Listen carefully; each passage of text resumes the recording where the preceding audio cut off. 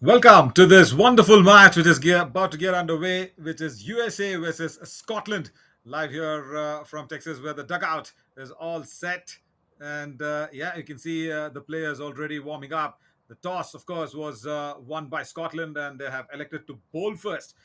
Pitch looks really a belter for any sort of total that will be put up on the board, as the match will be getting underway very, very soon from here on in. I'm Navin Shaury, once again welcoming you all for this wonderful practice match where Scotland have Matthew Cross, Richie, Michael Jones, Mark Watt, Bradley Wheel as well, and Charles Chair. Top batting lineup out there. And then the all-rounders also do come in: Scotland and Oliver, Jack, Michael Ellis, Brandon McCallum, and of course Christopher, Andrew, and Michael English will be there in the Scottish lineup. And of course, for the USAA side, Rahul will be there alongside with Sushant, and that'll be probably the opening pair, as the umpires also are trying to make their way in. Yeah, there we go. That's the lineup for USA. Yeah, Sanjay, Utkarsh, Skanda, and of course Kwame Patton Jr. will be there. Ali Sheikh, Abhishek, and Watsal, Zia Shahid, Ayan Desi, and Aryan Nandakarni, Yasir Muhammad, and Nitish Kumar will form the lineup of USAA, as USAA, of course, won the toss out there by Scotland. They will be going in with the ball, as the players also make their way in. That's a very strong looking lineup for USAA. They want to make this count, and of course, the practice match, it's here to have a knock in the middle. Yeah, the Scottish batters walking out as well, and the side for USAA. What a privilege here for these lads in red, representing USAA side as well, and Scottish team. They're finding their feet in the international arena, and taking on the big guns, of course, needs a lot of practice, and this match is one among them. As I was talking about the pitch as well, yeah, that's what it is for this match. As I said, it's a belter of a wicket to look at, and that's not going to worry the opening batters too much. Hint of swing probably in the air, and I don't see any off the pitch movements, because this is as dry, and just a bit of cut grass that's been sprayed along. Apart from that, nothing on the original inner grown grass as well. So we are all set, as the Scottish openers probably have walked out, starting off with two slips right up. USAA. I speak about the ground dimension as well. Yeah, looks a pretty good ground. Multiple usage of this ground has to be said. But then the square of the wicket looks a little wider, and the straight down the ground shots will probably give you a lot of value for your shots. We are all set here for the first ball, where Scotland are taking on USAA in their practice match. First ball.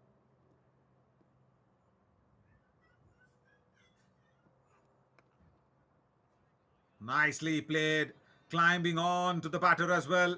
But then even the back of the line delivery was done, and even better from the left armer, bowling over the wicket. He will try to take the ball across the right hander, and nice bit of a run up as well for him. See, as I mentioned, the straight down the ground shots will probably give you a lot of value, especially in this power play 50 over format. There is a lot of scoring, a lot of strategy that will be in place.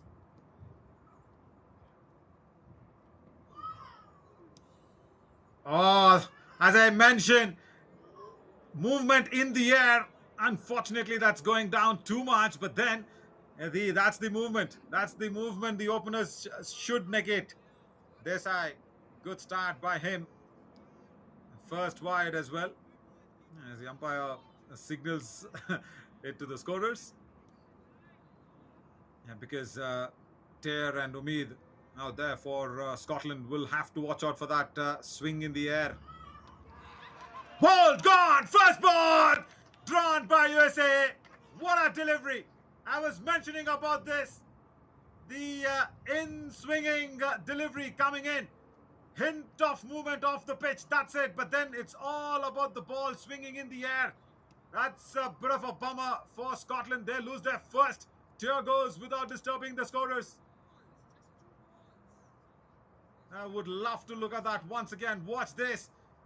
Hint of movement off the pitch. That's it. But it's all the swing in the air. Coming back in very sharply. As a right-hander, you don't expect that. You will always expect the ball to leave you. Scotland, 1 for 1.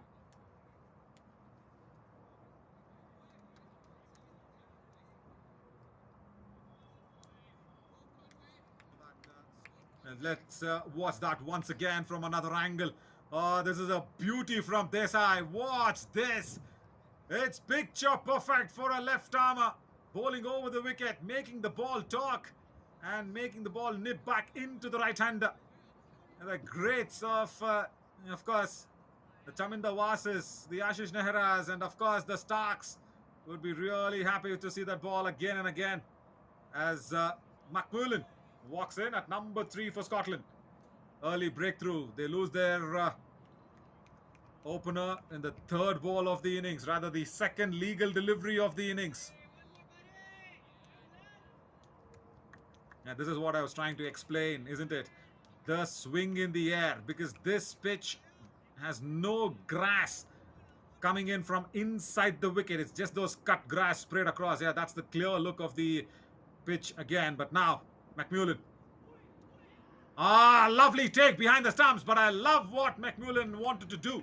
He wanted to walk down the wicket, cover that swing. Good thinking, very good thinking. But Desai, again, straying down the leg side. Perfect, probably sitting in the dugout. He's seen how Tier was dismissed, losing the off-peg. Watch this again, walking down the wicket and trying to negate that swing. But what a lovely take from the keeper behind the stumps.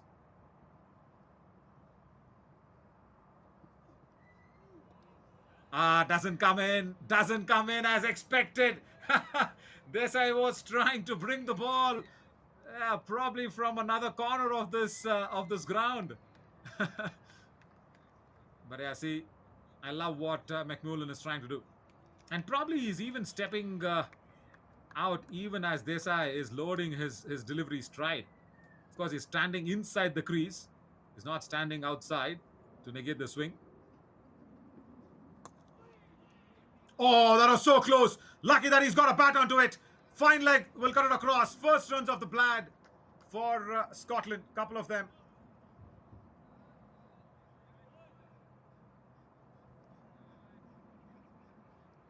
And just to look at that once again, if possible, that's going to be really interesting. If McMullen had not got his bat down in time, probably that inside edge saved him from being a perfect LBW candidate right up in front of the stumps. Lucky for him.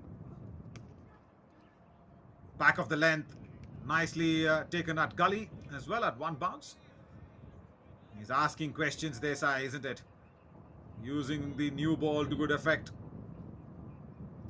I probably love his action as well when he is running in. Nice, easy rhythm. Goes back to his run-up. Completely thinking about this delivery. For me now, this delivery should be pitched up, fuller in length. Just around middle and off. Try and ask McMullen to drive. Ah, wrong length for my liking. End of the first over. Scotland 4 for 1.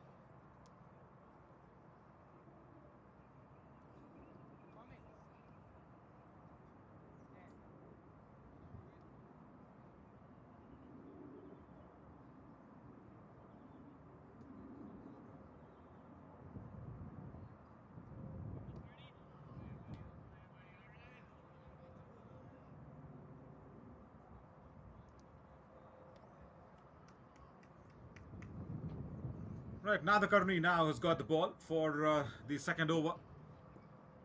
for USAA. Tall lad.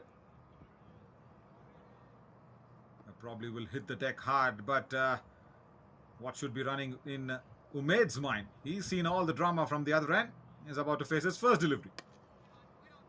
As I said, he's gonna hit the deck hard. Yeah, with his height. Now the Kadri, yeah, has hit the deck hard. First ball. Wonderful. Nice to see such talents come out from USA as well. Because, of course, as Scotland, even USA is trying to find their feet in the international arena. This recently concluded World Cup T20 by ICC was a marvelous, marvelous affair that just occurred. Wonderful length. Also trying to square Umaid up. And all that now they'll have to do is just keep that ball doing the talking, because this ball will talk for at least the next 4 or 5 overs, and Umaid should understand this and probably keep his cool, because this is not the shorter format of the game. This is the longer format, the 50-over format. So probably just hang in there and let the shine fade off from this new cherry, and then let the bat do the talking, because this pitch is definitely a belter, and especially if this ball stops talking. Flicked away nicely. That's up in the air as well, but that's gone into the gap. Straight to back row square leg. Nice looking shot to get off the mark for Umaid.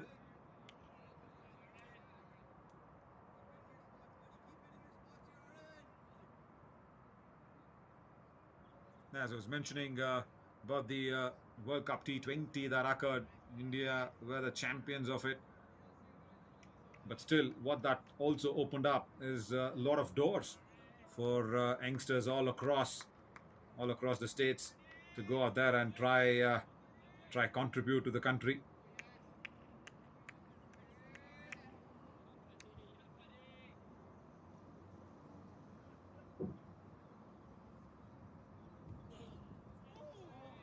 Wonderful. Nicely bowled. McMullen also acknowledges that one. Back of the line delivery. And I was leaving him outside the off stump.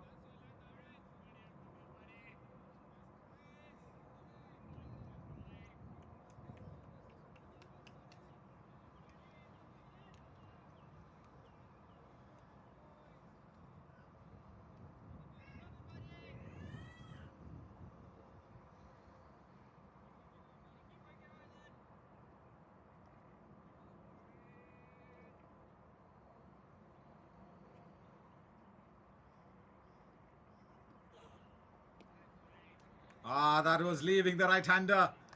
There is a swing in the air for sure. And now the Karni, even with that natural action of hitting the deck hard, he's taken the ball away from the right-hander. Nicely bowled. And he's keeping it tight as well. And McMullen and Umaid have understood they'll need to stick on as long as possible. Now there, and then they will get their time to score those runs.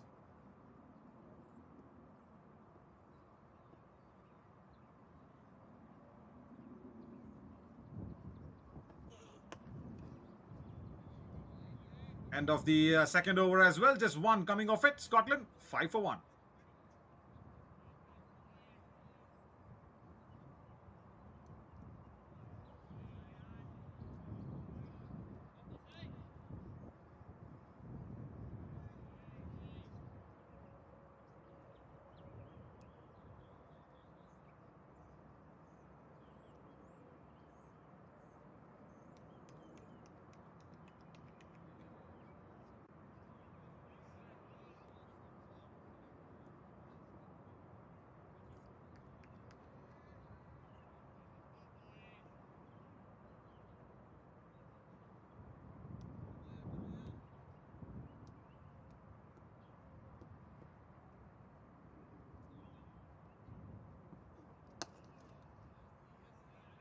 Desai will continue, of course, as expected.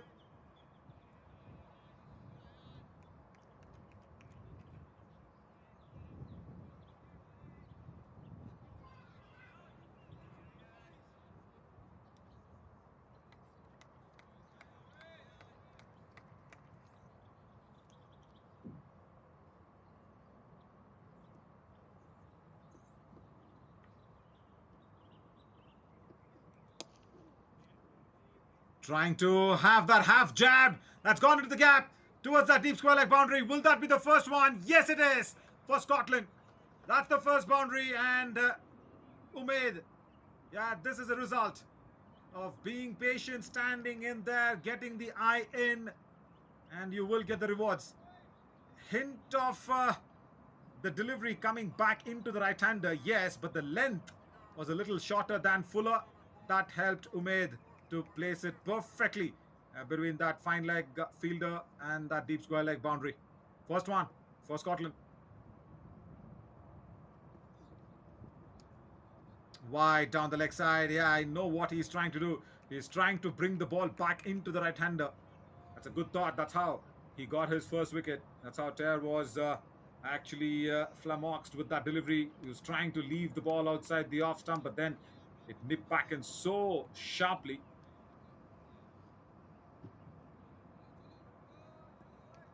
The only reason for that is that length. He needs to pitch it up more fuller.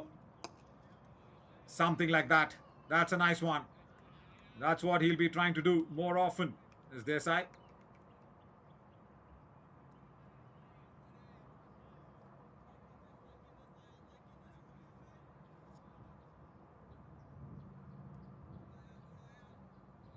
Yeah, all the more I kind of look at this, I feel that he's got so much more to deliver. He's got so much talent right up there. He's a very good bowler with the new ball. Driven and straight to covers. Good stop. Nicely stopped as well. Right off the middle of the bat, that was.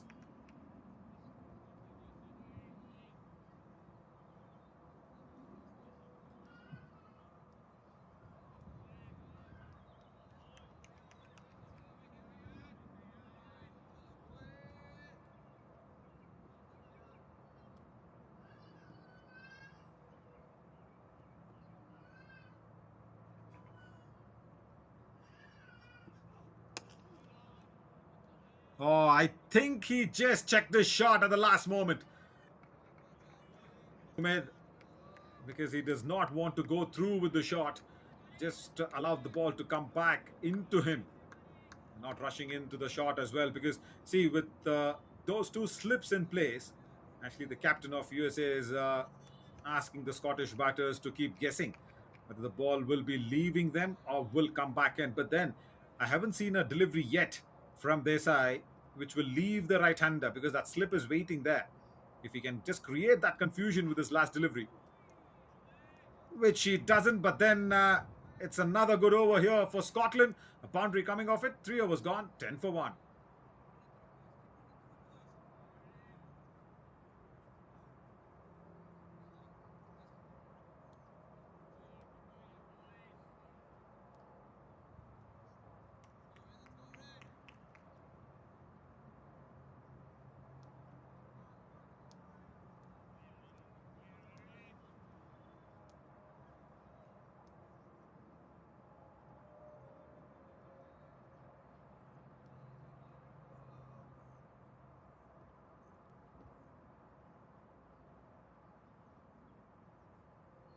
Right now, the Karni comes in.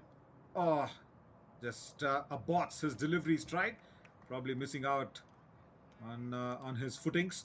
But then yesterday, again, USA had a very nice match. USA A team that took against Nepal. Nepal probably bowled out for 81.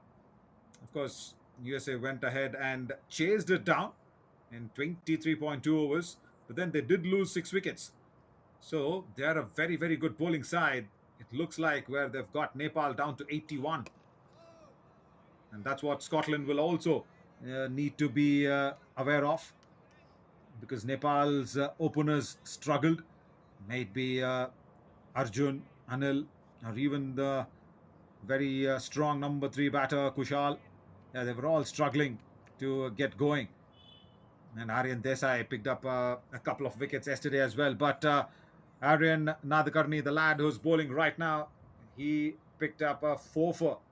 That's a wonderful, wonderful contribution from him. 5 overs, 24. He picked up 4 wickets as well. And that was all by hitting the deck hard. He's that go-to bowler when you would probably want to go out there and make him do the talking. And this is what Nadakarni will be doing against the Scotland batters as well. He's got that habit of also not giving a lot of runs. So 5 overs, if you've just given say 14 runs and picked up 4 wickets, that's amazing for an opening bowler. Of course, Scotland would really keep him under the radar. Hint of wit. That's in the gap. Boundary. First one for McMullen.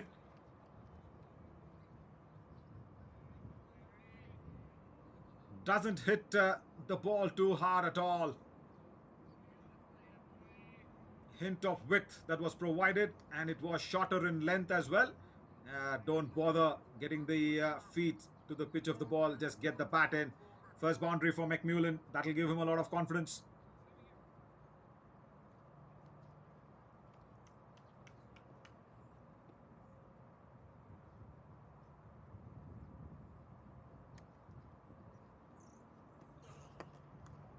Slapped away, and there is protection. A deep square leg. And then, as I said, he's growing in confidence there, McMullen. Because after that boundary, you see how confident he was in playing that slap shot. And also yesterday, why Nepal struggled, because USAA are a very good fielding unit as well. A lot of catches being taken.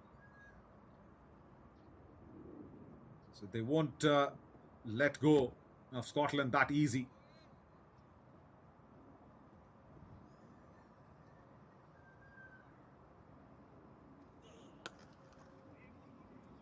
Once again, that's slightly off target for me because he's a very, very good bowler. What we've seen of Nadakarni. Once again, just bowling it wide outside the off stump. If you remember what happened in this over, the first delivery, he aborted his delivery stride. Probably not too comfortable running in. Maybe he needs to probably remark his run up, get that rhythm going, because as a fast bowler, you need to have that wind blowing behind your back. Just push that momentum through. A nice, easy, steady run up that he's got. Pulled away, up and over she goes towards that deep mid wicket boundary. It should be another one of this over. Takes a while to get there, but it does get there. And of 4 overs, it is 20 for 1 now for Scotland. Once again, too short. He struggled this over, Nadakarni, because the first boundary of this over was short and wide outside the off stump, and it was being belted away. This, yeah, easy pickings once again for McMullen.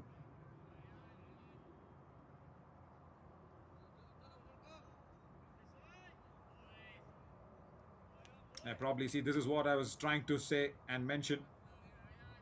4 overs, and there the batters have got their eye in. Matthew Cross and Richie, yeah, they'll be feeling confident to come in next. And of course, Michael Jones. He's gone for a little runs today, isn't it? There's Nadakarni. He's given away Lovin. Now Desai. Driven. That's also in the gap. And that's running away towards that cover boundary. Second boundary for Umaid here. And this ball probably now has stopped talking for the bowlers. Let's see how easy he gets into the shot. He just leans forward the moment he sees a hint of width. And even though the length was not too full, he's just got his hands going in, Umaid. Nicely placed as well between the cover fielders. Right. Is this the phase where they'll probably press on the gas and probably get used to scoring a lot of runs in the power play?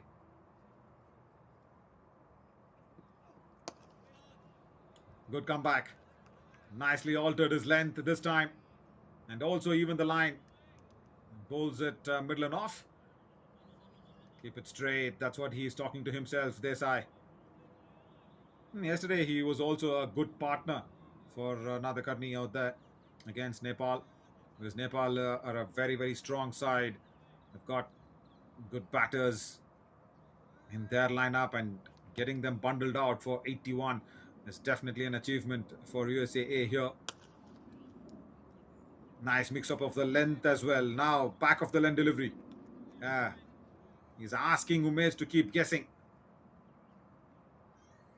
And this is where you grow as a bowler, isn't it? Because you speak of Desai, he's not too tall, but then he's got that wrists, very strong left wrists. Look at that. It makes a lot of comfort zone for the ball to be going out there and swinging in the air. And that's what you need to have as a bowler, whether you're a right-hander or a left-hander. I probably have those elbows, shoulders, and especially as a swing bowler, you probably have those fingers and wrists very firm, very straight. I just watch his left wrist. There, he's got those strong thumbs and fingers and wrists. His left arm that allows the seam to be gripped one properly, and then you can play with that swing whether to in swing or out swing. This time the wrong length, pulled away in style towards deep mid wicket. Is that the first boundary? No, it's the first six. In fact, right. That's wonderfully played. Speak of strong wrists. Umed says, "Hey, listen. Even I've got some strong forearms and wrists."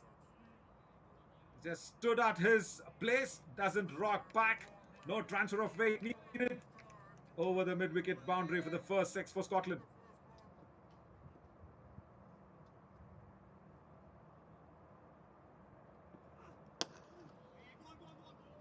Straight down the ground. Wonderful, wonderful timing. Chase is on, but the ball will win it. Oh, this is a lightning outfield.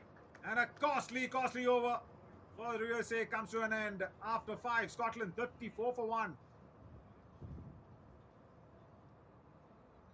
It just does not try to hit the ball too hard, isn't it? Places it just perfectly well. Right of the middle of the bat. Shot of the day for me until now, at least. Rather, I should say, a shot of the power play for me.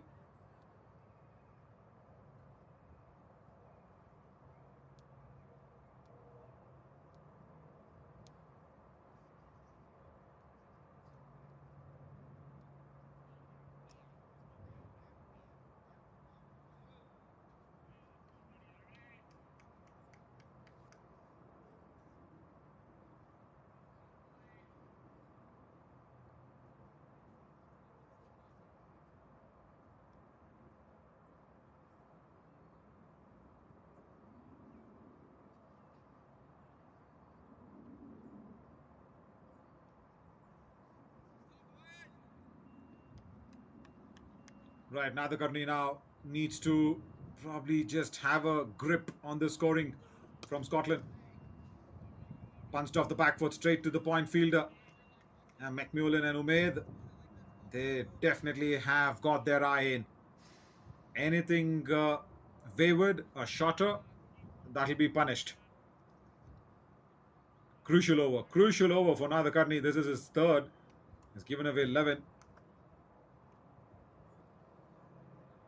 Still slip in place. Trying to ask Nadakarni to have that fuller length delivery. Ask McMullen to drive. He's just got it too easy now, isn't it? He's just asking Ume to take much of the strike, and now see this is where you just sense that the batters have got their eye in. They're feeling comfortable in the middle. I probably keep talking to that pitch, isn't it? Umed has done this right from ball one. He's trying to put those little debris back inside. See, these are all the signs where you feel the batter. Yeah, he's just kind of getting the momentum right for himself. Yeah, this is the second time that this is happening. I guess now the USA skipper just need to think about changing the ends for Nadakarni. He's definitely struggling from this end. And because change of ends, just bring in another bowler for a couple of overs and probably give him another end. Probably the end where Desai was bowling from. He's not feeling comfortable with this end, probably missing his run up. That's the second time that's happened to him. Just put it over that mid-wicket region.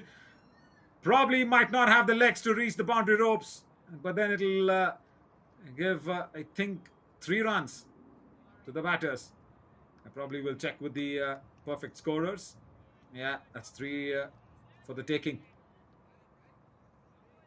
Yeah, see, this is where I was just saying that he just needs to feel a little comfortable as Nadakarni because he's a very good bowler. We saw him yesterday, what he can do. Yeah, this is good. This is good. The skipper having a talk. Yeah, this will calm the nerves. This will just give another page of thought to the bowler. Nice. This is good. See, when your bowler is struggling, that's where the maturity comes in. Speak to him. Just say, hey, buddy, relax. That's fine. Just make him play. Don't bowl too short. Perfect. The talking has done the trick. Beautiful outswinger. Still, I'll probably go ahead and appreciate this to the skipper who just had the word with the bowler. See, that's the first time ever in his spell is Nadakarni has taken the bat away.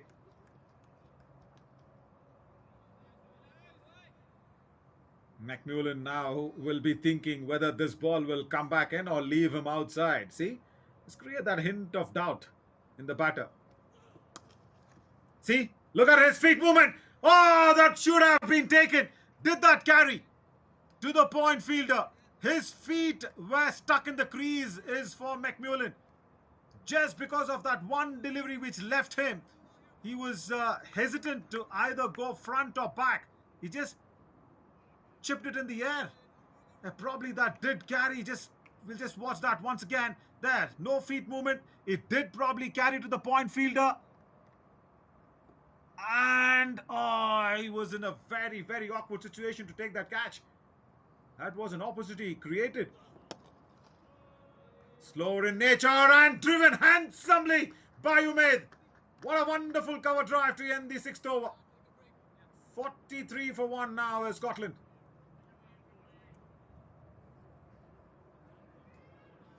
Yeah, he was trying to have that away swinger, isn't it, Nadakarni?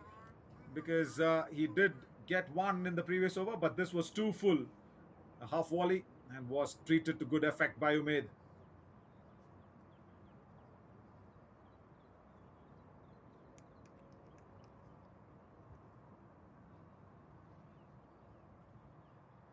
I guess it's time to probably have another bowler coming into the attack.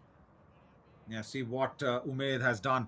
Andrew Umaid, he's given Scotland that much needed cushion and the confidence because early wickets can give you those nervous situations. Aryan Desai with that fabulous in swinger got tear out. But then after that, yeah, Umaid and McMullen have got their eye in.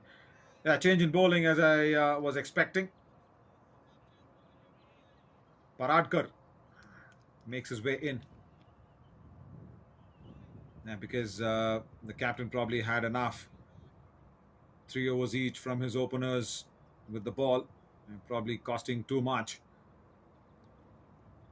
And yesterday also Paradkar against Nepal was good. 4 overs, 9 runs that he gave was very economical. Of course, was not lucky to get a wicket out there. Right, Abhishek Paradkar. Good start. Very good start. I guess, in fact, he did get 1 wicket there. Abhishek Paradkar yesterday against Nepal. Yeah, 4 overs, 9 runs given and a wicket that was being taken in.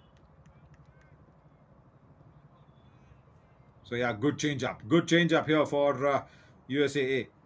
They'll need to have a different bowler running in, a different pace, a different length.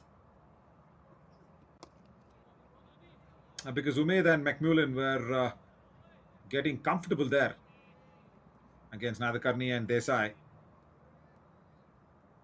In between overs, I also saw a spinner kind of indicating to the skipper of USAA coming near the wicket and trying to roll his arms over, trying to say, hey, skip, probably try me. I'm ready as well. See, those are the indications generally as a bowler. You give it to the skipper as well, isn't it? Where the skipper should look at you and say, "Hey, fine, mate, go out there and bowl." He's trying to walk down the track, is McMullen. Trying to think Paradkar will also bring the ball back in from the pitch. Good thinking, very good thinking from McMullen. Yeah, speak of Paradkar, once again another left armer along with Ayan Desai.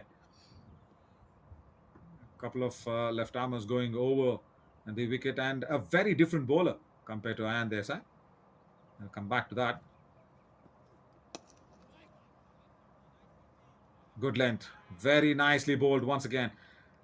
Yeah, the reason why I feel that he's a very different bowler when you compare to Ayan Desai is because Abhishek Paradkar is slightly taller than Desai. He'll probably hit the deck hard and probably not rely too much of uh, of the swing in the air or movement off the pitch. Yes, he might get a little swing with this new ball, but then he's more of a wicket to wicket hit the deck hard bowler. Yeah, like that. There. Look where it's hit McMullen right up on the thighs. So yeah, two different prodigies of left armers is what USAA have got in their lineup in their bowling attack. So that's nice to see.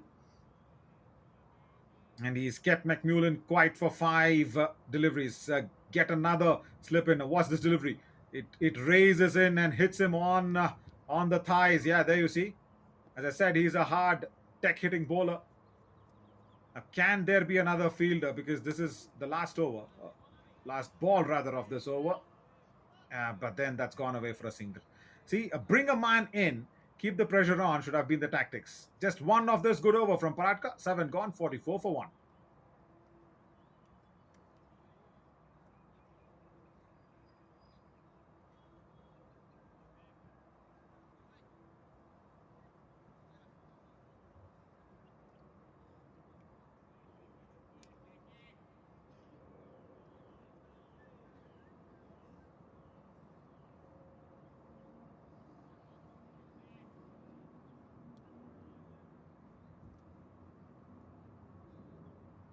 Right, Ali Sheikh is coming on. A left arm spinner. As expected, he was probably showing the skipper that he was ready coming in and having that shadow practice going in. He also picked up a wicket yesterday. He just bowled 3 deliveries and gave away just a run and also picked up that wicket to uh, to end the innings of Nepal.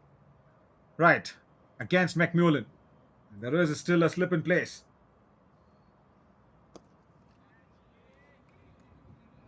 Right. Interesting action for me. I was probably trying to decode what did he actually do going in and look at look at this. Interesting action. There. Down the leg side will be a wide, but then see what he does. He just has his right hand come out first and then his left arm goes through with the delivery. Now watch this. The right hand there shorter in length, swept away the wrist protection at deep square leg. Now, as a batter, you'll just probably have a little disturbance in your eyelid, especially when you're looking at the ball. You're concentrating on that left hand and look at his right hand first. When it comes out, it shows like a stop signal to the batter. Now, what's this? There, look at that. Hint of a stop signal that's been given in for the batter. Interesting action. Ali Sheikh, that creates a little doubt in the batter's mind. Of course, it's a natural action. He's not doing it deliberately. What's this? There. Wanted to go down the track, Umaid. Played it nicely.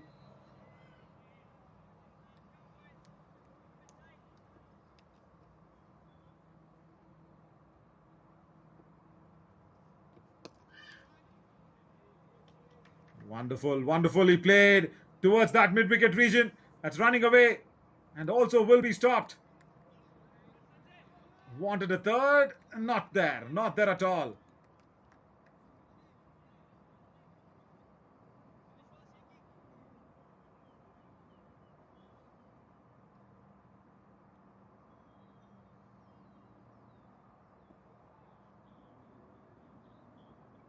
Good over until now. Slower through the air, wanting to have that turn. There is long off. Nice over from Ali Sheikh. Comes to an end. 8 overs gone. 49 for 1.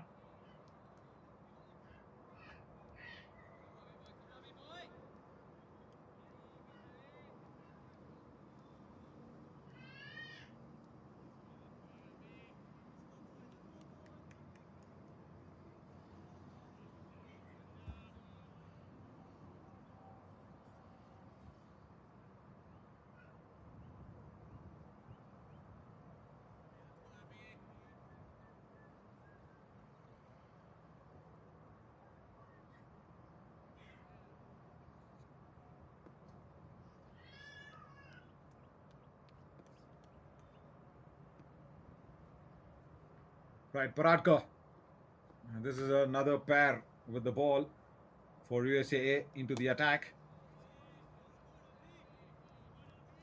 And also Umaid and McMullen have understood that it's not what they were having that comfortable time, especially from the third to say probably the sixth over. That's the sweetest spot for Scotland. That's where they did a lot of damage.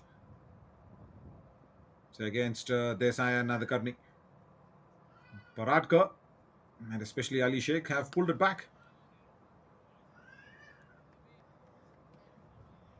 And USA will be happy because that is what they need to always try and do. Try those runs up. Ask Umaid to get out of his comfort zone and probably try something else. Because see, he was 30 already with probably 19 or 20 deliveries, but now the runs have dried up a little from him. But then, yes, McMullen has taken a lot of deliveries as well. Now, what will that lead to is the batters trying to do something different. And that's the position where, as a fielding unit, you'll need to be ready to grab any opportunity that's coming in your way. Probably a quick single attempt and the run out chance. Probably one like where McMullen was confused whether to go front or back. He just played one in the air, went directly towards the point fielder, which was not taken. So yeah, see, these are those little opportunities that you can probably try the batters down.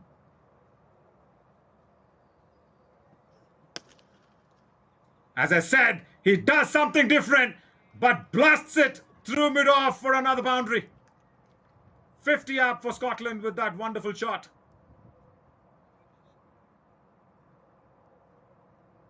See, this is what happens. The runs were getting drier and drier for Umaid. He just danced down the track and blasts it. Even though there was a wide-ish mid-off fielder, it took upon the challenge. I think the keeper will come up to the stumps now. Yeah, that's a good thinking. That's a good thinking from the keeper and the skipper of USAA, because you need to stop Umaid from dancing down the wicket. Paradka probably not express fast.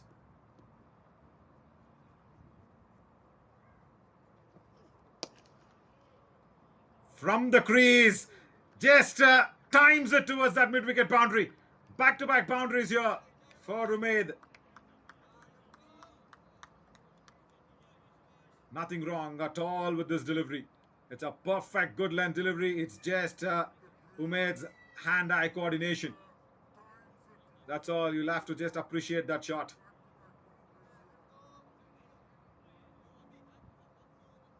I also look at how still he is Umaid.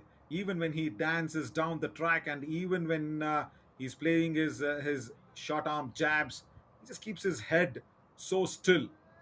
That's the big advantage as a batter. When you have your head still, you will be watching the ball until the ball hits the bat. Once again, see?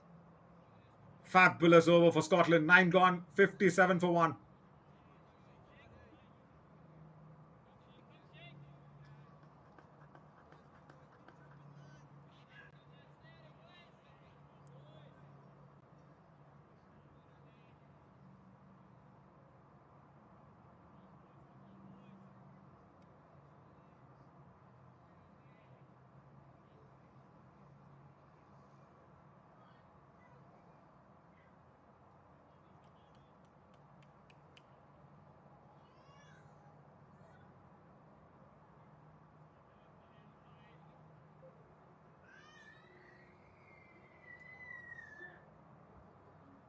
Right, Ali Sheikh now. Hint of turn. That's the first sign. Right. Few more questions being asked against McMullen. What he'll have to do to probably just get out of the pressure is rotate the strike, because Umaid is in a very, very good position. And also, what Umaid has given Scotland and McMullen is that cushion, as I mentioned. So he can afford to take his time in the middle, McMullen. Oh, that was a wrong shot. He probably did not intend to hit it there. He wanted to go probably towards extra cover, but that went towards mid wicket. Probably too early into the shot. And let's watch that once again if possible. Now, see, he drives the ball very early. Yeah, there you see. He was into the shot very early. Ali Sheikh bowled it slow and also gave that flight as well as a left armer. Interesting now to see what Umaid will be doing against the spinner. Very, very intelligent. Just does not take any risks. Just goes out there, comfortably taps him in.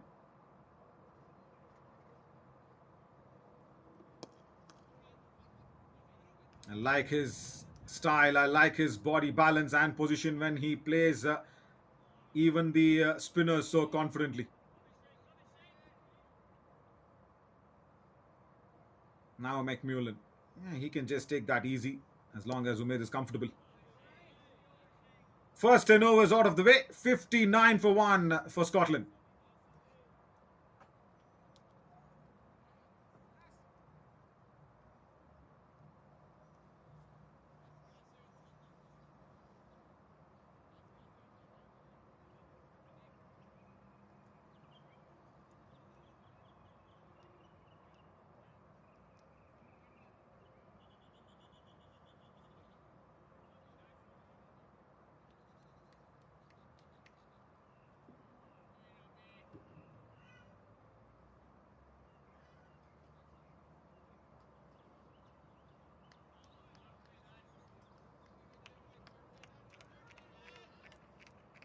10 overs, 59 for 1. You probably feel that both the sides have got their equal share.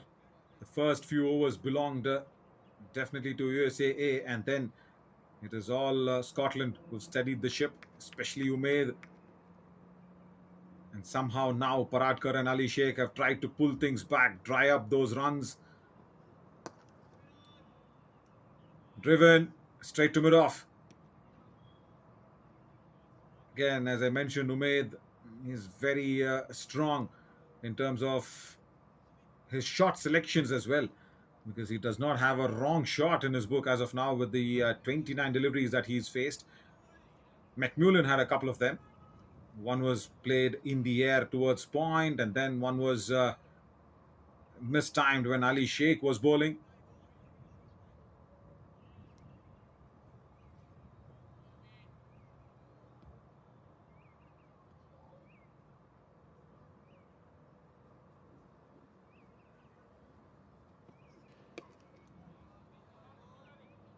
Once again, back of the length.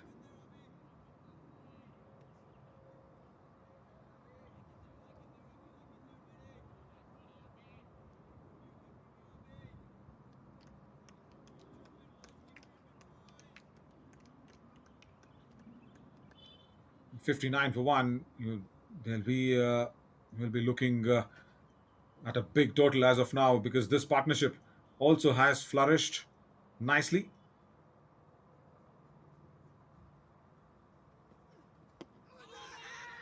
Oh, huge appeal, but that's going down the leg, or rather the height, is it? Yes, the umpire is indicating, saying it was the height factor. They were confident. It was Umaid. I was mentioning about the no wrong shot in his books. There comes out the first one. Missing out on a straight delivery. Height. Hitting him on above that knee roll, especially into the thigh pads as well.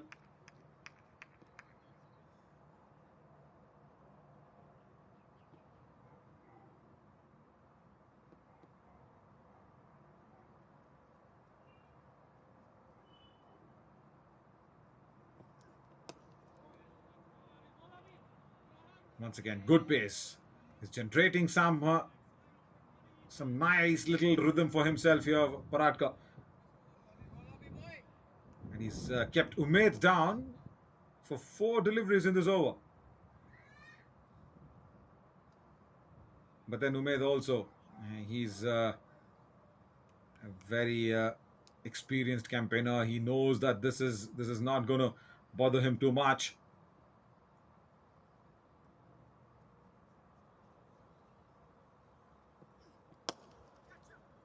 Straight down the ground. That's all pressure released. Another boundary for Umaid. Fuller in length, and he just plants his front foot across and drives it so handsomely. Yeah, not a half volley, just a good length delivery. But then those footwork, that is so precise from Umaid.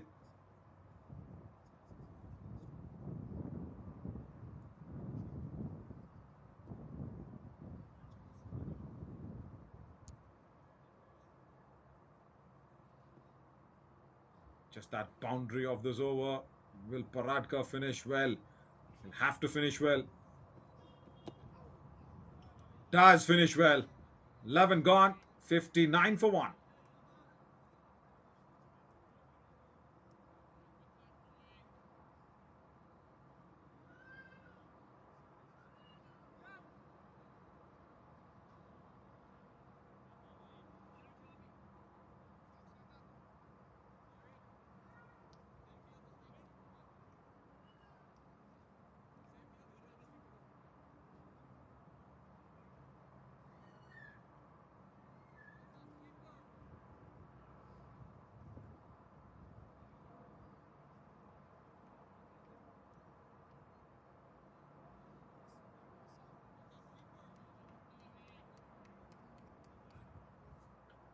Ali Sheikh, 2 overs, 7 runs that he's given away.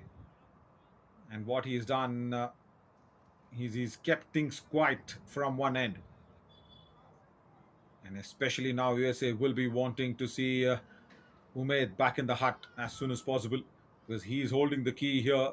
And McMullen, yeah, that's all he'll have to do. He just needs to put Umaid back on strike, and that'll keep the scorers busy as well for Scotland. He's quickly moved on to 42 of 34 deliveries is Umaid.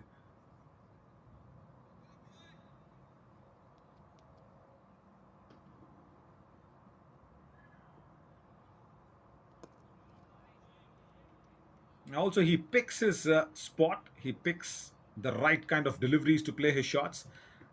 Never goes out there and gives a feeling that he's going to hit every ball away.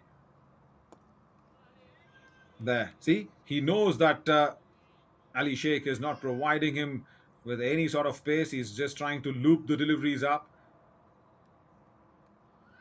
keeping his patience cool as well. One delivery, if that can turn on a big trajectory, that'll be nice. Yeah, something like that. But then look at Umaid, intelligently played away, wanted to go down the track, and Ali Sheikh also smartly shortening the length.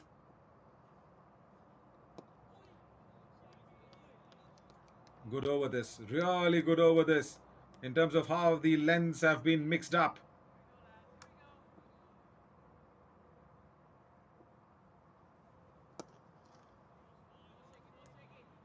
Nice drive. There is long off. Just a couple of runs coming out of this over. Good over for USA. 8 12 gone. 65 for 1 Scotland.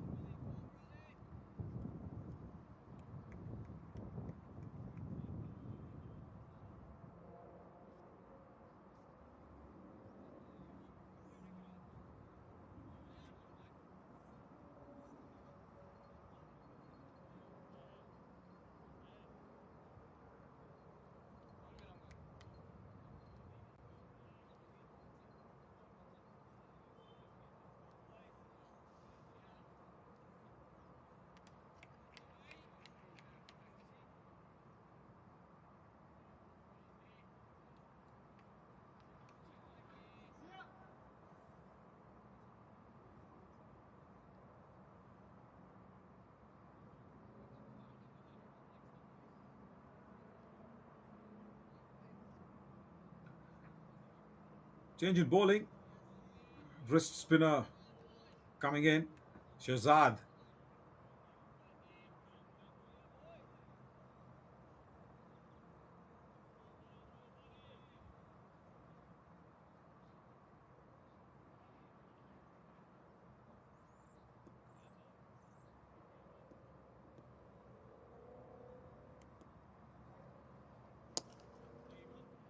Shorter to start off. And that has gone to the boundary ropes. Right. At mid wicket inside the circle, there was a fielder, but then that was played so strongly away by Umaid. That's reached the boundary in no time. Moves to 47 very quickly.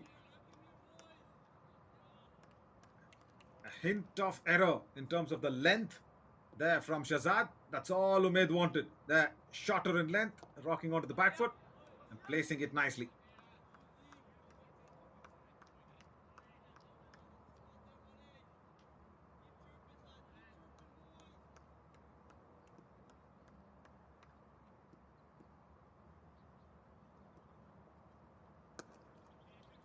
That's more like it, but then it was too full for the liking. Shazad correcting his length. Moves on to 48 now, Umaid, as McMullen will now face the leg spinner. Now, all that, once again, McMullen needs to do is probably just pick the deliveries. That's all.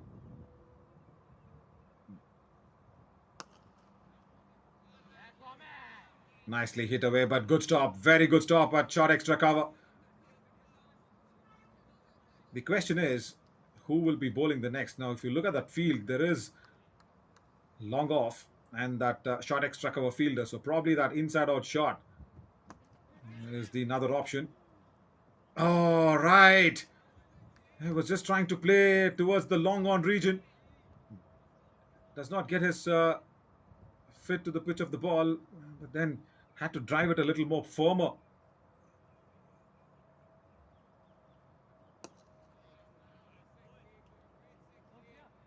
End of the over, 13 gone, 70 for 1, Scotland.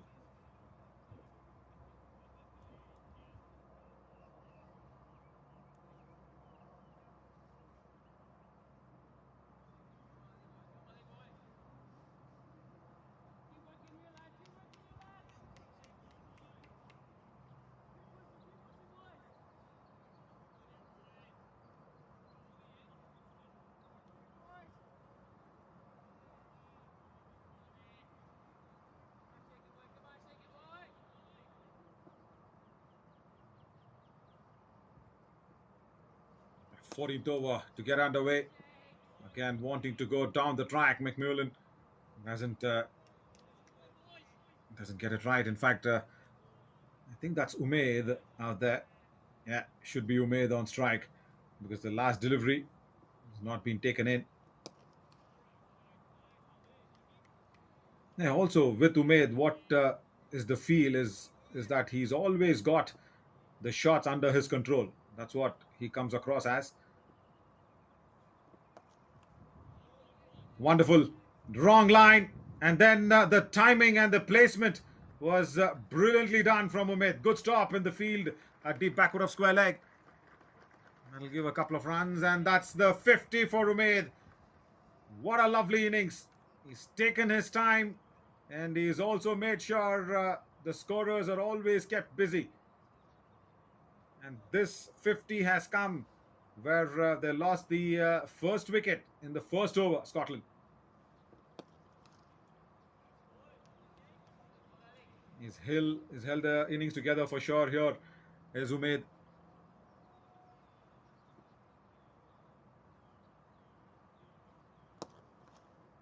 Goes down the track. Nobody at long on. One bounce boundary. What a way to celebrate his half century.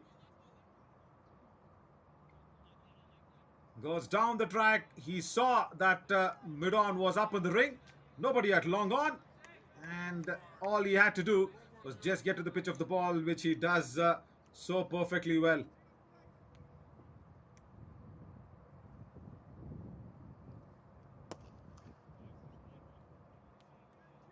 This is expected, isn't it? After that fuller delivery.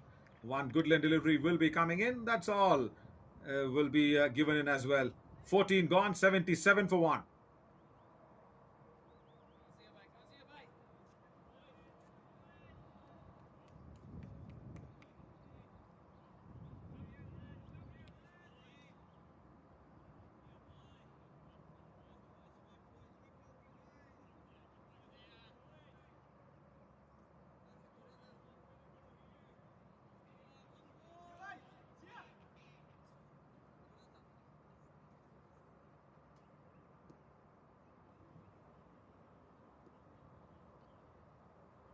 Shazad now.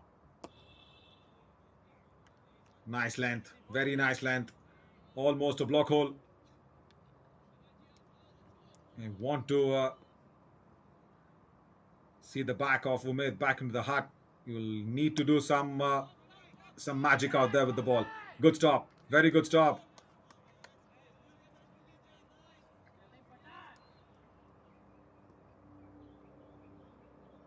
Out of those 50 deliveries that he's faced, only one wrong shot. That's all he's played. That appeal. And Paradkar was bowling in. That's all. That LBW appeal, which was probably missed a straighter delivery. Lucky there for Umaid that it was a touch higher. It was hitting his thigh pads. Short ball as McMullen got a hold of it. One bounce boundary towards deep mid wicket. That's probably the first pressure release shot after a long time from McMullen. His eyes would have lit up seeing that wrist spinner bowling it a little shorter. And he enjoyed that shot, isn't it?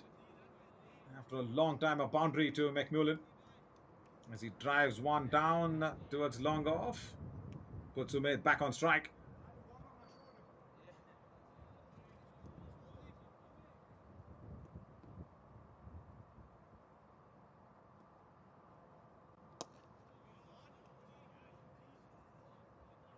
Another fine over for Scotland. Come to an end. 15 gone. 82 for one.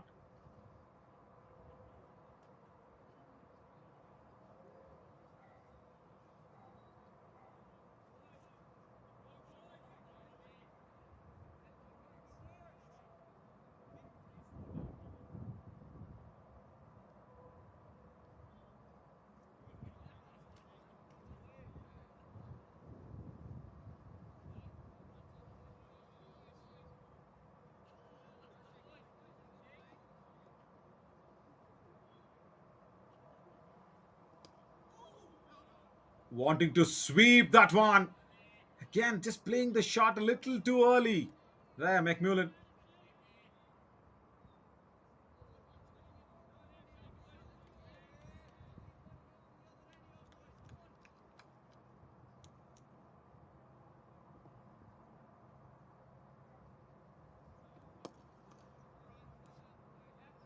And this was nicely played and good stop. Really well fielded on that occasion from that mid-wicket fielder. Because that'll not allow McMullen to get off strike. So Ali Sheikh can keep operating against McMullen.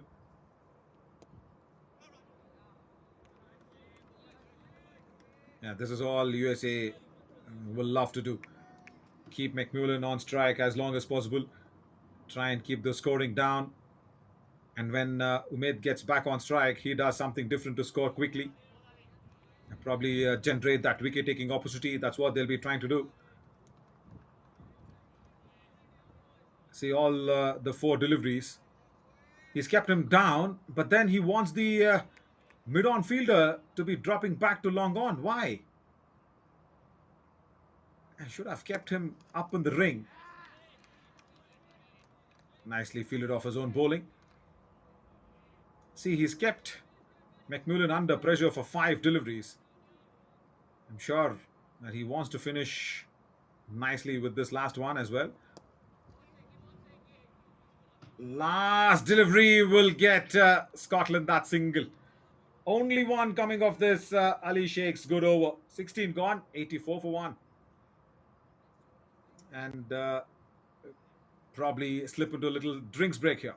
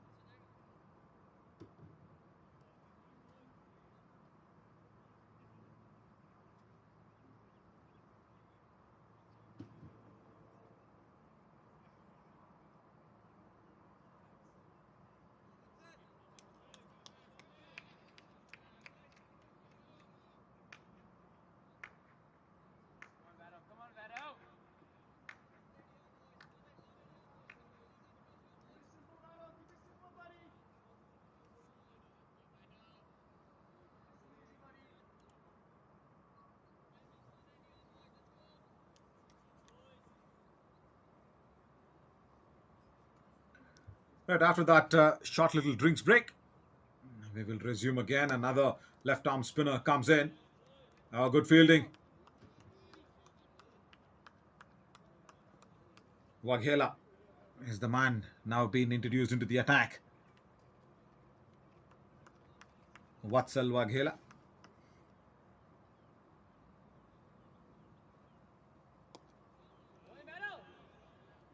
He's probably getting a hint of turn. Yeah, that's nice to see. And again, McMullen, who played out five, rather six deliveries in the previous over, got that single of the last ball of Ali Sheikh's over. Oh, wow, that's a self generated shot. Beautifully played towards that widest deep mid wicket boundary. Yeah, that's probably the best way to go out there and put out the explanation of that shot, because it was definitely self generated. There, he does not get to the pitch of the ball, but then he got his wrists in such a good position and he was able to place the ball wide of that long on fielder.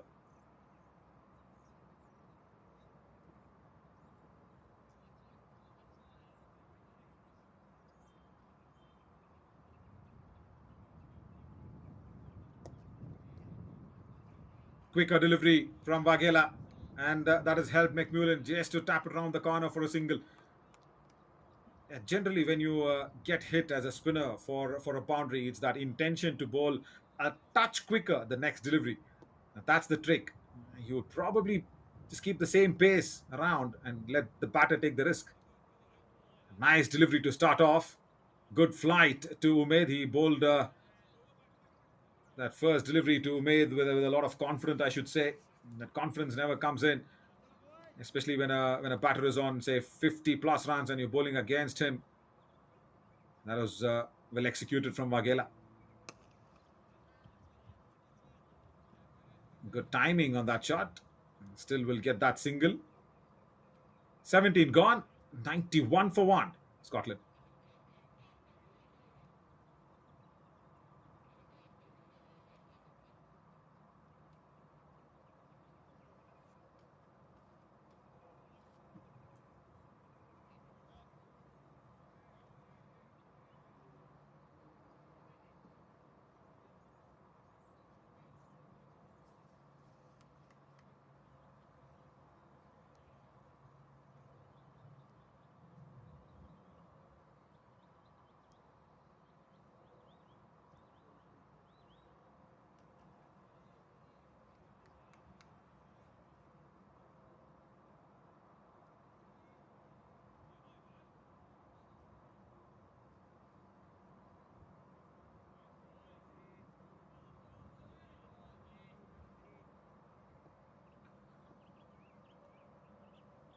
Shazad now.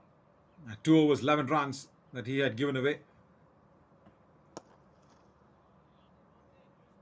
Nicely driven down the ground. There is long off. And all that USA now will be preparing.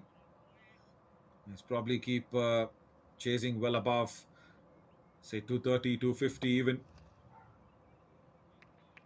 Half stop that from Shazad, because this is a very good foundation that has been laid here by McMullen, especially Umaid, for a big launch. And you can even expect a score well over 260, 270 plus even, if they can keep that scoreboard under a good scoring rate. They're scoring at 5.5 an over. Hint of width, but then there is protection at deep covers. Only a single though. And now see what is happening with even McMullen. He's moving his feet very comfortably in between the crease, and he's trying to rock back onto the back foot, use his feet as well. Nicely played, but there is protection.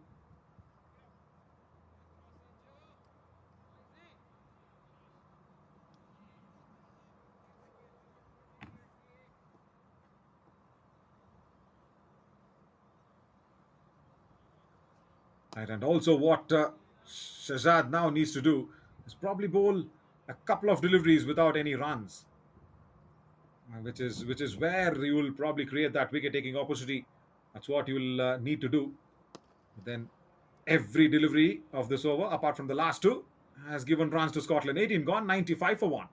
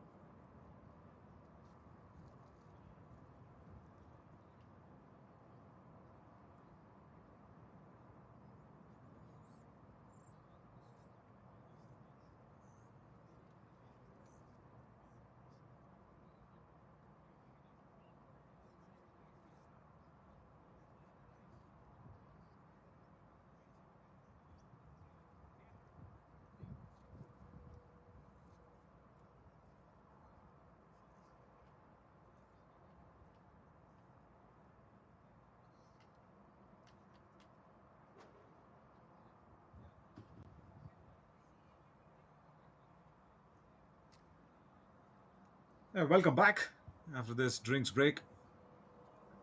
If you just have a look at what has happened from ball one, the batting card will probably be a little disappointing there because Tier got out in the first over. But then what Umaid and McMullen have done has been phenomenal. 95 runs in the partnership, and they've held this innings together more than holding it together. What they've also done is provided that platform to launch on from here. If you look at that bowling card as well for USAA, you'll see a little bit of an issue in that wicketing column. But then, how did Trere actually go back? Is like this, a dream delivery there from Desai as a left armer. He was just making sure that it was coming back right in time. Also, I was talking about that bowling card as well because what Desai did was very good, but then he went for runs. Aaron Nadkarni also went for runs, and then when the spinners came on, it was quite okay because especially Ali Sheikh, the most economical of the lot, and also of the spinners, and Vatsal Waghela, just the one over for him. He'll probably continue from the other end. But Umaid, what an innings that he has been today for him this morning. 59 runs, and it has come in a handy time, I should say, 55, because when you lose your partner, your opening partner in the first over, a runner ball on almost a runner ball 59 is really appreciable.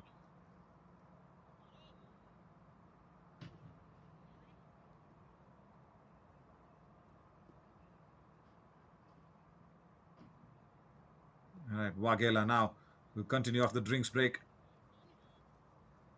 No lapse in concentration from Umaid. He just starts off where he had left before the drinks break. I was probably just seeing if Umaid can probably have a little lapse in concentration, but no, got his focus right. Is that the same thing for McMullen as well? Yeah, he looks comfortable, nicely driven towards that deep extra cover region. Will give them a couple of runs. Good stop, very good stop, and this will also be probably checked by the umpire. Good fielding effort there in the deep extra cover.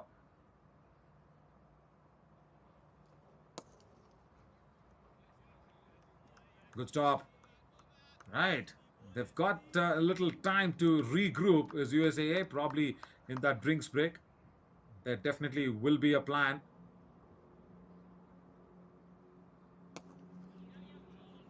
Nice flight to delivery. Had to reach out for that one, McMullen.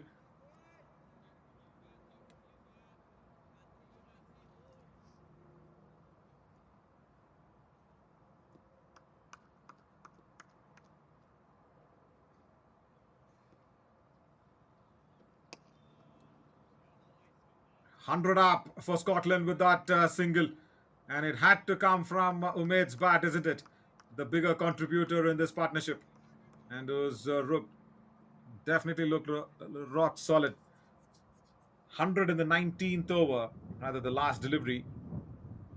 Very, very good launching pad for Scotland to post a big total on board. 19 gone, 100 for one.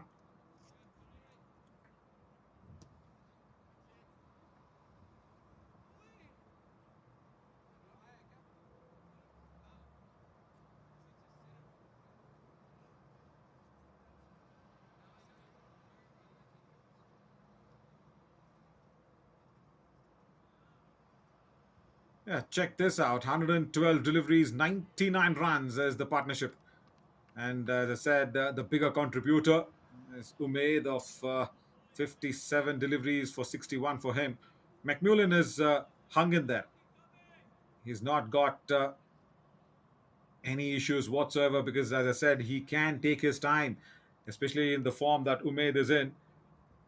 What that can also do to you as a partner who's playing so well is one, you will be thinking to put him back on strike as soon as possible, but that's not disturbs McMullen's concentration, as Waghela did bowl a very good over the previous one, and now Shahzad starting off his another over. So spinners from both the ends is not a problem at all with these two batters. Nicely driven, and if you see, it's a very good fielding position as well from the USAA skipper, especially when your wrist spinner is bowling. Keep the long off more squarer than finer. That's what he's done. And one scoring opportunity for McMullen is down the ground if he can get to the pitch of the ball, because that long off is wider. There, once again, it goes exactly in that direction, but this time beats him. Boundary for McMullen.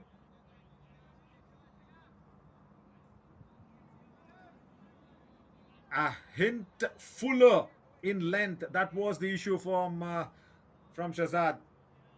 I understand why he did that. He was wanting to have that ball turn away from McMullen, and then McMullen got to the ball quickly, and now shortens his length. See, that's what happens, isn't it? As a spinner, you need to correct immediately. Shahzad, the only way as a wrist spinner you will get wickets is by tossing the ball up, not by bowling flat like that. Yeah, it was a kind of a wrong shot, yes, from McMillan. Didn't time it well, but then the big opportunity is flight the ball in. It's fine even if that one boundary goes in because now USA need wickets. Oh, that's going to be five wides for sure. That's not a right way to end that last delivery. You'll have to re-bowl that one, but then see, this is what happens. You're trying to bowl quicker, you're trying to grip the ball too hard, and it does not come out of your wrists. See, he was just trying to bowl a quicker delivery, which was completely wrong in the line that it had to be.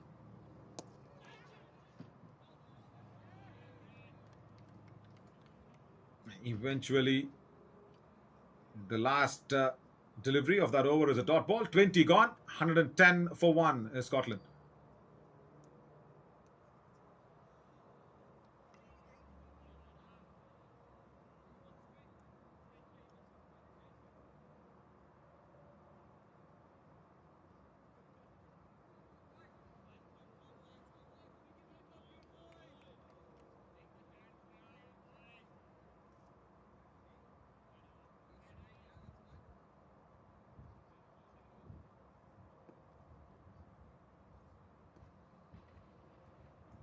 Wagela to continue.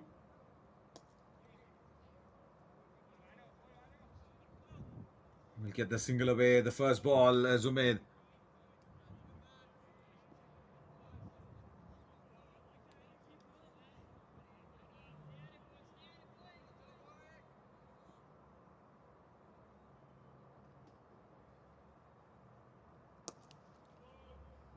Big shot. And that's gone all the way, probably a deep mid wicket. Yes, it has. McMullen, yeah, he dragged it from way outside the off stump, but the trick was a strong bottom hand.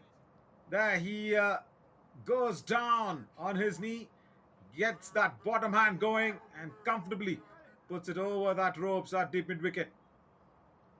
Yes, so six after the drinks break, the first one, probably indicating to the dugout is McMullen that it's getting a little hotter, and there he needs that spray and a towel, of course. But what a good shot that was! It was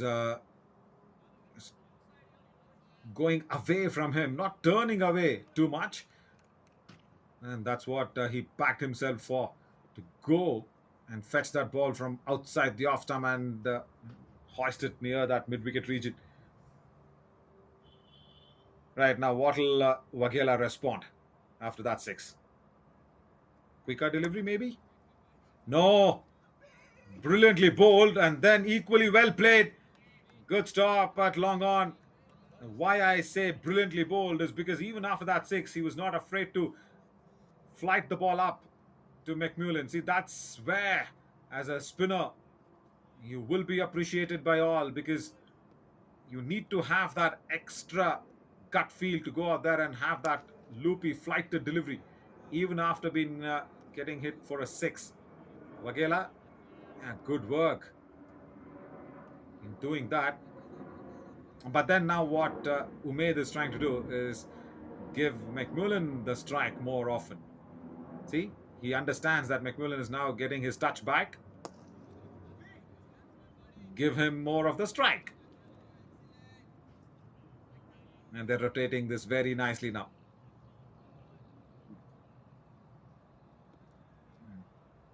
Totally having that innings together. And the partnership is getting stronger and stronger. 120 runs. Slight misfield inside the ring at covers.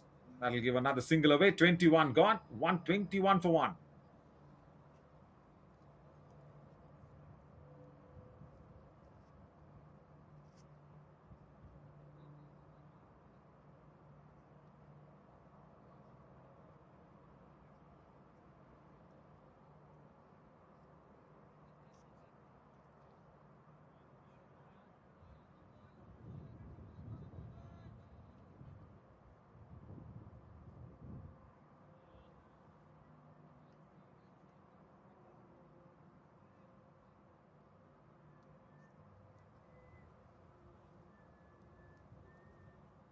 And nicely rotating the strike. Now the Scotland batters, McMullen and Umaid, they've got comfortable there.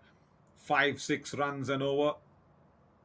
That uh, will give them, once again, in this mid phase of the innings, that solidification that is needed in the fag end of the overs as Shahzad comes in. Good delivery. Nice loop to that. And Umaid is always very comfortable in playing that towards the point region. And this is how the scoring has been gone in the 21st over. Now look at that, the fifth over, the costliest one. Good shot. He's bisected that fielder's deep point and deep extra cover. And McMullen reaches his 50. Fighting knock from him. And all applause because he took his time, but then he's flourished in a very, very bright fashion. Especially this shot is a shot of a man who's got his eye in completely.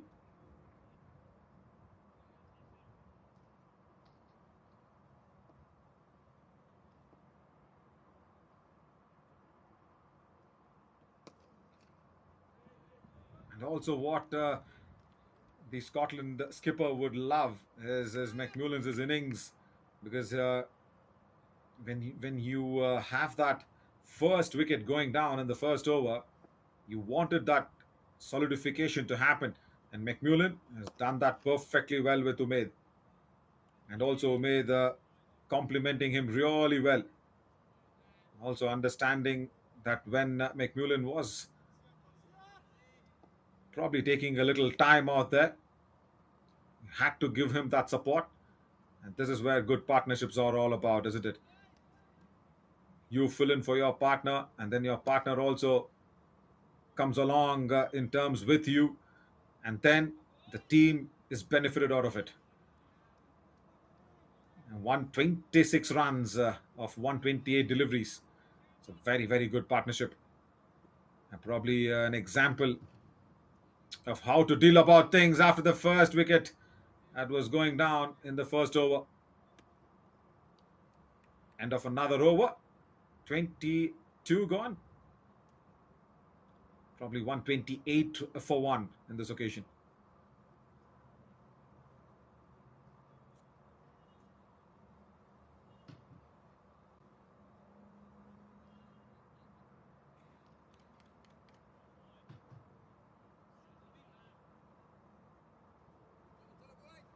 Right, a couple of runs then. So it's 130 for one after 22.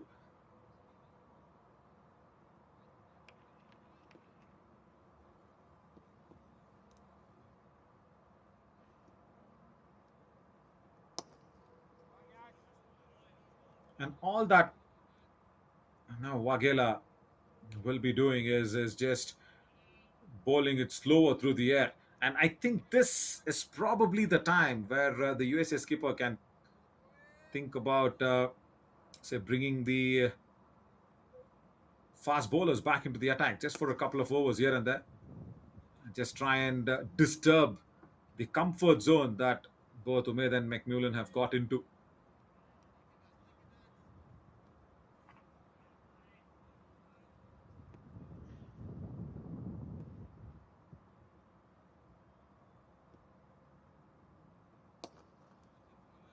Good ball. Really well bowled, and what a stop. Yeah, that's what you need. This is what you actually need to go out there and keep things a little dried up, especially the runs and especially against Umaid. A wrong length at that occasion, and that is being punished towards deep mid wicket. Boundary. The previous delivery before this was so well bowled, and now just dragging that length a little shorter. And Umaid says, right, I'll rock onto my back foot and pull that over. One boundary every over, that's what they'll be targeting, that's for sure.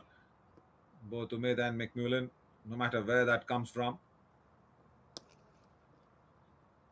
And after that, it's all going to be just singles, rotating the strikes and then making the bowlers bowl to different batters. See, that's where it'll be a big challenge for the bowlers because every time you bowl to a different batter, it's a different character that you will have to bring out. Nice use of his wrists once again. And that's also gone all the way. Oh, that's an interesting stroke. 23 gone, 143 for one. Yeah, this is the second time that he's doing this. A self generated shot from McMullen. Doesn't reach to the pitch of the ball, but then those strong wrists just flicks it over. And exactly in the same direction where he actually got that boundary as well towards that mid wicket region. And now there is that discussion. This is good to see because if plan A doesn't, plan B doesn't, then yes, you'll have to have new plans. This probably is one of the newer plans for USAA skipper and the players.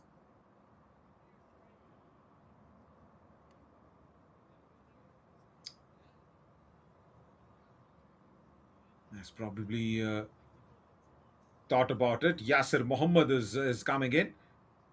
A change of bowlers. Yeah, you would have wanted to have your faster bowlers coming in, but then yeah, even this is a good thought, isn't it? Change the bowlers up, disturb that rhythm that both Umaid and McMullen have got into. This is good thinking from the USA skipper.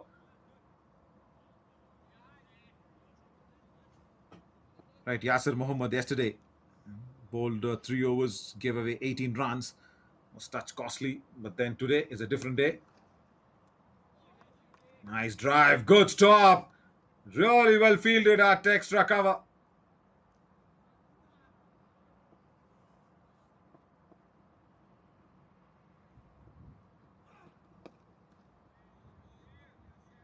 And nice to see that he's not trying too hard, especially against Umaid. He bowled that one fuller length delivery and then that good length delivery. Just keep it simple.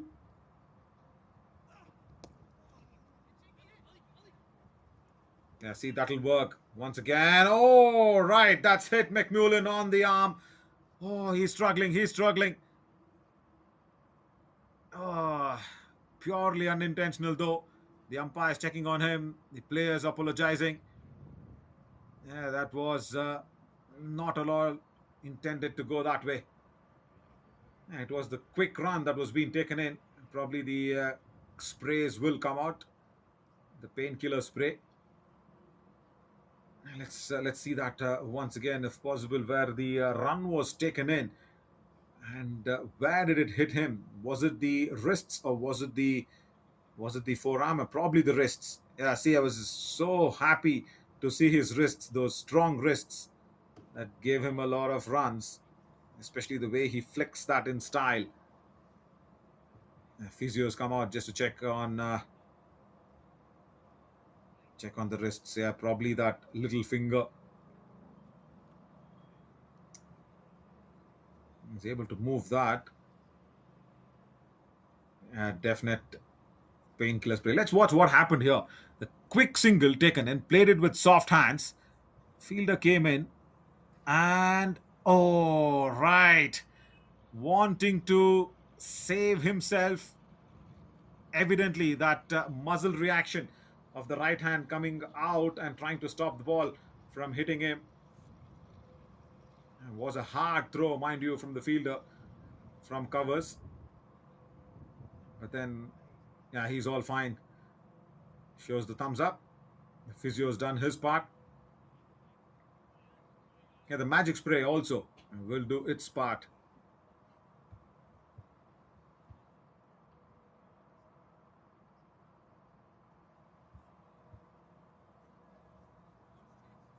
Because what that magic spray will do is probably just numb that place a little to stop that pain from going back to the brain, and that'll give a good grip. Now, we'll have to see when McMullen gets back on strike. Is he able to grip the ball from his bottom hand so nicely? That'll be interesting to see. Yeah, at least for the couple of overs, he's going to feel that pain. Even though the magic spray is on, Your brain will keep saying that, listen, there's a little disturbance in that wrist. Now, can USA target that and probably bring in a couple of extra fielders in, try and ask McMillan to go over the top? Because when spinners are in operation, that's the best way to get a wicket. Umed taps around the corner, keeps strike for the 25th, 24 gone, 146 for 1.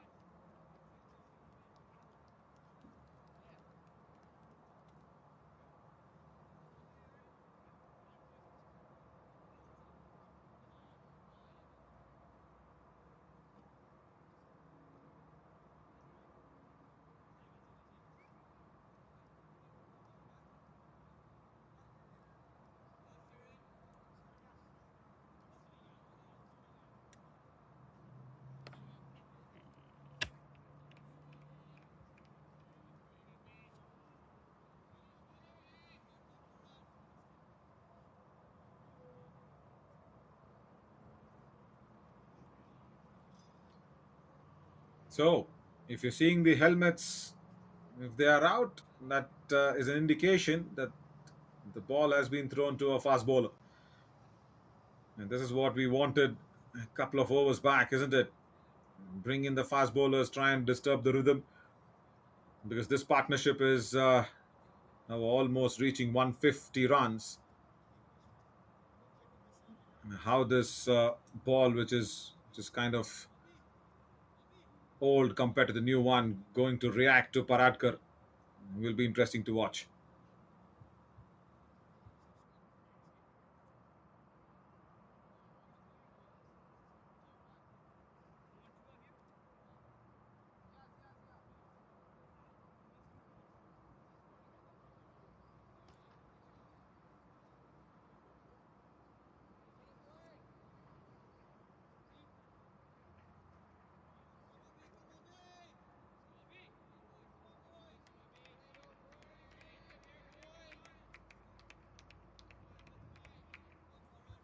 Right, Paradkar now. He definitely needs to break this partnership. That is what the intention will be from the skipper of USAA. Nice, gentle start. And Umaid will know that the prime fast bowler has been brought back into the attack mainly with one reason, just to break this partnership. So, what might Umaid be doing now is just play out a few quieter deliveries, quieter overs, maybe a couple of them at least in this over, and then try and see if there's a bad ball.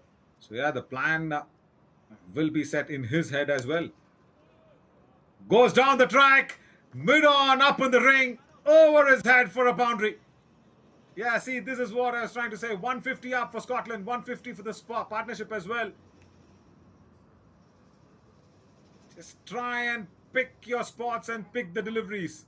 That's what the coach tells you always, and that's what Umaid has done all this morning.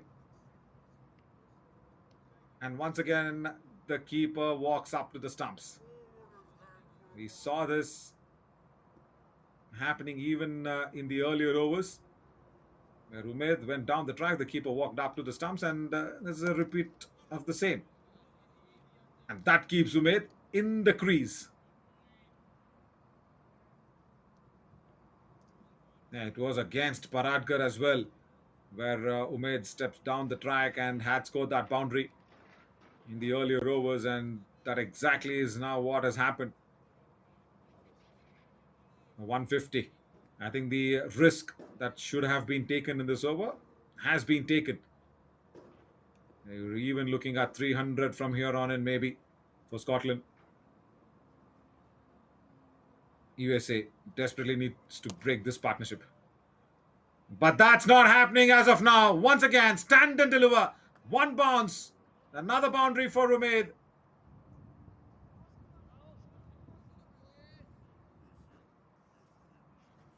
Nothing wrong at all with the ball. A back of the lane delivery, that's all. But then Umaid's power of placing and picking his spots to perfection. That's what is a big concern here for USAA.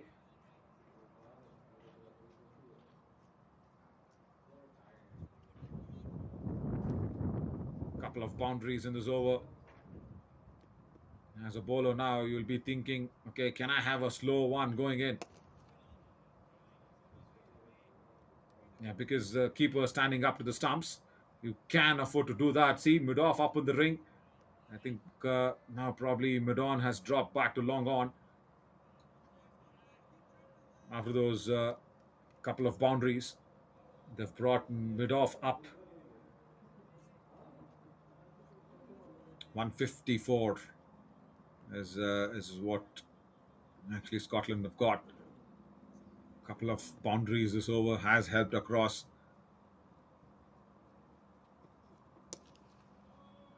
Once again, he just keeps on doing this. Six now. Over square leg. This is a costly over for Paradkar in his second spell. This was shorter in length. And Umaid just enjoyed putting it over that square leg boundary.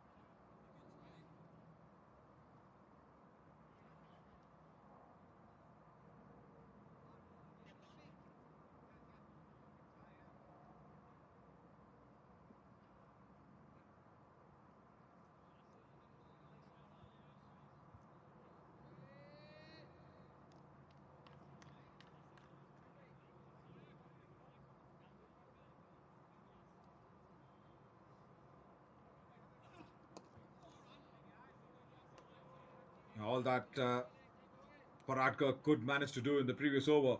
Uh, Probably bowled those length deliveries, which gave Umaid a lot of time. And of course, the last delivery of the previous over was shorter in length. And now the spinners need to once again pull things back. Yeah, the idea of bringing the pacer on doesn't work. And that's what even I was expecting, that to see if this pair can be disturbed out of their comfort zone. But no, they're very strong and also very firm. And probably posting a big total here against USA. Where is the wicket coming from? Is a $1 million question.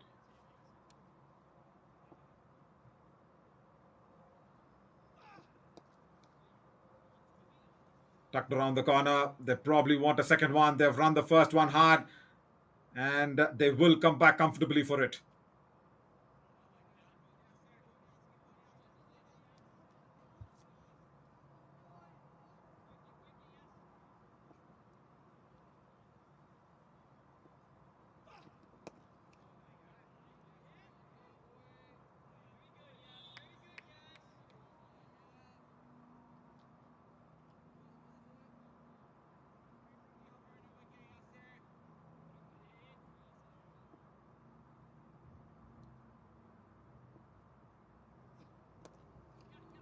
Nice flight on offer and also a very good stop at backward of point because behind him there was nobody.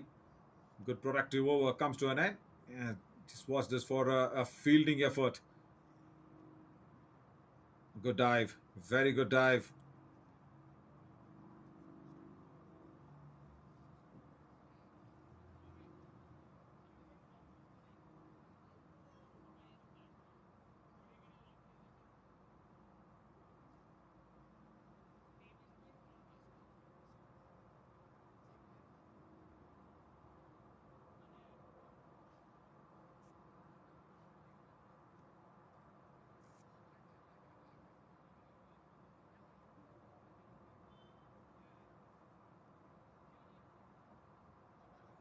Right, 25 overs gone, 160 for one.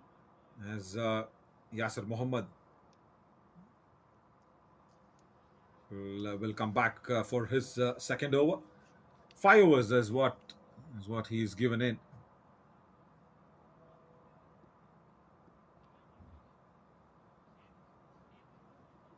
He's going round the stumps maybe now. Yeah, that's no correction. It's Paradka. He's going over the stumps as well. I was thinking it was it Yasser Mohammed, but no Paradka. The previous over was very costly from him. The skipper has once again thrown the ball back to him and says, "Okay, that's fine. Let's try and do something else in this over." Umaid's quietly moved on to 92 after his 50. He's just steadied the innings very, very nicely, especially for himself and Scotland as well, because after his 50, it looked like it's McMillan who's taken the spotlight. Good timing. But still, the fielder will come across and the batters will steal the second run away. The placement, placing it wide of that deep cover fielder.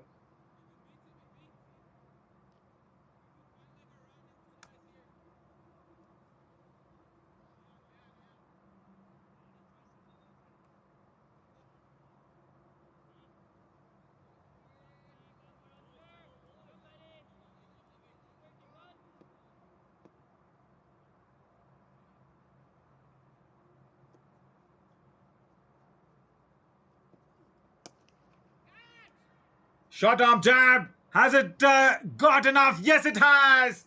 There was a fielder at mid wicket. He was just waiting and rather praying if the ball can land in his arms. But then that sailed over him. There's not too much effort that has been put in. Umaid is reached. His 100 is probably is what the scoreboard's telling us. Yes, 100 there for Umaid. What a century. What a fine knock. What a fine player he is for Scotland. 86 ball century for Umaid, which has got 12 fours and 3 sixes. And what a way to get to his century. 94 he was on. And that short arm jab, yeah, just getting him that all important elusive 100.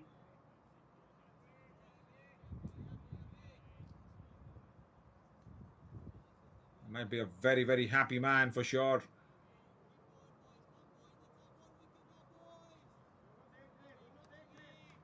Because this will be valued at a different scale, especially when you lose your partner in the first over, going out there and getting a century.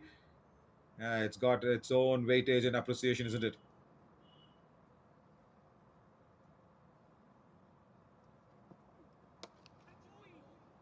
Oh, wanting to pull that once again.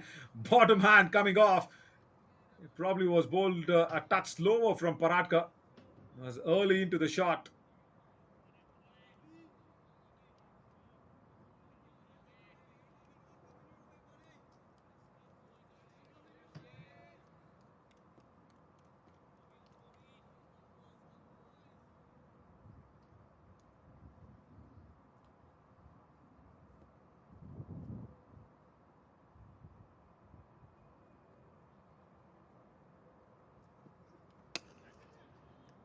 Width was on offer. And what a catch!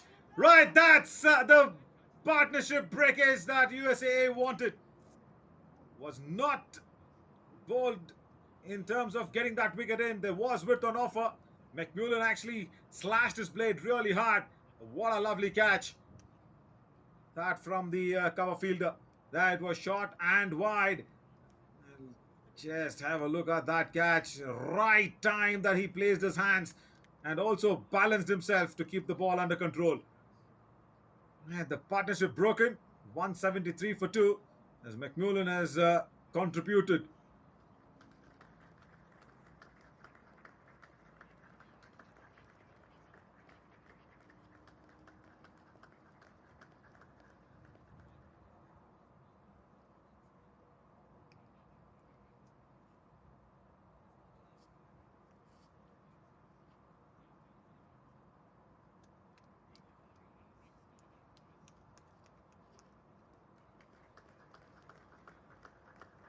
But I think even Umaid has just uh, has just walked off for allowing the other batters to have a practice in the middle, as this is a practice match. Uh, that's possibly the thought process behind it.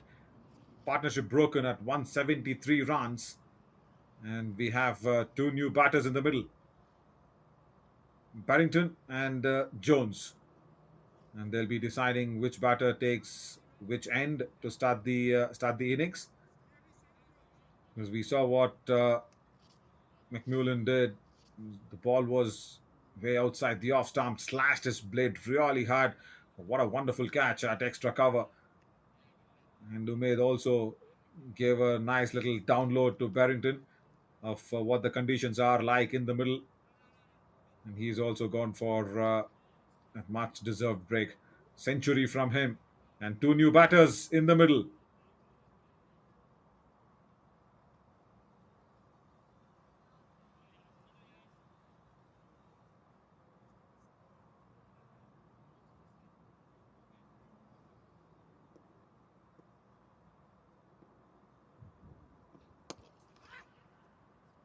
A good flight was on offer, but then what a beginning here by Barrington.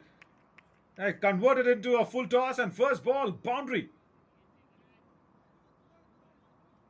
What I liked about that shot is he does not attempt to hit it too hard, just the placement. Got it perfectly right between that extra cover fielder and long off.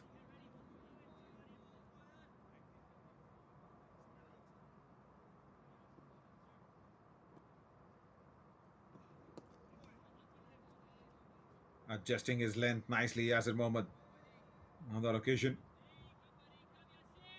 What a partnership that. Scotland,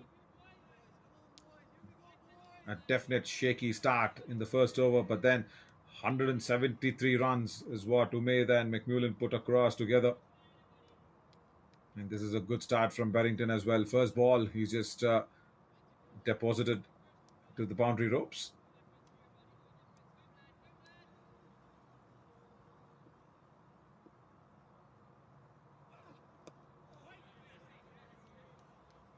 Also, this will be the time where Scotland will also say, okay, two new batters in the middle, they'll have their share of practice. The knock, that is so much more important. Fired it down, a quicker delivery. Doesn't time it well, Barrington.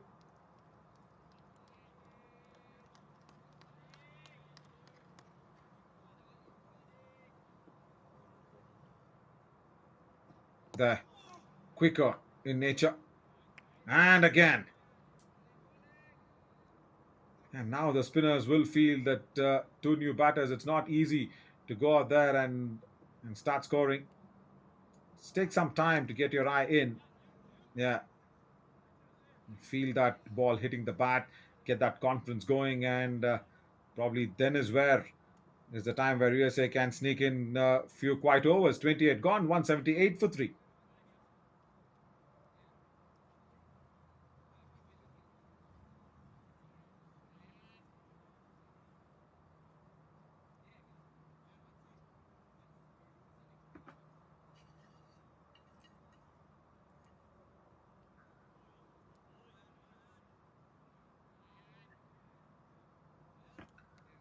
Until the 27th over, it was all Umaid and McMullen, and a few high towers going in at the 25th and the 5th over.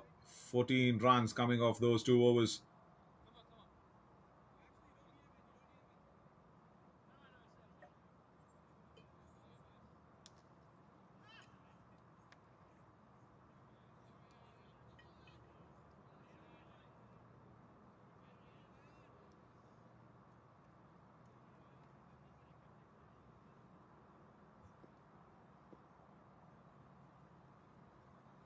Right, Desai comes back into the attack for his second spell. 3 overs, 23 for one. Before this, he got the wicket of Ter, the second delivery of the innings. What a beauty that was to watch. After that, went for a few runs, and now has come back into the attack for his second spell.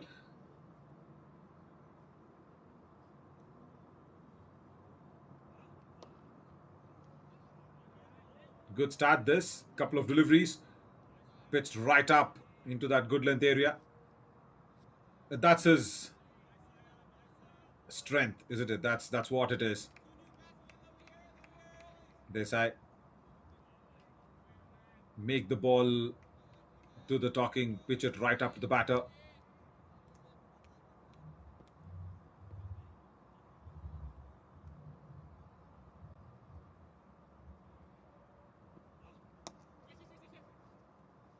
Quick single taken in. Fielders probably near the edge of the circle. And that's good thinking from Jones.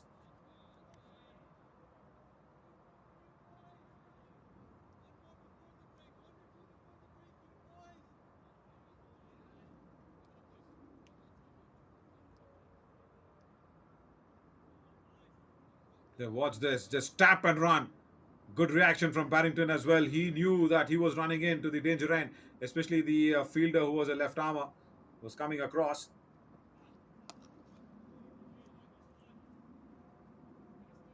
Punches it down to deep point. Another single.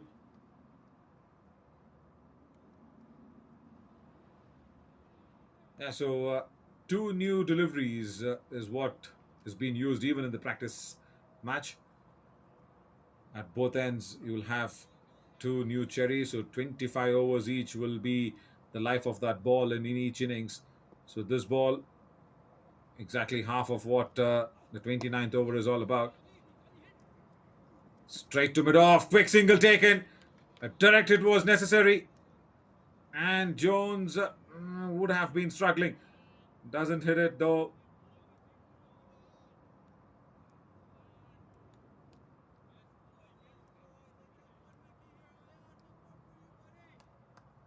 Six and a half runs per over. That is what Umed's century and McMullen's half century has done to Scotland.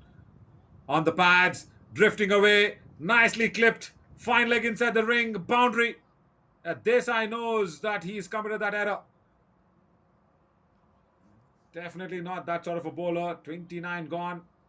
I think it's 184 for 3. We'll get that confirmation soon. Yeah, there you see, it was drifting down onto the pads. All that Jones had to do was clip it, and he did that. 185 for 3 after 29.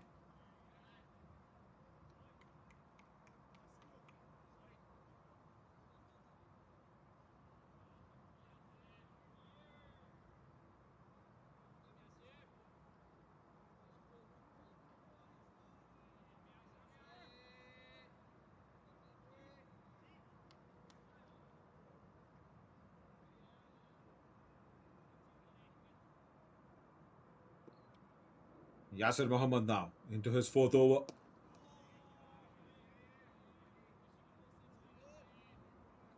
Yeah, until the 35th or the 36th over, I'm sure Jones and Barrington will not take any undue risks that is needed. Yeah, this is what it will be. Just playing it down the ground, just milking to get across. And also, after that 35th or the 36th over, probably shift gears.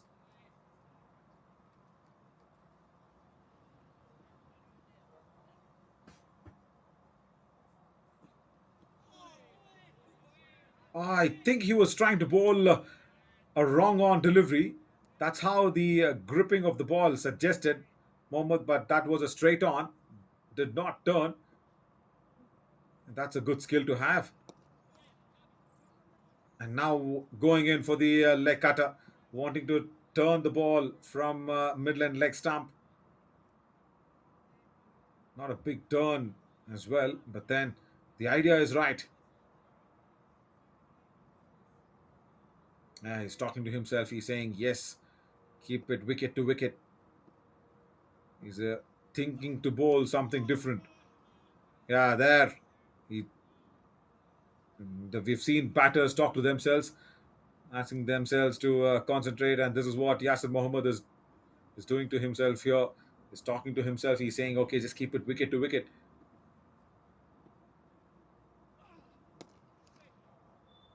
Better, yeah. Talking to himself also has worked. 30 gone, 187 for three.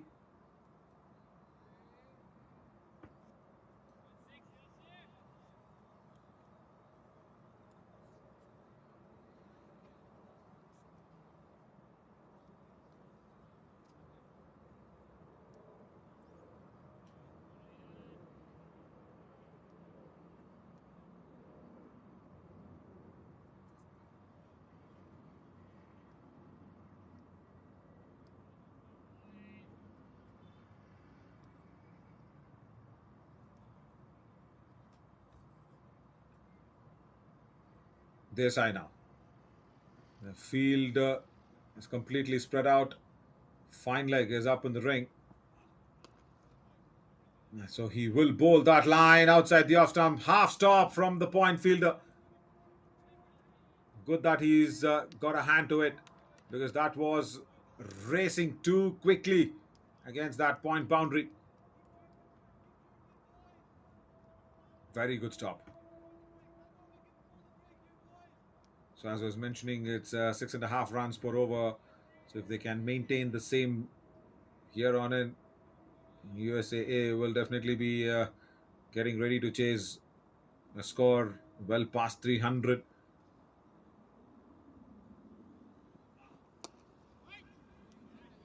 Good length, nicely bowled. Does not give any room outside the off stump this time, Desai.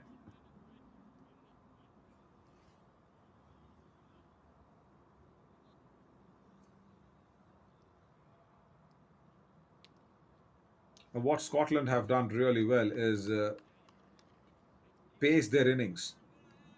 They knew at which stage of the game what was needed, and Umaid, of course, is the master behind that, along with McMullen. Cut away. There is a deep point. It'll just be a single though. Yeah. So McMullen and Umaid were together in the center. They had a plan in their head, and they executed it really well. They knew what was the need of the hour, and probably need of the over. They didn't try to overdo things. Just kept it simple, and that's where now Scotland are in a strong position now.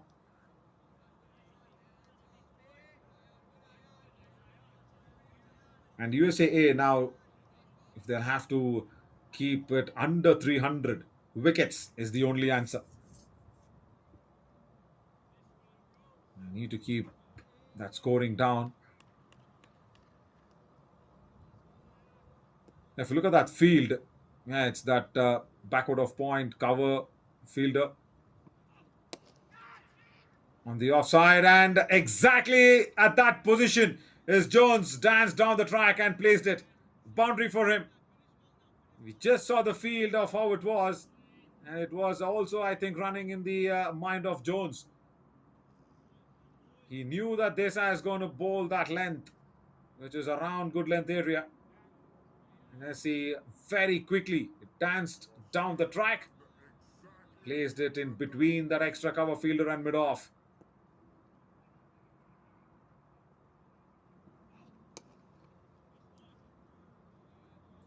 Good timing. Another boundary over here for Scotland. They'll be happy with this. 31 gone, 195 for 3.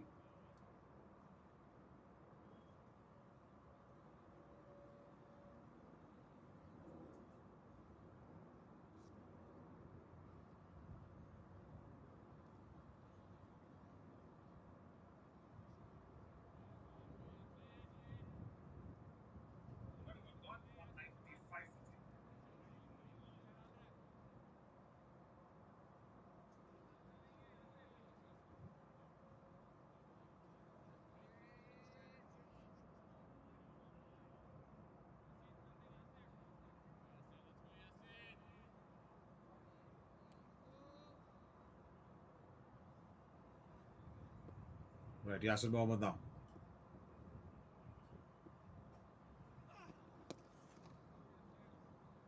Yeah, there was that hint of turn. Yeah, that's what he's expecting. Ball slightly older now. It will have those scuffings. That'll probably allow the ball to pitch and turn. And now, for that to be very effective, we have to just slow the pace down a little. That's what is needed now from Mohammed. If he can do that, yeah, this ball will definitely turn.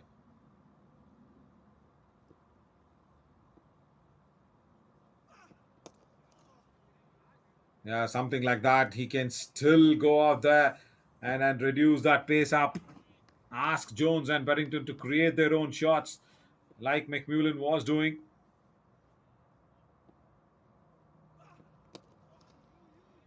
Nice. That's what he's also executing. Bowling within himself. Was trying to bowl quick, especially when McMullen and Umaid were on. But now, yeah, much better.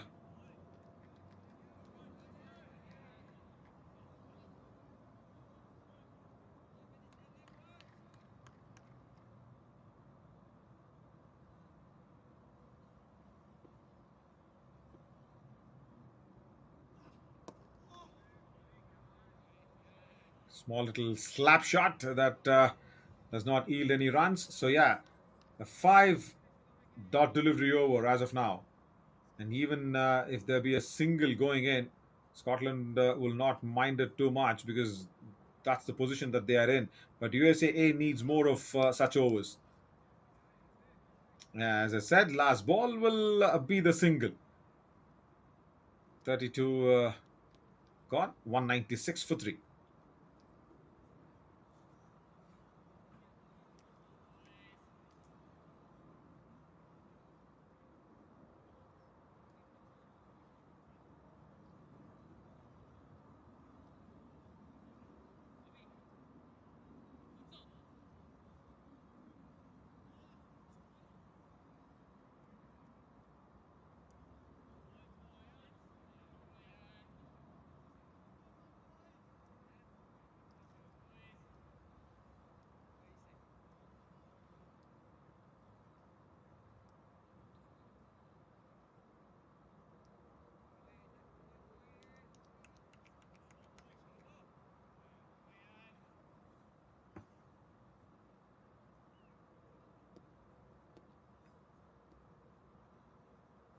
This I know.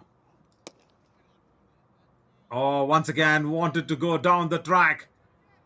But then the shot was pulled towards that mid on fielder. Would have been rather nice to go straight batted. Couple of steps, advancing down the wicket. Will the keeper now think to come up to the stumps even for their side? I don't think so. Because that was happening to Paradkar when Umaid was stepping down.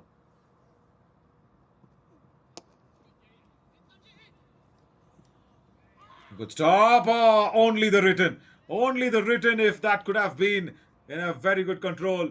Yeah, that's a very good stop. Appreciated by the bowler and the keeper. Yes. But that written, yeah. A slow delivery, rolling his fingers over there. Wonderful stop. Oh, it went to his wrong side. I understand why. And if that was a direct hit, he was jumping in the air as well. Oh, slight thin air chance for the run out. Good camera works as well to show what was the shadow like when the ball was thrown in because that fielder was originally a left-handed fielder. He had to throw left-handed, but the ball went to his wrong side. That's his right-hand side. And that's the reason probably he was there, you see. There, you see. He's a left armer.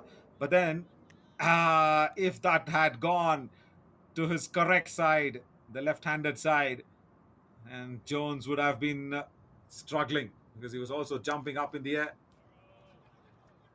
Oh, that's pierced the gap between that third fielder and backward of point. Good chase by Yasser, and he's pulled it back. Very good work. Just using the pace of the bowler here was was Jones, and he pierced that gap really well. The short third fielder and the backward of point. Good work from Yasser, but that's 200 on the board for Scotland in the 32nd over. Remember, they've got that 100 on the 19th over, and now in the 33rd, they've got their 200.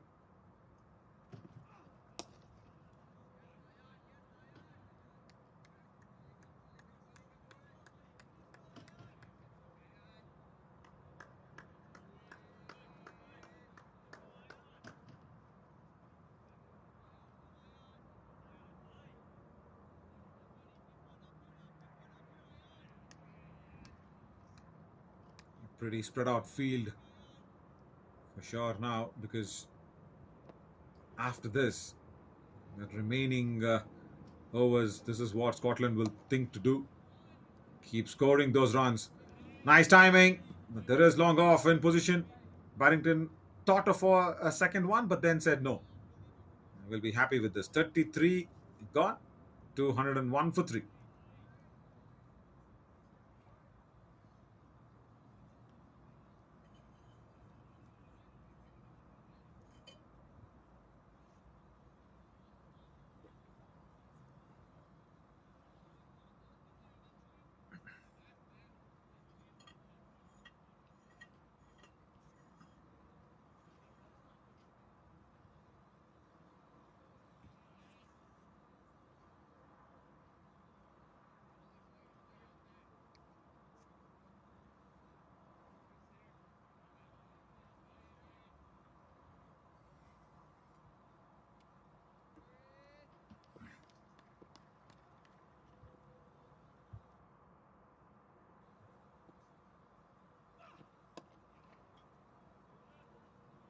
Good start. Good start to this over, because he's trying to bowl that flight to delivery. Here's Yasser. Yeah, only that turn, just that hint of turn, if he can manage to get that, be really nice.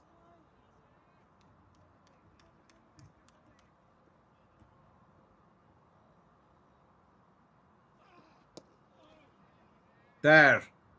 That is what he's hoping for. Just that hint of turn from middle and off. That's more than enough to create that doubt.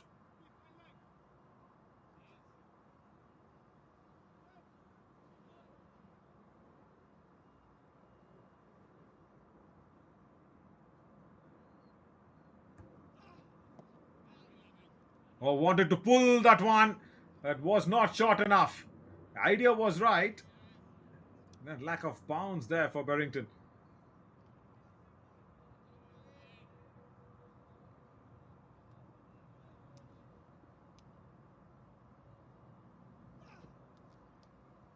This time, he's got a lot of wood on that. And even that short fine fielder inside cannot stop it. A wrong line here from Yasser Mohammed. Again, trying to bowl quicker. When he does try to attempt that, he just stays in line. Goes wide down the leg side. Shorter in length as well.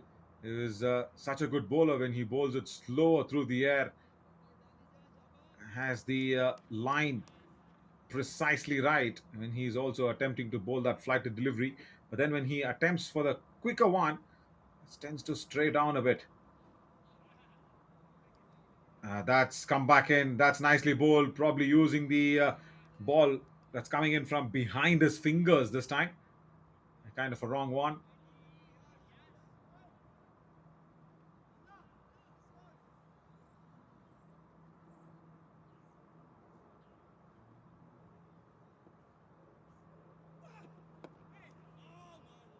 And once again, straightish delivery.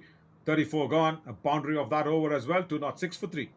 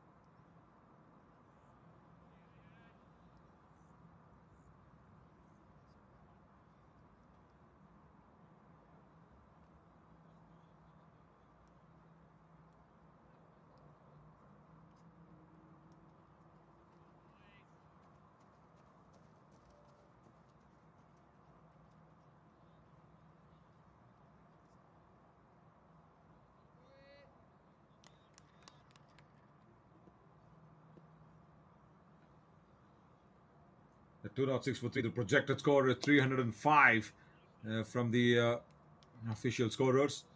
That's once again hit straight to that long off fielder. And of course, Ayan Desai into his seventh over.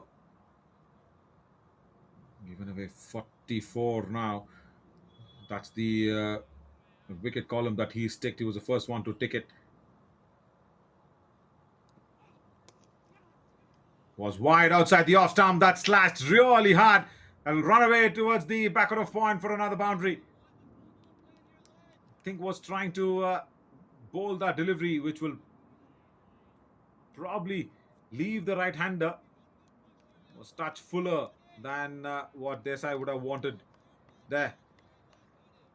Was wide and outside the off stump is what the right handers like, to free their arms, and that's what Barrington actually did.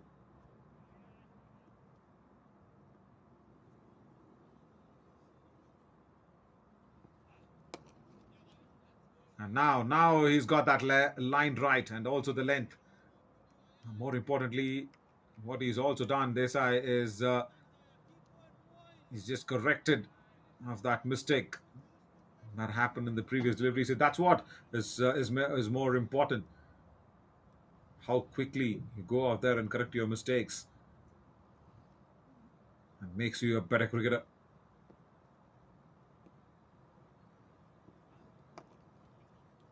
He was just walking down the pitch as freely as he can.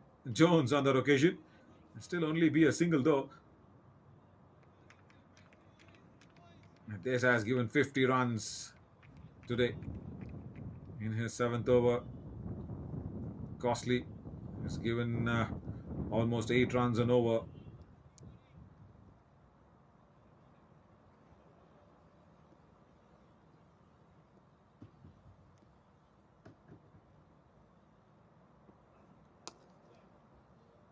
Nicely played.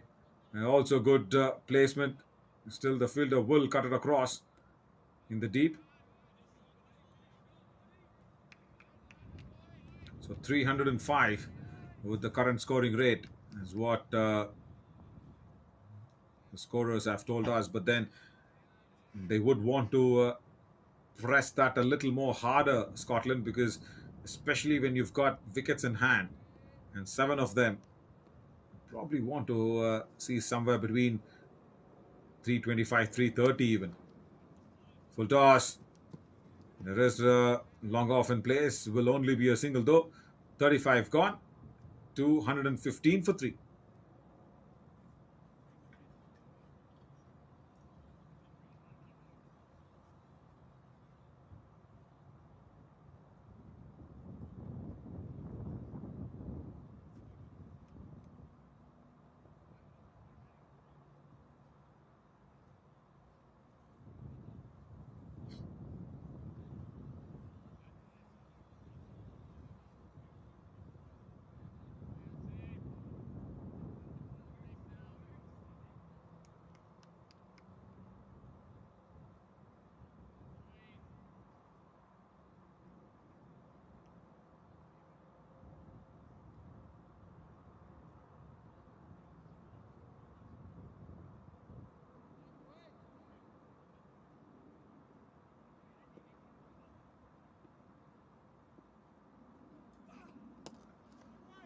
Yeah, slow through the air. That will give you a lot of turn. Yasir Mohammad, he's understood that. He started off nicely on this 36th over.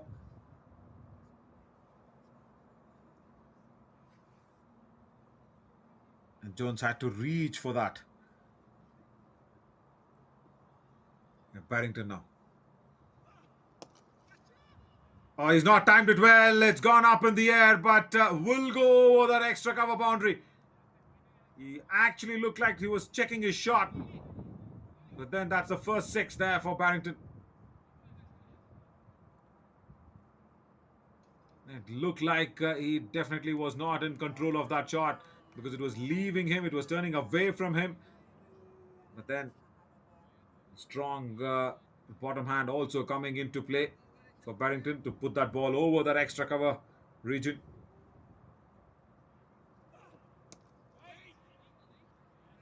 See, that's the a little risk that you will be taking in as a wrist spinner, isn't it? You flight the ball up.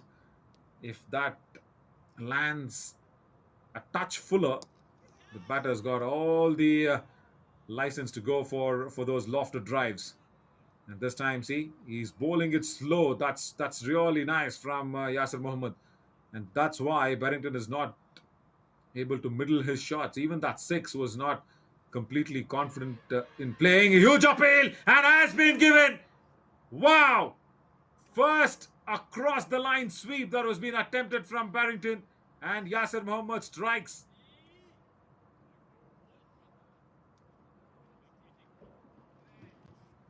Some good rewards for bowling it slow and bowling it wicket to wicket. And it was a straight on delivery that came from behind the fingers as well. No turn on the occasion, pitching in line. And the umpire thought, yes, Barrington was right in front of the stumps. It's gone for 28, Scotland, 222 for 4 now.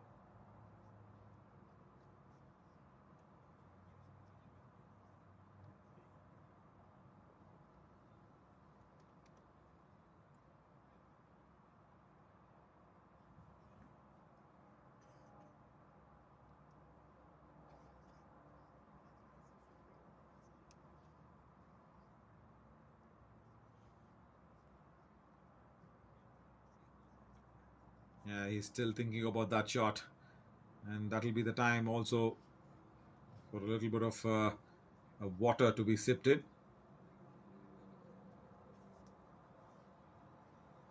And just watch how he was going in for that shot. He's trying to move away from the line of the stumps. Was Barrington. There. It was definitely pitching in line, straightened up, and probably crashing into the off stump for sure. Good camera angles on the replays as well for the confirmation. Good decision from the umpire. 222 on the board.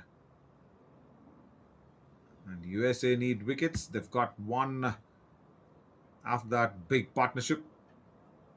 Umair and McMullen. 160 plus on the board that they put across, and now this partnership has been broken. Barrington and Jones. Right time for USAA to get this wicket, because I was mentioning about that 35th or the 36th over. That'll be the time when they will start to press on the gas a little more than just 6.2 runs per over. So now a new man in. We'll have to redo everything right from the scratch as Cross comes in.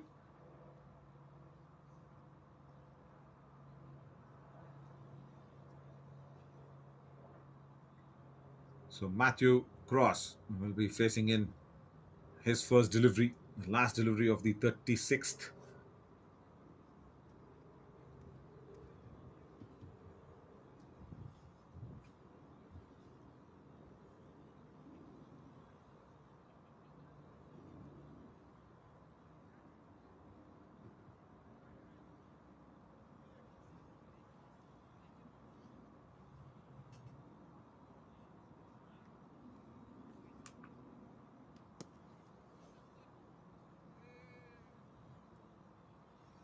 He'll be a happy man, Yasir Mohammed. Whenever he's bowled slow through the air and he's given the ball a flight, he's been rewarded. Yeah, of course, that six also, as I said, was not hit with a lot of confidence from Barrington. And wanting to sweep the leg spinner, he's gone back to the hut. Now, Matthew Cross with a slip in position. Oh, that did take the edge. But then that's gone through between the slip fielder and the keeper. Boundary. Lucky. I'm sure Matthew Cross will be really happy to get off the mark on that fashion. 36 gone to 26 for 4. Nice turn. Really good turn because he was bowling slow through the air. Look how far is Matthew Cross playing away from his body. That's a genuine edge. And the slip fielder and the keeper Yeah, probably arms up in the air.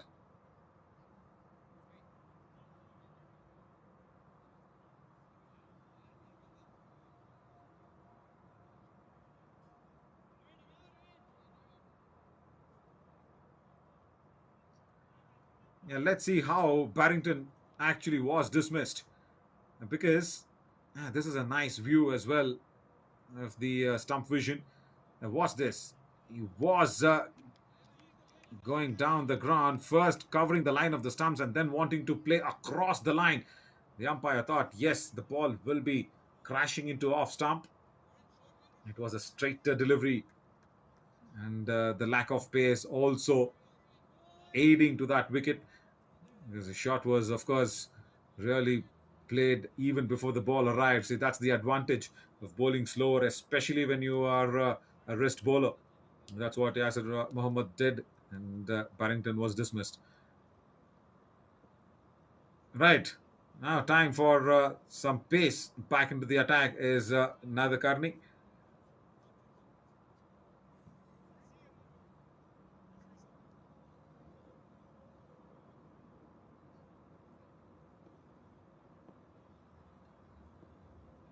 Aaron Nader Karni. 3 overs, 20 is what he gave away. Chance for him to make the bowling figures look good. What a good stop that is. At point. Brilliantly stopped. A definite boundary saved. Good fielding. And this will definitely lift up the spirits. Nothing wrong with the ball. A back of the lane delivery. Oh, that was a flying effort to keep the ball down.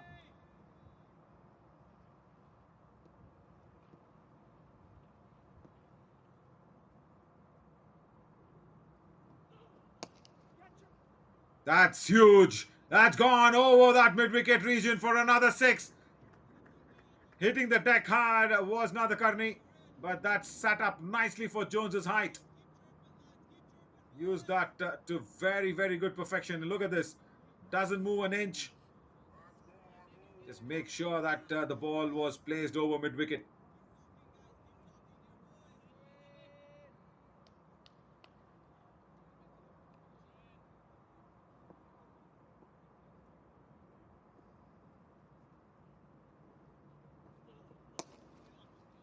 Once again, he wanted to blast that off into the offside. I think now Jones has decided, say, listen, this is the 37th over. And when paces are on, the ball will come onto the bat even more nicely than the spinners. And Jones, of course, will love that ball coming on along with Matthew Cross.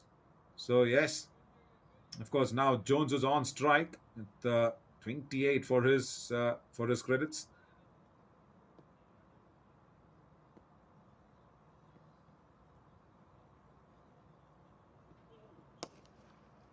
Straight down the ground. That's massive. Hitting the side greens as well. Second six of the over.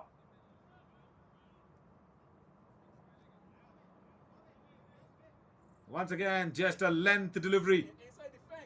There was width on offer, and that allowed the elevation to be going in to Jones.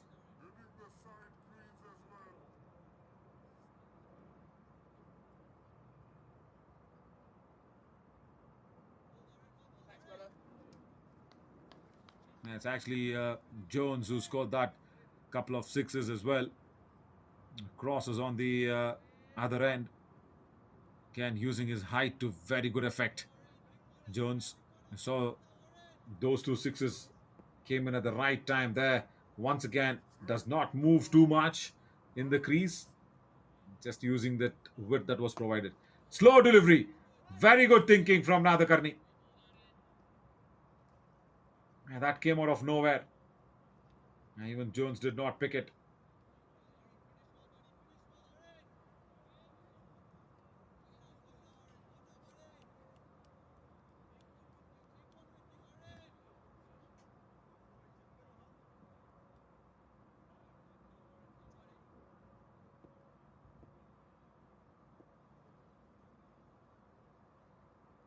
And now it's Cross.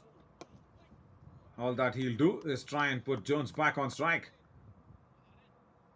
34 to Jones. A couple of sixes there in that over. Ends the 37th to 39 for 4.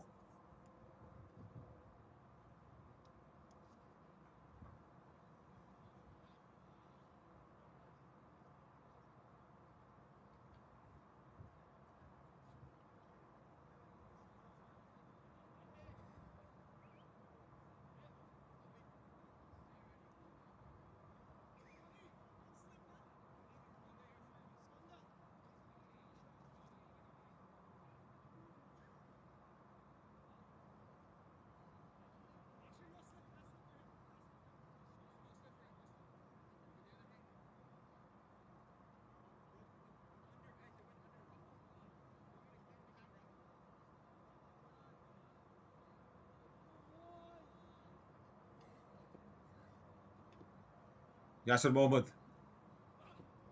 His confidence is good. He's bowling slow through the air.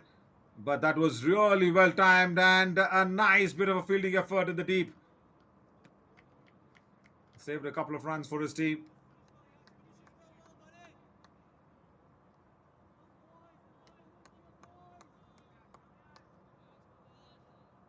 It's definitely a difficult art to master that wrist spin. You need to land the ball in the right direction, right area. And when you have a have a little tighter grip, that gently tends to land in the area that you don't intend to. That's where we saw how Yasir Mohammed was just trying to bowl a little quicker. But then when he's tried to bowl slower, yes, he's been rewarded with a wicket. And now see, Cross will just take that single going in. All that can be thought about is probably bring another man in inside the circle when Cross was on strike. Just cut that single off because he's just played three deliveries for his 5 runs. Most of the strike has been taken by Jones. Beautifully played, inside out shot, one bounce, boundary, fabulous stroke.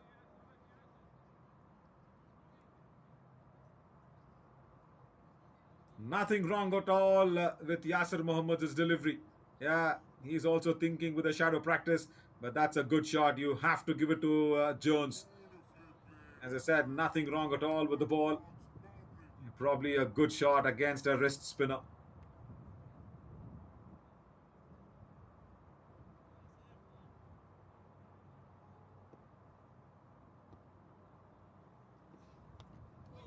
Oh, wanting to shorten his length. He was waiting for it, is Jones, but then I think got overexcited. Wanted to just hit it too hard. Missed out on the timing.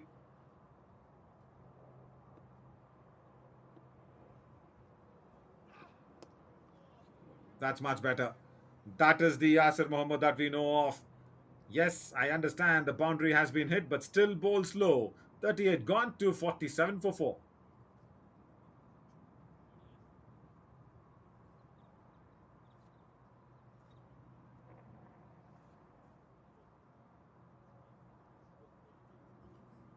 If you look at the batting card, Andrew Umaid, 101. After that century, he went back to the hut, allowing Barrington and Jones to come in, and what a good partnership Umaid and McMullen had. 160 plus runs. And yeah, and Desai has been expensive. Aryan Nadakarni, of course, 4 overs 33. The pick of the bowlers there is Ali Sheikh, 17 of the 5. But then you've also got Yasir Mohammed now bowling in good rhythm. He picked up the wicket of Barrington. And now Nadakarni comes back for another over. He was very expensive, I should say, in the previous over that he bowled a couple of sixes against him. And now see when there is cross in, I can see a bit of a movement in the field. Is there another player coming inside the ring? That should be the thought, probably to avoid cross from crossing over in onto the other side. Try and bowl to cross as much as possible. No mid off or no mid on. Either of them should come back in. Shorter in length, pulled away. First boundary for cross towards the square leg region. Yeah, when a batter is trying to just hang in there, that's a gifted delivery. That was short and also was straying down the leg side. Cross had to just help its way through, and he did it.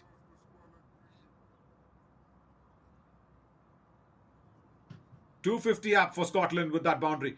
251 now for four. Another healthy 11 plus overs remain in this innings.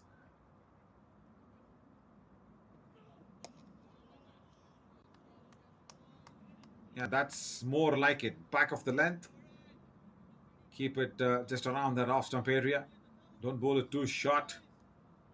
That's what Nadakarni, of course, will be telling himself as well, because 5 overs 37 without a wicket just has a few more overs left up his sleeve to correct that bowling figures.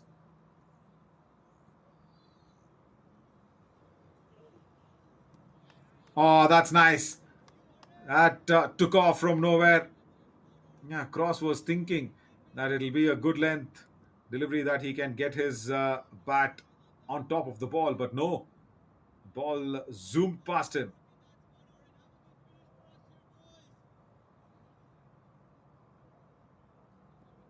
So he's got pace, is Nadakarni, no doubt about that. The only reason that he's been punished for a few boundaries here is because he bowls little shorter in length. Yes, he's a deck hitting hard bowler, but then there's a thin margin between a back of the length unplayable delivery to a shorter in length, easily sitting up delivery to be punished. So that's that little area that he'll have to work on. I'm sure he will do it. He's a very good cricketer. Is Nadakarni. We saw what he did against Nepal. As I was mentioning, he picked up that four important wickets. Just a boundary of this over, 39 gone to 51 for four.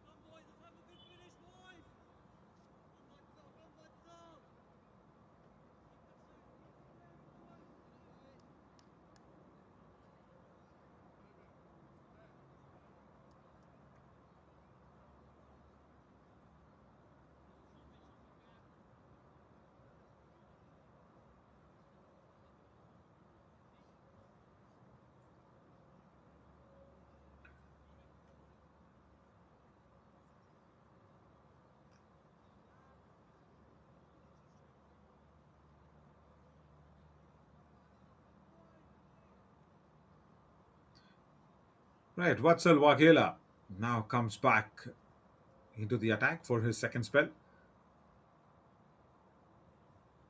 4 overs, 36 for no wickets for his first spell that he bowled in. It will be interesting to see where he lands the ball and at what pace he bowls in. I'm sure he's a much slower bowler compared to Yasir Mohammed.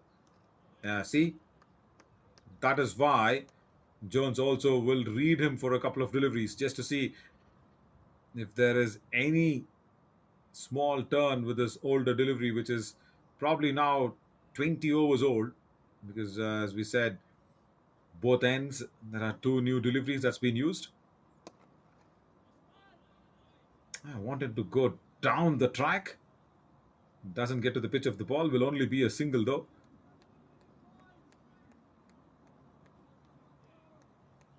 So 10 overs remain after this. It's important to see who are the bowlers will the US skipper go to. That was going down the leg side. Idea was right from cross to tap it behind the keeper.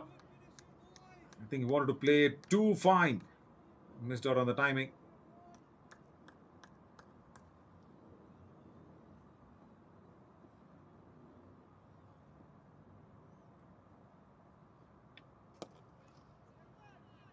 Nicely driven.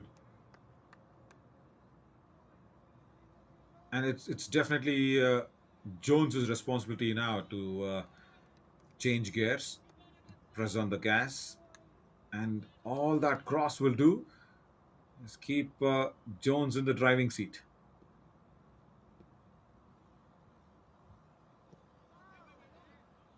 Good delivery. He followed him up. Jones wanted to just make a lot of room for himself. What Wagela did very smartly is follow him up, fire it in. That's good thinking. Just a couple of runs. Can he finish this 40th over with that last delivery being a dot or a one? No, it was a full toss. It's gone over that deep extra cover. 6 runs. That spoiled the over. 40 gone. 259 for 4. He was trying to make room in this over a couple of times. He did try that. But even before Wagela could land that delivery, Jones landed it in the stands. Moves to 48. The last power play coming in, last 10 overs.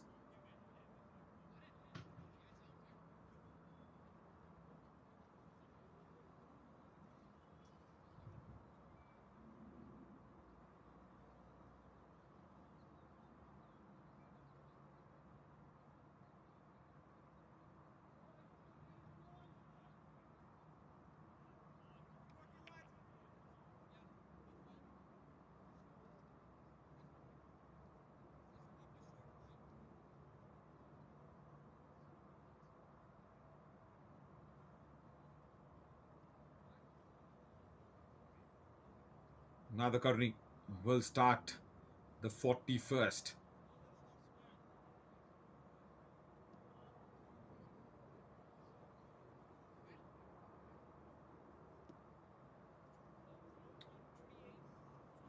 Now for Cross, when a quicker bowler is bowling in, either the mid off or the mid on to be up in the ring will be a good ploy. But yeah, that's a good start. Wanting to go for the Yorker. Now the Karni, the idea was right to bowl it in the block hole. Nicely played by Cross though.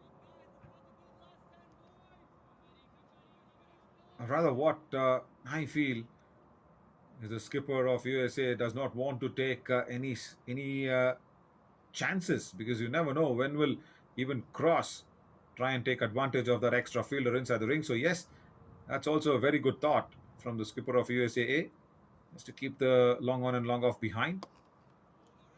A slow delivery. He was waiting for it, Jones, but then will only manage a single out of it. Good thinking. Very good thinking from Nadakarni, especially at these death overs. You need to have those variations. He's got a very good slow one.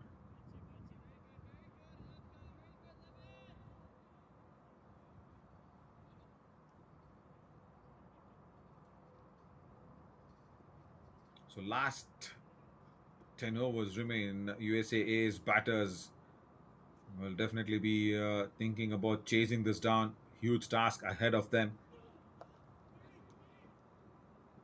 Says no to that single, Jones.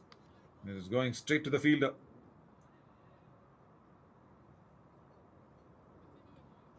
So if you really talk about how USAA will be wanting to chase this, is space the innings, have those short targets, and especially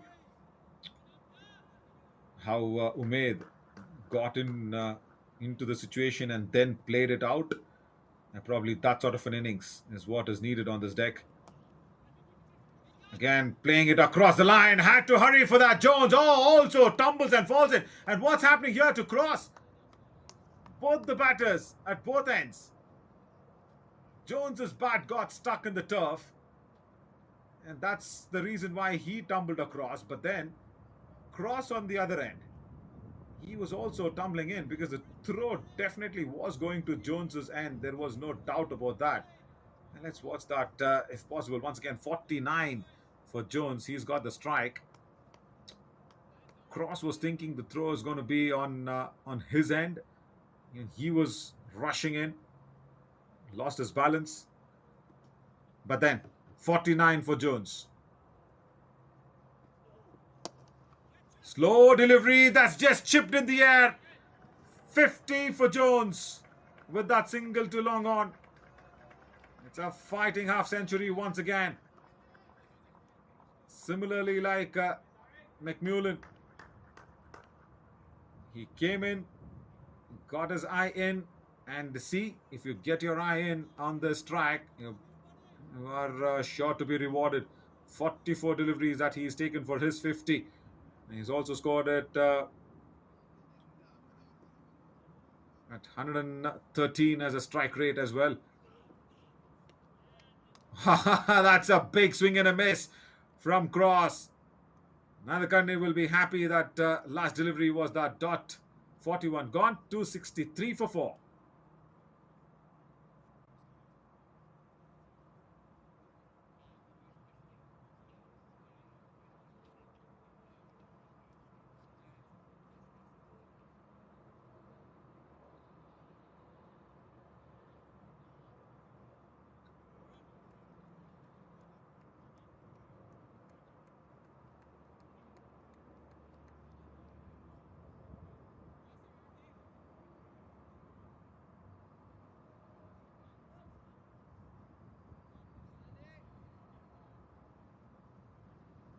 Just checking on that bowling card as well. Who's got what? And this has got 3 overs up his sleeve remaining. Nadkarni's got 4. Paradka, he's got 5. He's bowled 5 overs, 37 runs and a wicket. Yeah, Ali Sheikh, definitely. He's got 5 overs up his sleeve. So there's plenty of options for the USAA skipper. Vatsal Waghela has got 5 up his sleeve as well. And yeah, it's gone to Ali Sheikh as he comes back for his second spell. 5 overs, 17 in his first is a good number when you see 263 on the board. Yasir Mohammed, what a bowler he's been. A definite pick of the bowlers. 8 overs, 38 runs, and that big wicket of Barrington has been a good reward for his slow bowling. Full toss. He could have hit it anywhere that he wanted, but he just played it straight to long on. We'll get a couple of runs though.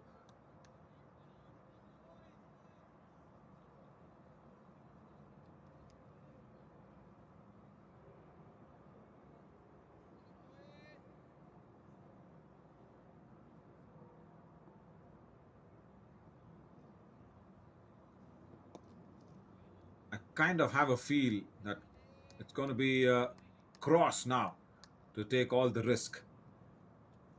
I wonder why I got that feel, but I feel Jones is going to just carry on and see this innings through, and Cross probably will take that risk. Or if Jones gets a bad delivery, he's definitely not going to let that one go. Yeah, but I just feel it's Cross more than Jones who's going to now take the aerial route or probably take that risk every over to get to say 320, 325. And he's moving too quickly for my liking here, Jones, because even against Waghela, we saw that he was just moving a little too quickly away from the leg stump. So that's allowing the spinner actually to follow him up. That's what Ali Sheikh also did.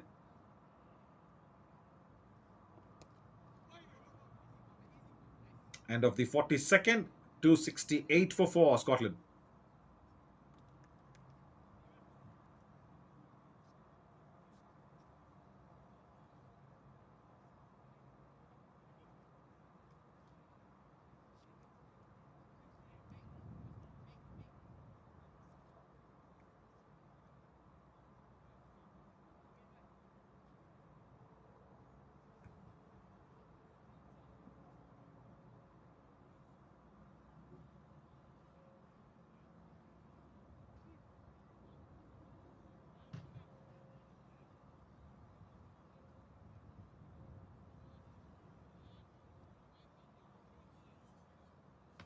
So 8 overs remain, and Paradkar comes back into the attack.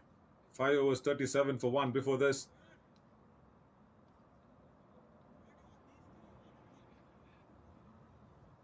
He'll be bowling at least 3 overs if everything goes right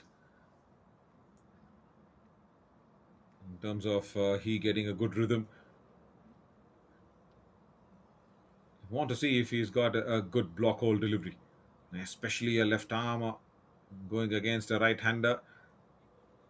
That's a bit of a rarity against the channel of the ball that's going to come in. But if that can be produced,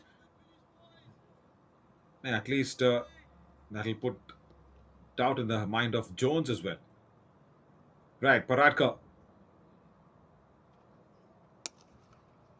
wide outside the off stump. Good stop, but extra cover will be a single.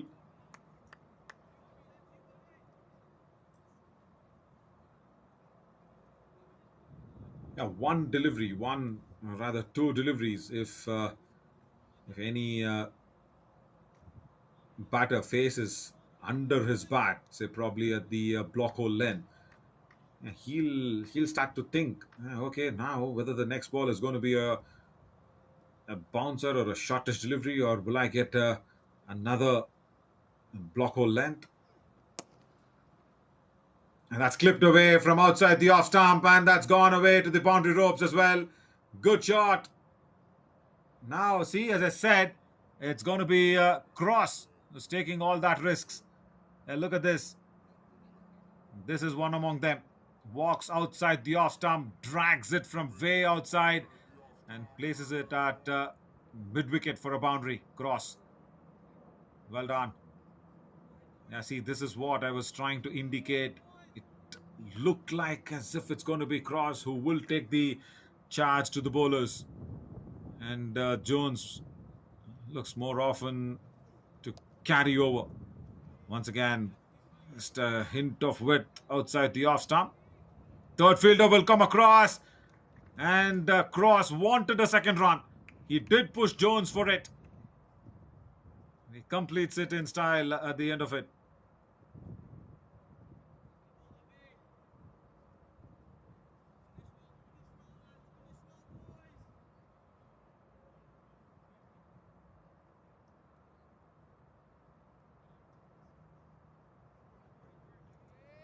Yeah, so watch out for Cross walking across the stumps. Now, one delivery. Can that straighten up a little?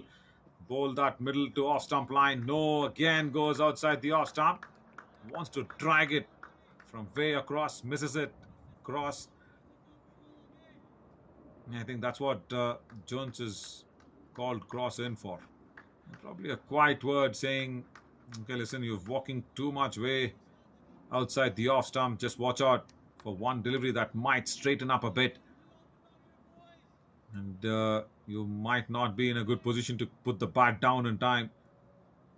Yeah, that Paratka just needs to target that middle or leg stump. Once again, he's picked the length so early. Has it gone all the way? No, it's not. One bounce into the boundary ropes. This time, nothing wrong with the delivery from Paratka. It's just that initial pickup shot that he's picked the length so early. Nobody at deep mid wicket. 1 pounds boundary. You see, Jones is now just watching Cross take all that risk. That's what I was kind of indicating at. Couple of boundaries in this over coming out of Cross's blade.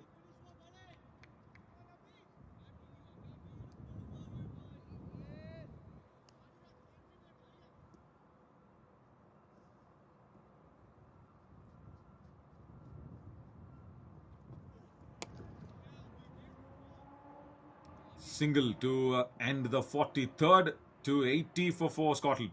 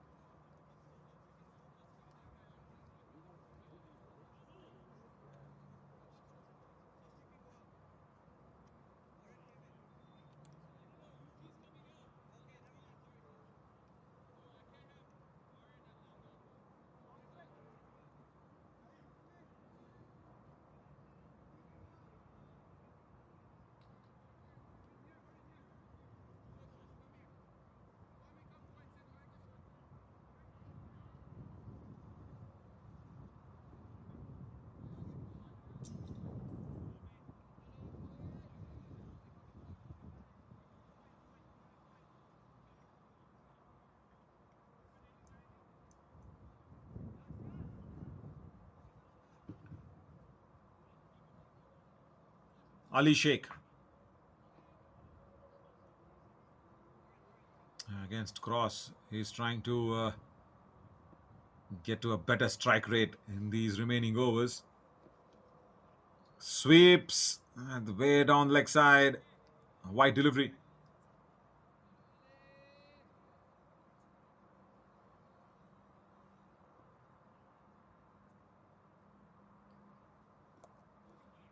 Now gets the sweep perfectly right. Boundary for Cross again. Yeah, this is the third consecutive boundary, and it's all come out of Cross's blade. I somehow had that gut feel that it's going to be Cross now who's going to take that risk, and he's done it once again. Perfect sweep shot coming out against a left arm spinner.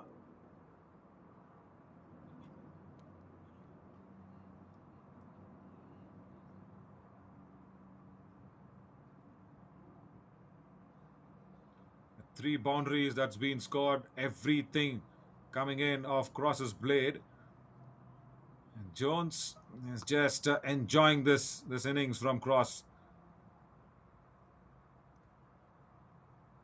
All the three boundaries previously that has been coming in, all of Cross taking that risk against the bowlers in the fag end of this innings. And now Jones, can he also open his arms up? Yes, he does. Yes, he does. But then straight to the fielder at mid wicket. Now it's going to be fireworks at both ends because already into the 44th over.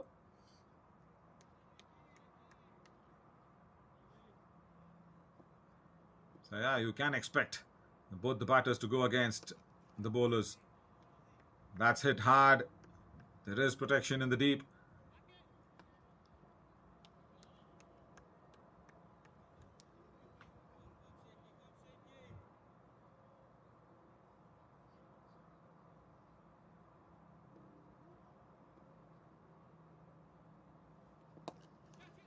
Once again, see how quickly he moves away from the leg stump, and that's what has cost his wicket as well. Jones's innings will come to an end. He's got that habit of moving too quickly, allowing the left arm spinners to alter their line and length. See, quickly goes away outside the leg stump, and Ali Sheikh, all that he had to do was bowl on that leg stump area, and that cramped the room for Jones. But still, a good innings comes to an end. Scotland lose their fifth to 88 on the board.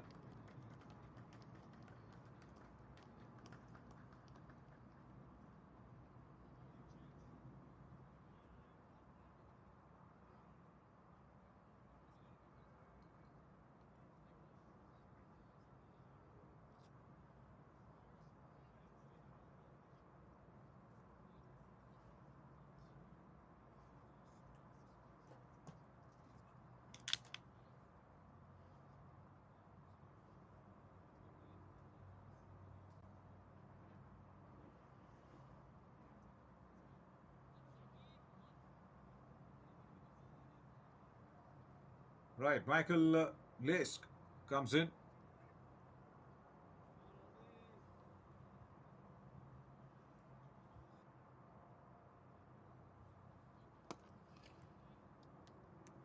Good over this from Ali Sheikh.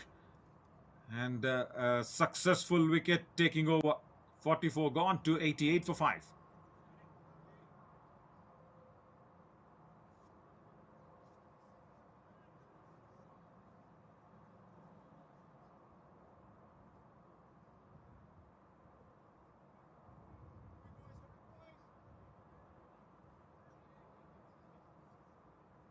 Michael Jones, the third batter to contribute in bulk, 54 out of 50 deliveries. Once again, Yasir Mohammed will also stand out with those numbers. But then Ali Sheikh, yeah, he is the man to, I guess, finish up. He just got that wicket of Jones as well. So Paradkar it is at one end, but I'm sure that it's going to be Ali Sheikh at the other.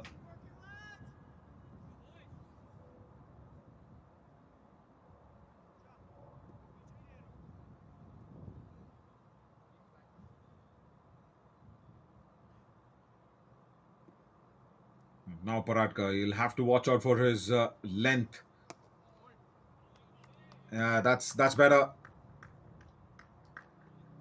Feeding him outside that off stump. He's got the habit of going away from the off stump area. He moves around nicely and also a very late movement, unlike what Jones has. Cross has that late movement. He actually moves when the bowler is about to deliver the ball. Probably just before that loading stride. That's the perfect timing where you don't give a hint to the bowler that you're actually moving around, so that the bowler has no time to alter his line or length. Nicely played towards deep mid wicket. Will be a single though. And also, what's more necessary is, and especially Jones, he did that against Wagela, and when he tried it against Ali Sheikh, he was cramped for room, and that's why there was that easy catch taken in at covers.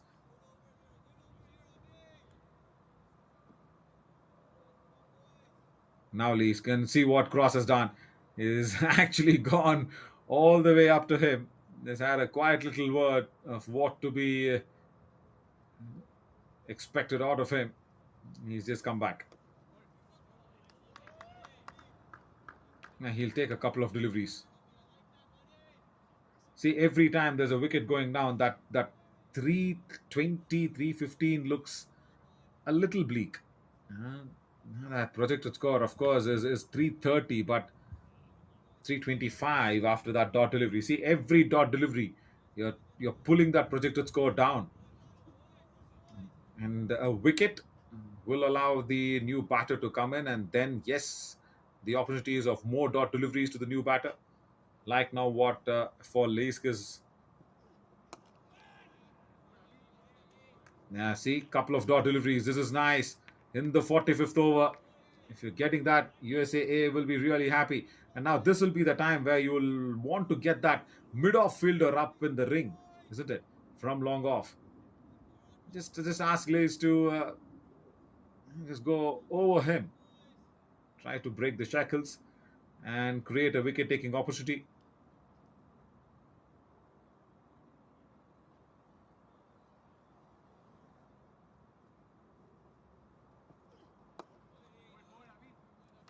Three dot deliveries in a row now. And this is good stuff from Paratka.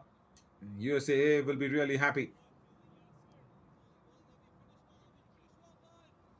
if he can end on a positive note, or rather a single. Now if Leask takes a single, that's okay because he'll be facing the 46th over. That's what USA also will want.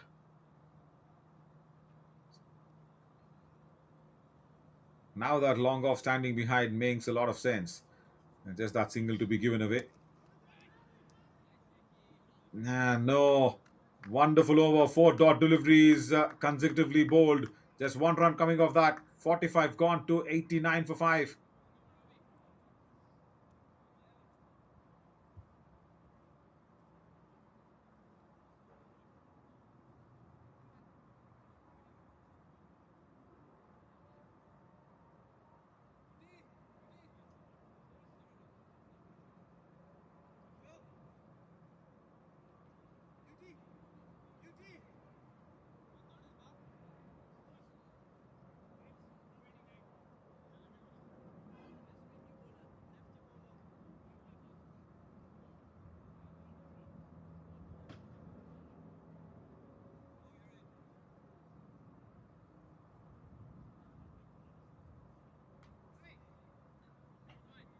Right, it's going to be pace at both ends. I was expecting maybe Ali Sheikh to hold that other end across. No, the skipper thinks both the pacers will do the job for me. But then Desai now has got a big responsibility.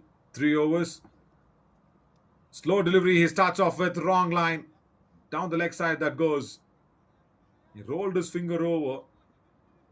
Then the line wanted to be a little more straighter.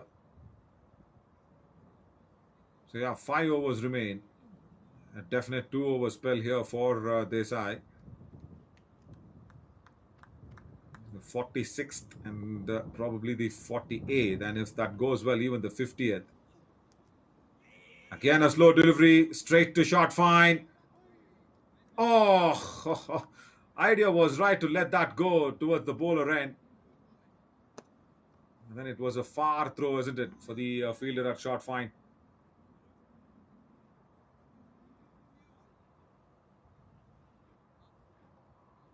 But yeah, with the way Paratkar had bowled, I'll probably think 47th to him and 49th to him. Straight down the ground. That's a beautiful, beautiful looking shot from Lees. He's got off the mark with a boundary. Right.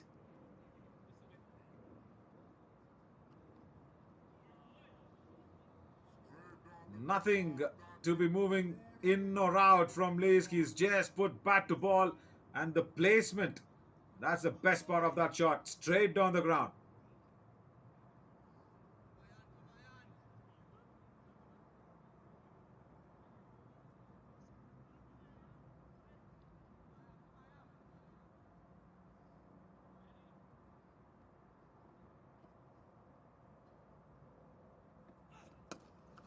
Slow delivery.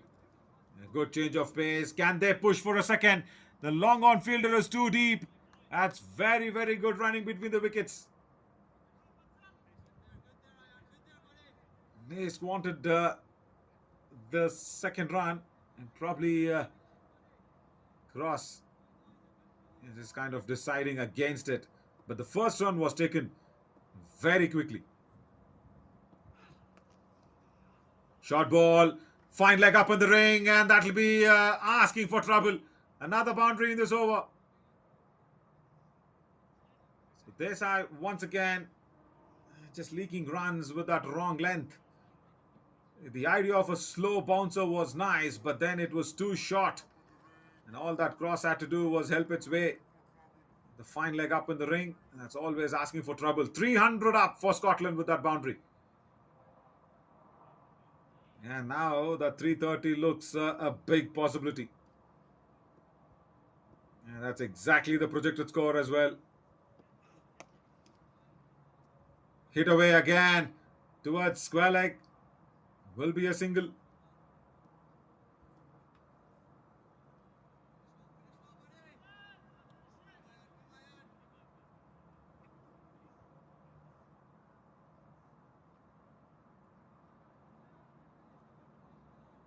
A couple of boundaries. And yeah, that first delivery, the wide one. This is that extra delivery that's coming in. What's this going to cost? Nice timing towards deep backward of point. A single to end the 46th. 302 for 5, Scotland.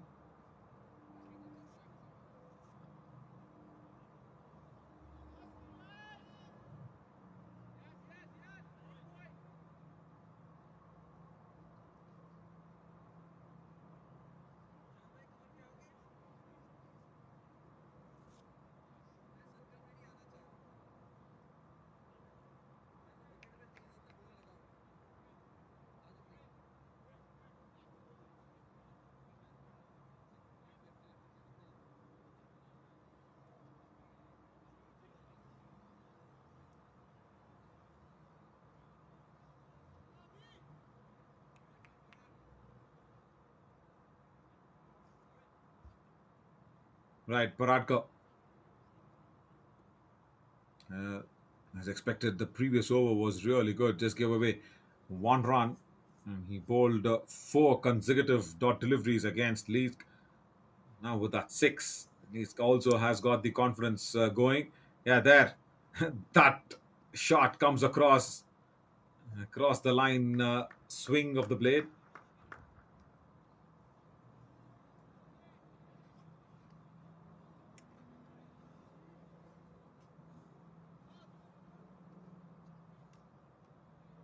How much now are USAA thinking in their mind that they'll be chasing in? A definite 300 plus, 330 or 320. That depends on how these 4 overs go. Oh, that's once again picked very early, but no timing on that occasion from Cross. See, he's got that habit to play against the left arm seamers. It's a good habit to walk across the stumps outside the off stump. They've strengthened that deep mid wicket region with a couple of fielders right on the edge of the boundary.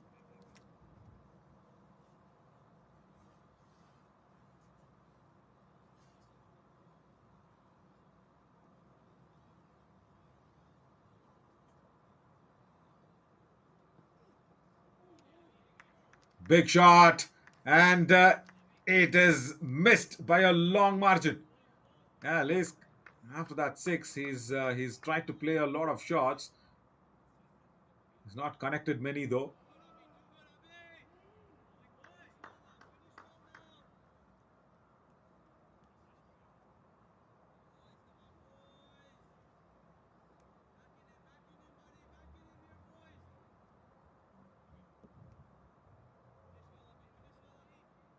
Yeah, because single also can add to the pressure. It's already 300 plus. So if Lees can put Cross back on strike, yeah, there. USA will be really happy. Couple of dot deliveries once again. This is what Paradkar did. Even in the previous over that he was bowling to Lees, he bowled at 4 consecutive dot delivery over. Two as of now.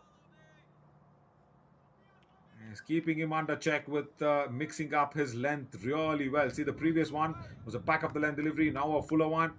Now what he's coming up with a slow delivery, or once again a back of the length delivery. Couple of options to him, Paradkar. He goes with a fuller delivery, and that's timed really well towards deep mid wicket for a boundary. Just missing a margin on that length. That's it. Paradkar converted that to a low full toss, and Lee gets his boundary against Paradkar. The idea was right, probably to go to that block hole length, but then missing out marginally on that length, converted to be a low full toss. So the pressure is off in this over for Lees. Wide delivery, that'll be a slow delivery that was attempted. It's gone too wide outside the off stump.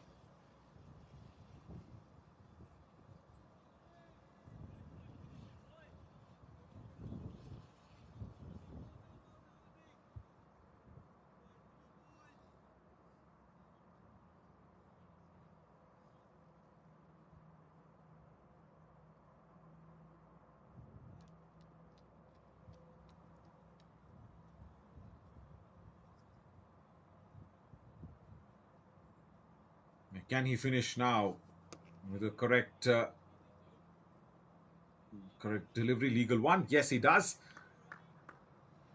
47 gone, 310 for 5, 18 deliveries remain in Scotland's innings.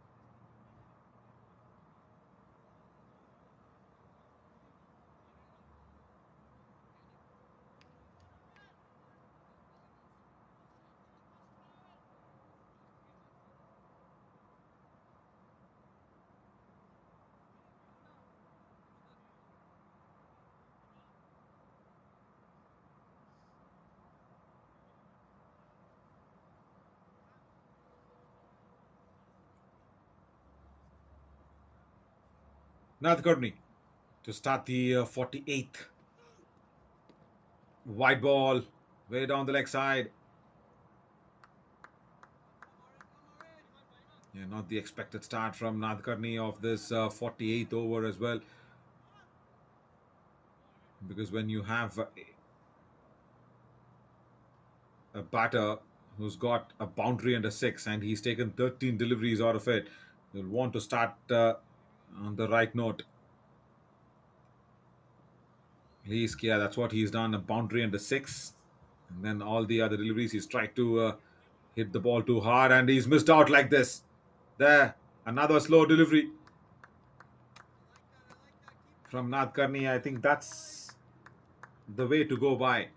Cut the pace off, ask the batter to create his own shots.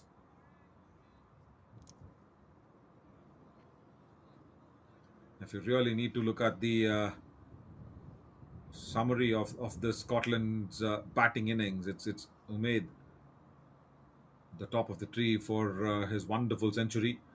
Then, of course, McMill. Another slow delivery right now. That's been timed really nicely. He's picked that slow delivery very correctly. Lee Skis does not hit it too hard. He just wanted to pick it and put Cross back on strike. Yes, Cross is getting the strike back after a long time.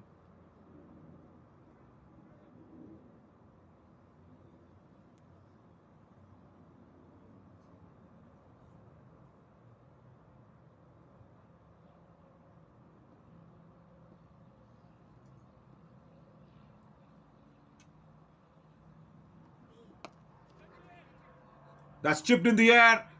Chance at the mid wicket and has been taken. Yeah, this is a result of staying away from the strike for a long time. Cross has to walk back. Good catch. I think that's Mohammed out there. Probably, yeah, it was just a couple of steps in front and takes the catch. Yasir Mohammed out there. Good catch. Yeah, being off strike for a long time has not played well for Cross. He goes for 40. Scotland, 312 for 6.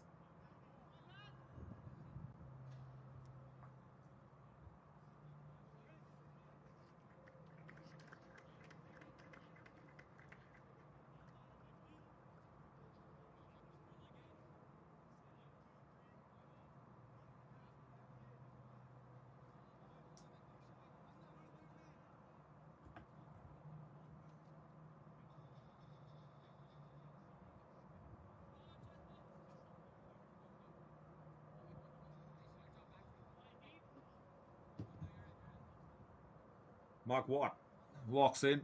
Left-hander will take strike, but just will have that feel that he's come out there to hit at everything that's in his arc.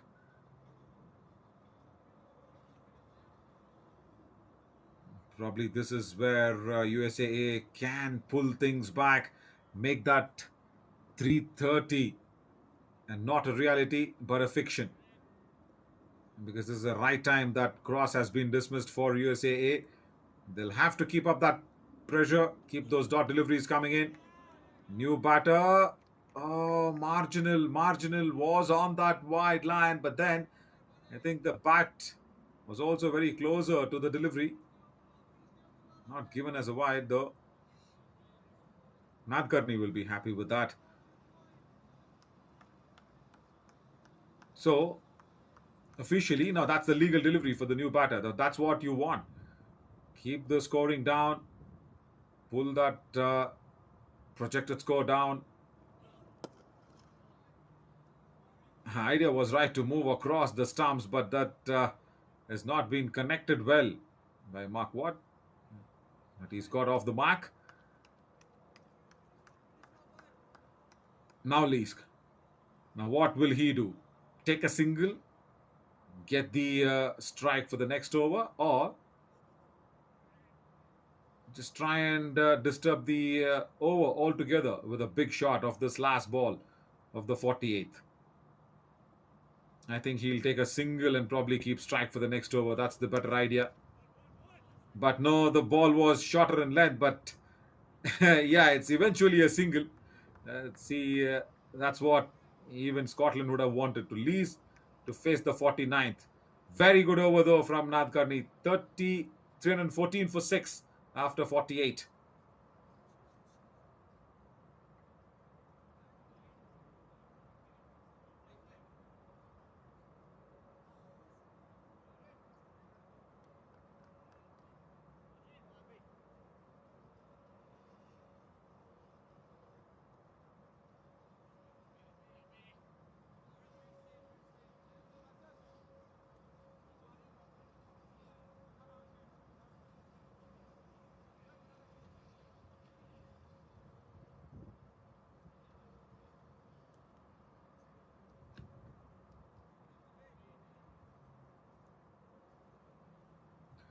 Right, the penultimate over, the 49th.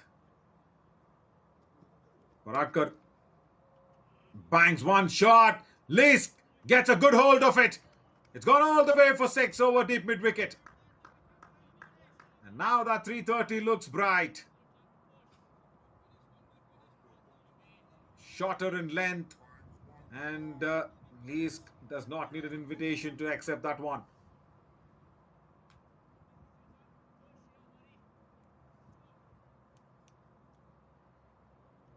So a very good start for the 49th over. First ball has been deposited at deep mid wicket.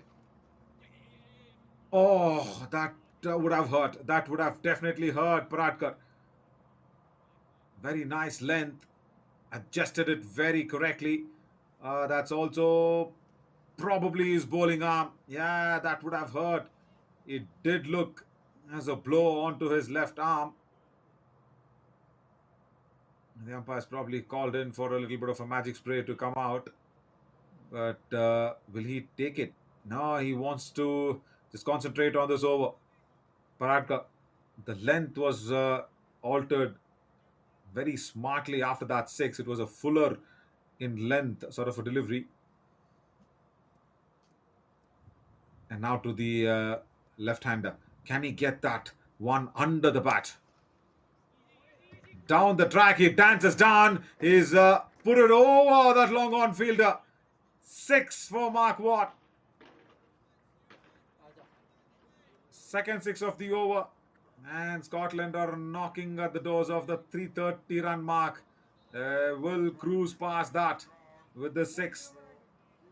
327 now. So, yeah, USA now needs to get ready to chase something more than 330 plus. For a long time, the projected score was hovering around 330, 325. And once again, Mark Watt over extra cover this time. I guess it's one boundary. Yes, it is. So the entire over now has been demolished by Mark Watts' strong shots. See, the moment he walked out, I felt he's come out there to hit out at everything, and that's what he's doing.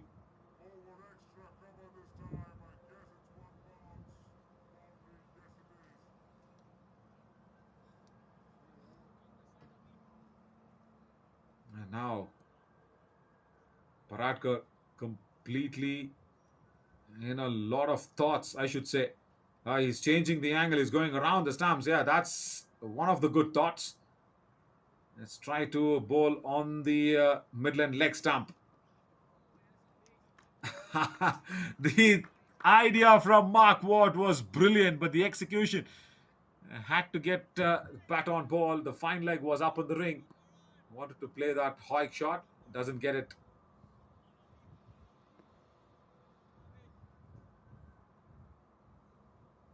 Five deliveries, 11. And he's made sure that that's the finish that Scotland needed at the end of the 48th, 49th over. Going around the stumps has worked for one delivery. The last delivery of the 49th also has worked. Probably least will push himself for the second run again. Mark Watt has been hit on his shoes, but that's fine. So Leask will have the strike for the 50th. Triple three on the board. That Mark Watt takes one on his backbone.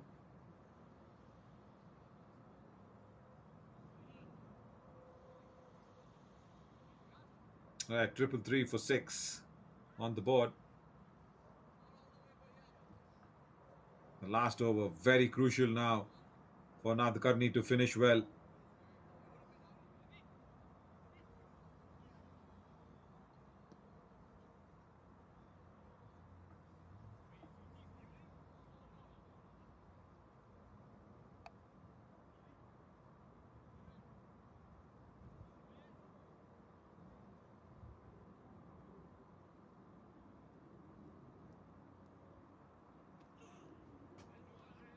Slow delivery, wonderful start.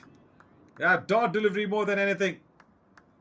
In the 50th over, if you've got that first delivery on the dot, that's a big gift.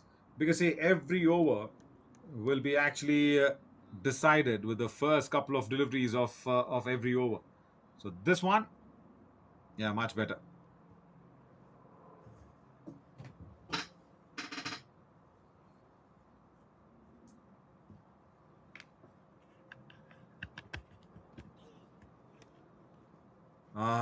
White on the leg side. Very good take from the keeper, though.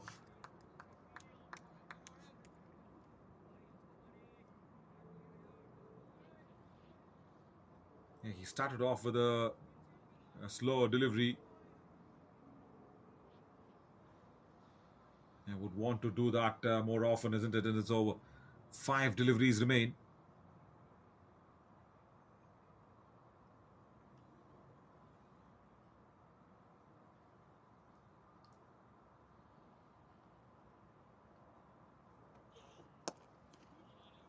Another slow delivery, well bowled. Will not get more than, say, a couple of runs. Yeah, that's completely acceptable. No boundary deliveries. That's what USAA will want in this over.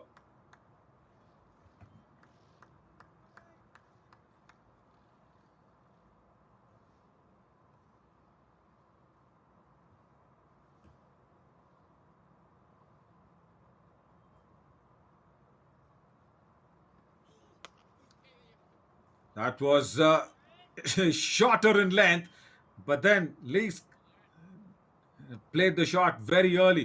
It was a slow bouncer that was being bowled, but all in all, Nat Karni will just say, okay, listen, I've just given one run of that delivery, so which is okay. Once again, last three deliveries coming up.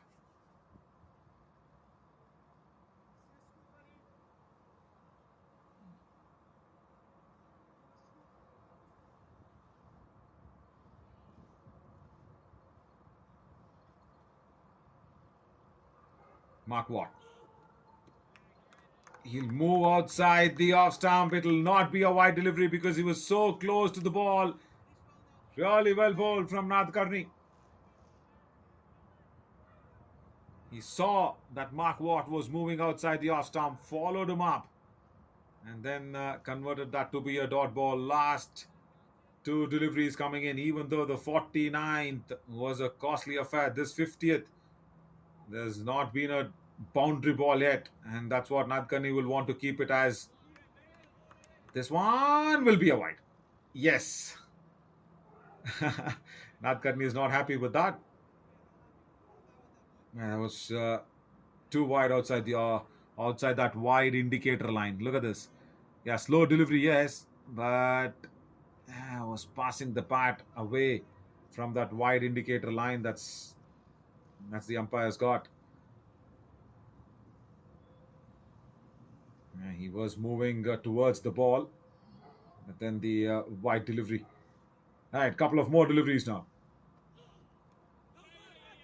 Slow ball, huge appeal, but no, it was hitting him outside the line of off stump, but only a leg by. Yeah.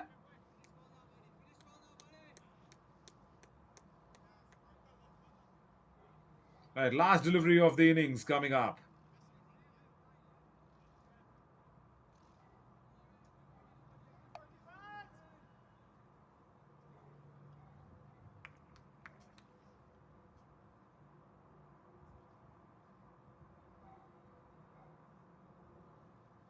Where will Lee deposit this? He'll probably have a diagram in his head. And he's hit it towards that square leg region. Will not reach the boundaries though. Will come back for the second run. Is that a run out? Yes, that will be adjudged. Probably as a run out as well. So it's just 340, no boundary in the last over. Good finish by Nadkarni and USAA. Yeah, it was hovering around 325, 330. It's probably 341 run will be counted in, and probably the second run is not. Good bouncer to end the innings out there. Let's check that once again if the batter did make it through. And probably will get the confirmation of the scorings. Yes, it's 340 as expected. So 341 is what USAA will need to win this practice match out of their allotted 50 overs. And that's the contributions that came in. Andrew made 101. And yeah, Brandon McMullen started off slow, but then caught up very nicely. But then Michael Jones's innings was a breezer of an innings for sure. He just ran away with the scorings. And then Matthew Cross contributed it well. And then Mark Ward, don't forget his contribution. 8 deliveries, 13 to push that scoring up in the fag end of the overs. But then the bowling card, yeah, it started off nicely with Ayan Desai bringing that first wicket in the first over. But then it was the spinners whose figures looks very impressive. Yasir Mohammed, pick of the bowlers, 8 overs, 38 for one. And the others might have gone for little runs, but then Ali Sheikh also 7 overs, 30 for one. So it's 340 on the board now for Scotland, and they'll come out to defend that. But USAA will want to get 341 to win this match. So that is what the summaries will tell us. Ali Sheikh's is 7 overs, 30 for one, is what has been a good contribution up at that bowling list. But Umaid, yeah, up in the batting tree as well with his century. Right, so we will join you very soon after this innings break, and we'll see USAA's reply coming in.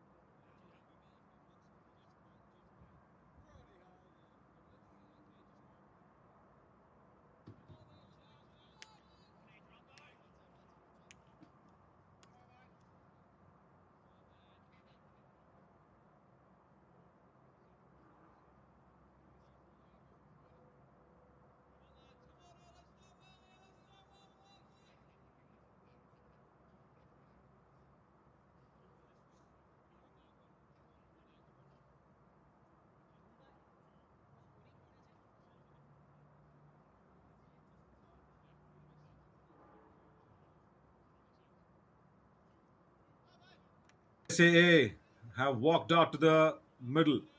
340 is what Scotland have put up on the board. It's first ball on the USAA's reply to chase this big total. Right on the money there to begin with. First ball, dot delivery.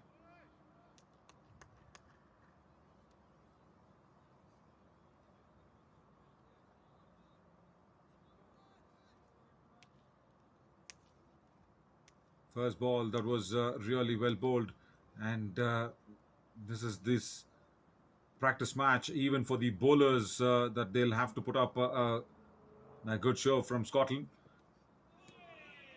Oh, that was leaving him outside, and he was playing inside the line of the ball. That was really well bowled again.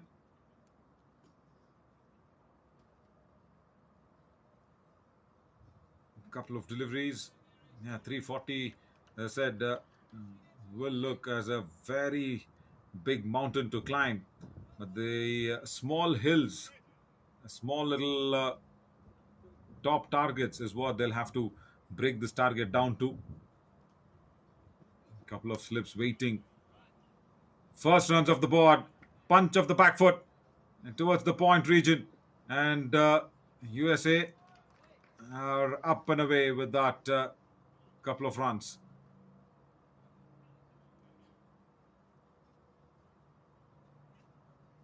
It's a boundary, in fact, has been signaled in. So first boundary for USA.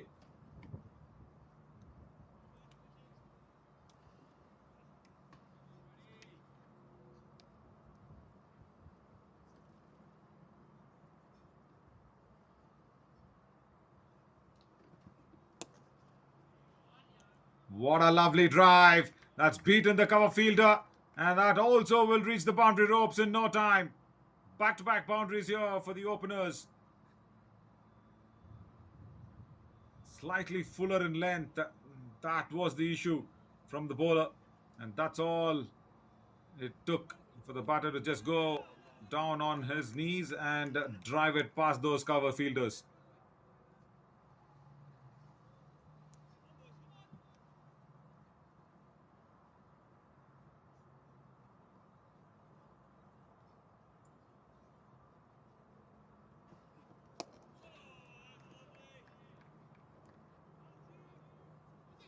Nicely bowled and also equally well played.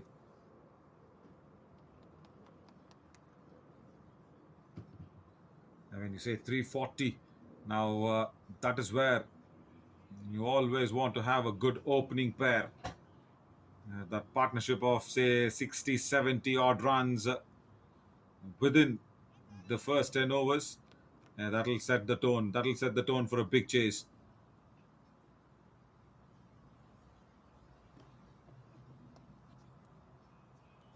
Edged. Ah!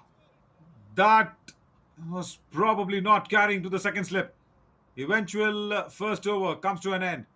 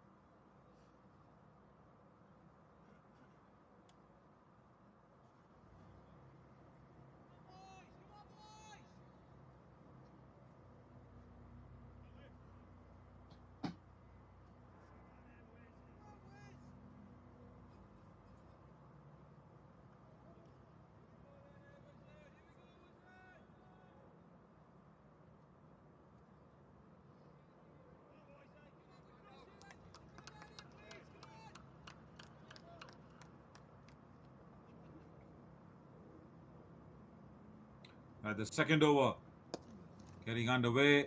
Nice drive, but straight back to the bowler.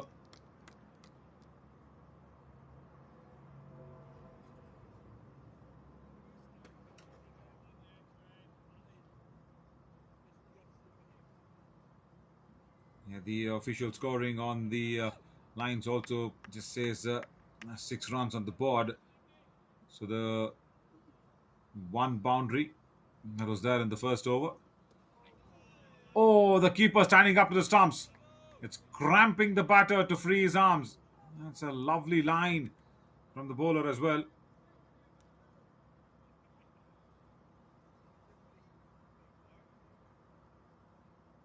Bradley Curie for the second over. And the first over, of course, Bradley Curie bowled it 6 runs in the first over. And also, now this time it's Brandon McMullen who did get that nice innings with the bat. Is also now contributing to Scotland with the ball.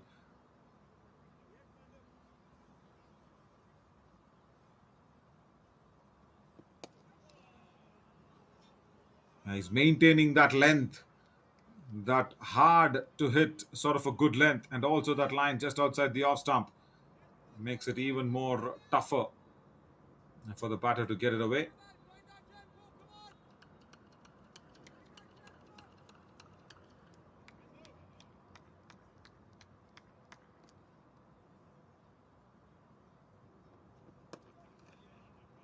Once again, right behind the line of the ball.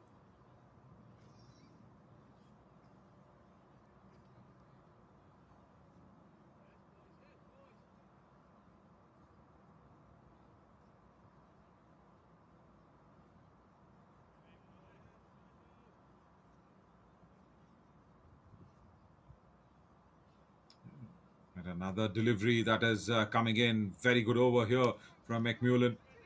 And the last ball will only be a single. Very good start with the ball for McMullen. 2 overs gone. 7 probably on the board for the loss of 0 wickets. Right, this is a good start as well. 2 overs gone. 7 for no loss.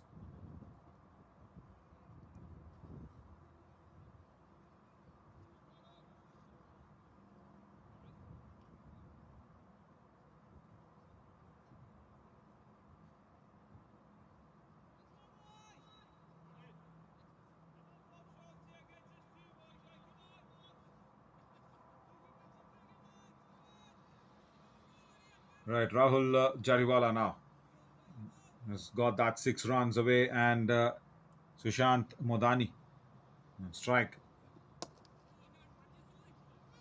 Good wrist work. Still, it will only be a single to mid on. Had to hurry at the end of it. Would have been a close affair.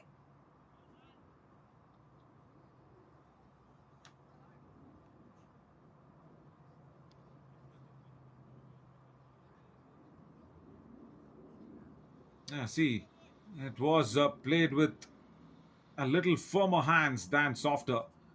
Modani and then had to hurry at the end of that single at Rahul Jariwala now.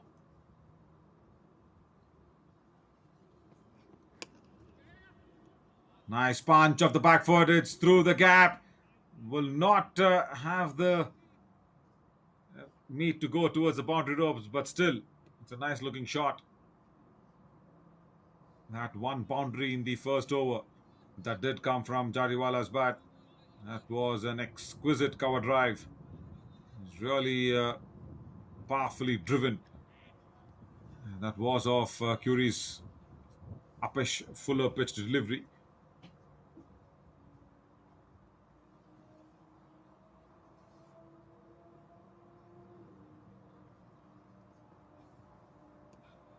And down the leg side, that goes wide delivery. Good take from the keeper.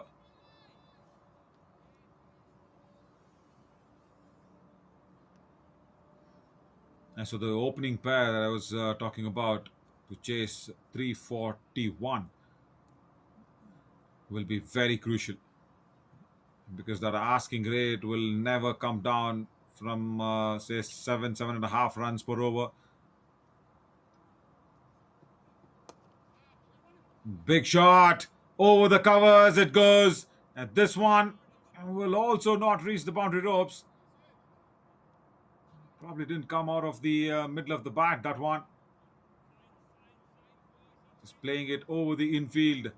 Jariwala on the occasion. So yeah, he looks positive in his intent. That's what you need. Positive intent and also a decision against the bowlers of who is going to go against which bowler. You can't be probably firing at both ends. Wonderful flick shot. That's probably gone all the way. First six for USAA. They're just using the pace of the bowler. And Jariwala's class act coming into good effect.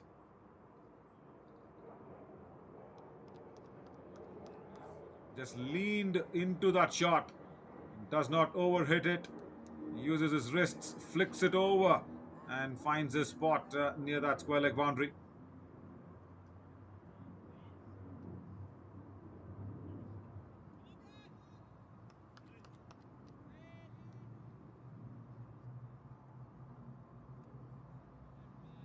Now, once again, Jariwala targeting Curie, the first over boundary, and now this first six.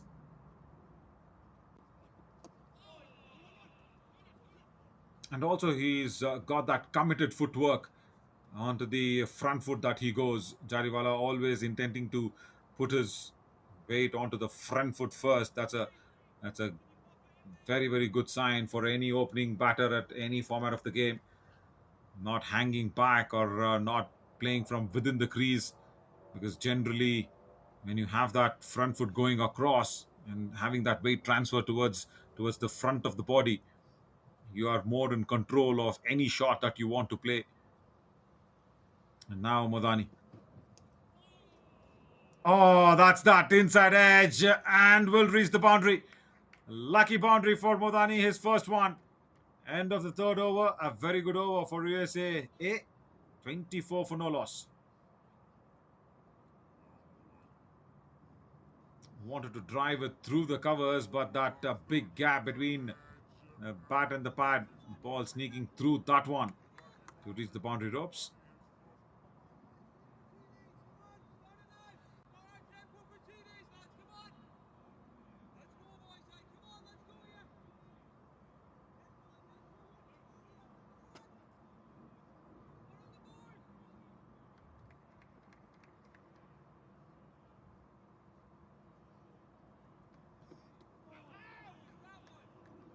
Oh, once again, that keeper standing up to the stumps is allowing a lot of runs to be controlled in.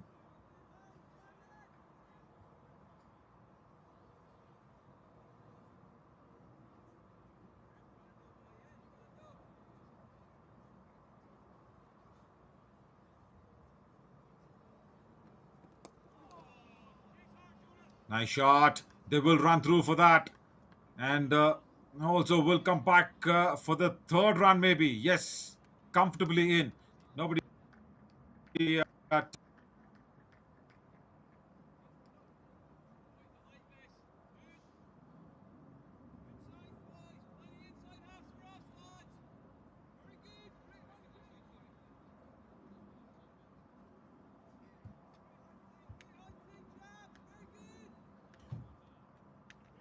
also, one over that has been really productive is that second over.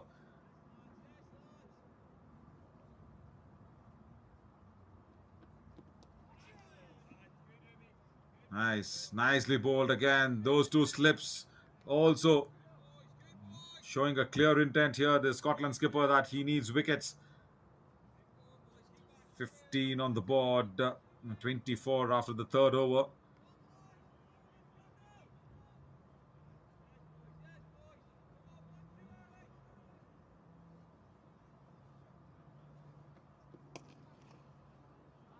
Nice drive. Through the covers, that goes, and another boundary here for USA. And Rahul Jariwala will be a confident opener with that one. Just a hint of wit that was provided, that's all. Just trying to make that slip Cordon come into action. And he played the ball with the swing. That's what was more sweet to watch. Good timing.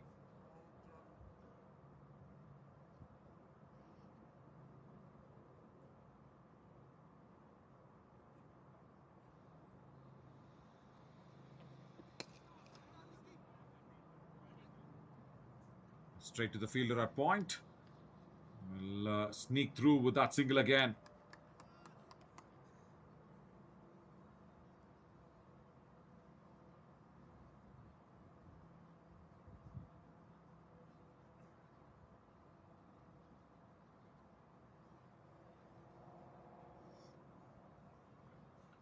Another good over for USAA. 8 runs coming off this. And Rahul Jariwala especially will hold a big key to this opening pair. 341 is what they'll need to get. 309 more. So how much can this opening pair reduce out of that 309 will be very helpful for USAA to get this run chase down. Nicely bowled. 4 gone. 32 for no loss, USAA.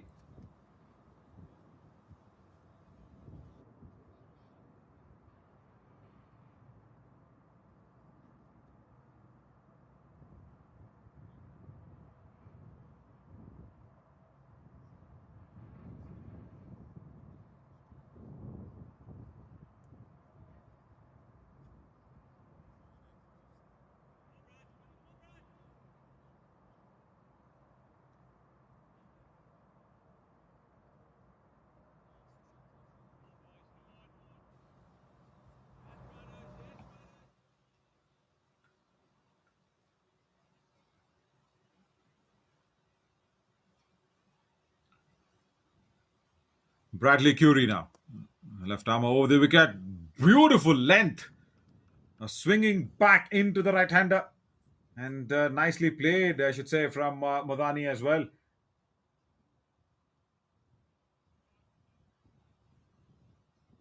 Because even though this is a USAA's practice game, Scotland will want to try and keep things down as quickly as possible. Now you see Cross now walking up to the stumps, and this is the first time that he's doing against Curie because he's very quick, wanting to pick that length. They've got a man back at deep mid wicket, doesn't get it under the bat. But yeah, Cross with that innings that he actually came out with when he was actually starting off with a little bit of a low score, and then he also caught up nicely at the end of his innings. He's already taken a very good take behind the stumps when that ball was bowled a little wide from McMullen. Bowled, gone. That's the first wicket. Curie strikes as Modani will have to walk back. I think the front foot not going quickly across. Probably was stuck in the crease. Yeah, there you see. There, that's the problem. That's the gap between the bat and the pad. And the ball sneaking through, off stump, disturbed. USAA lose their first wicket. Madani goes for 10. 34 for 1 now.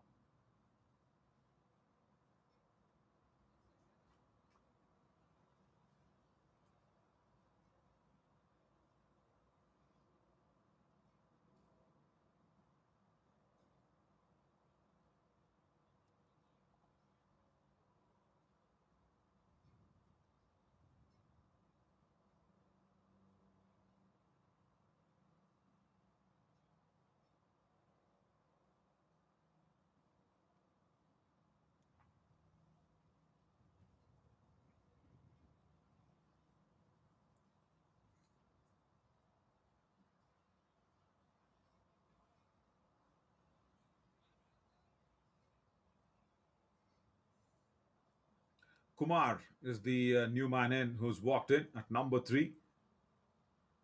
Nitish Kumar.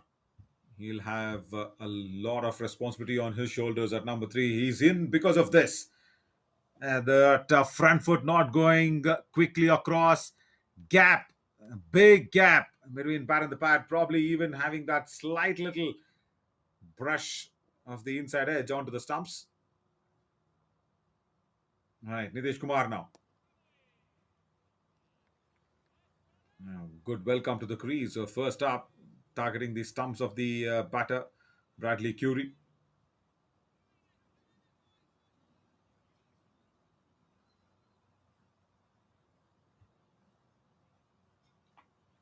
And also, that illumination behind the stumps is that one red light as a batter you don't want to see ever in whatever format of the game.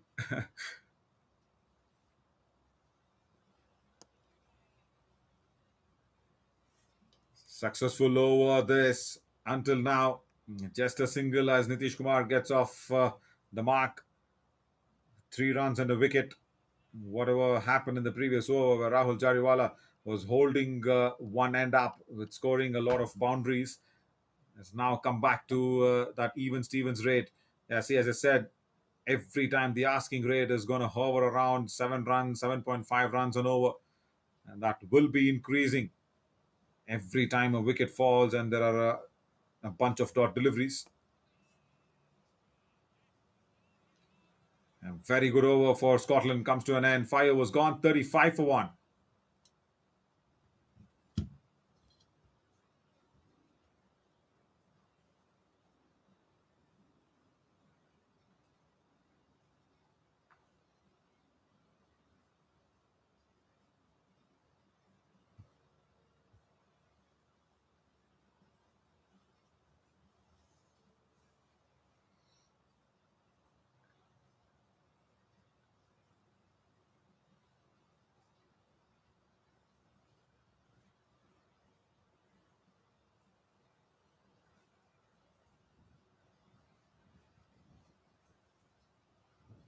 Brandon McMullen, right, 2 overs, 9 runs for him. Third over about to get underway. All the more important now for Rahul Jariwala to stay on, think of a different strategy because he was scoring freely the first couple of overs. And now, after the dismissal of Modani, it is now up to him to have a different thought process to this 341 because 306 more of 269 is not an easy ask. And Nitish Kumar, he will take his time. He can't afford to take a lot of time though, but yeah, a couple of deliveries here and there is definitely on the cards. As once again, Brandon McMullen is about his delivery stride.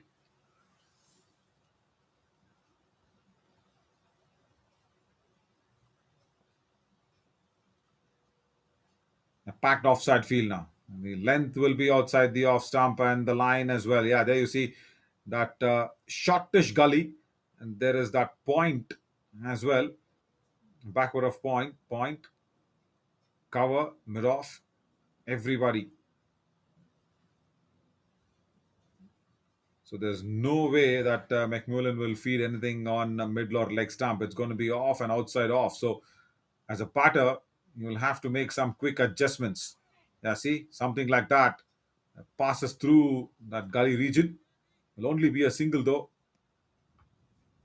Yeah, change in terms of what is another question that we'll have to crack open to score runs as a batter. So what probably you cannot do is go down the track because Cross is standing up to the stumps.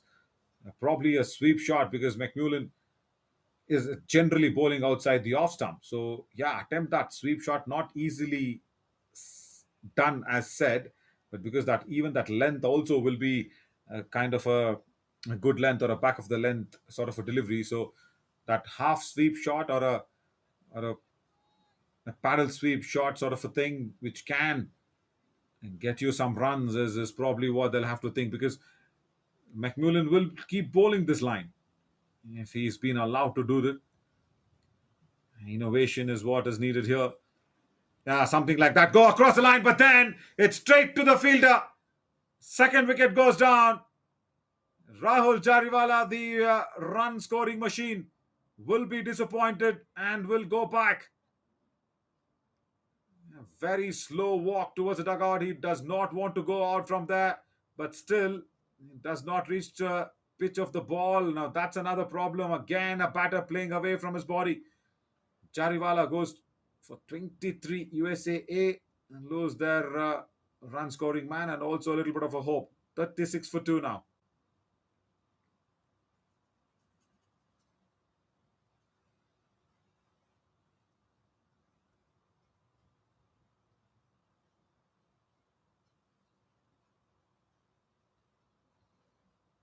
And Rahul just picking the lone man standing inside the ring on the onside.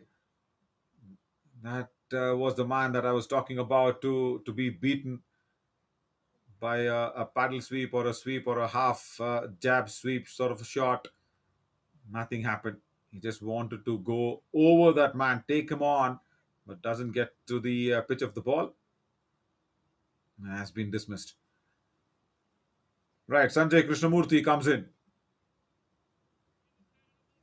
Very quick for his liking at number 4. Sanjay.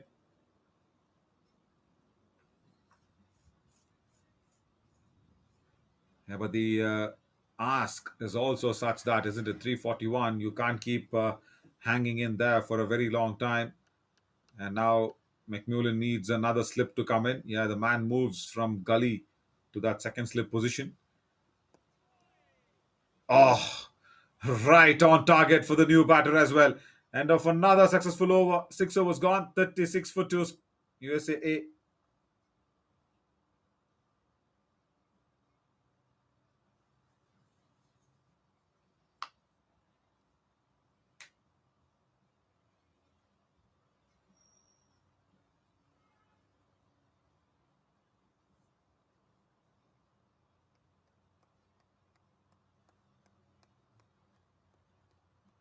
Right, the skipper of Scotland will want to keep continuing with Bradley because they've done well. Bradley Curie and Brandon McMullen. Right, fourth over in concession. Nicely bowled once again. So Cross, as a keeper now, is standing up to the stumps for both the bowlers. I say I will probably not go on and think of sweeping Curie as a right-hander. That's tough because it's going to be across the line and also the big risk of getting that pad in front of the line of the stumps. But for the right-hander, McMullen, it was a safer shot. Now, how do you crack Curie's line? Is something that has to be thought about because again, the same sort of a field even for Bradley Curie because he's also got a packed offside field. There's 2 men inside the ring on the onside. Straight down the ground is a safe shot. But then to get to the pitch of the ball, you have to leave the crease and dance down the track. And Cross will not allow you to do that. So yeah, it's questions all around for the batters there for USAA. Much better. He does not get a hand to it. Safe is Krishnamurthy. Sanjay Krishnamurthy was outside his crease, but Bradley Curie does not get a hand to it. The See, where is Sanjay Krishnamurthy? He does not get a hand to it. Sanjay was way outside the crease. The ball, even after hitting the stumps, does not cause any damage. Yeah, so the thinking is right here from Nitish Kumar. He wants to play straight. Yeah, because the mid off and mid on, especially the mid off, more squarer than finer. So yeah, that's one way to get some runs. Now there you see that mid off fielder just on the background of your screen. Yeah, there he is standing more squarer. Bradley Curie. And most of the runs have come in from his bowling, especially when Rahul was taking a bit of a liking towards his bowling as well.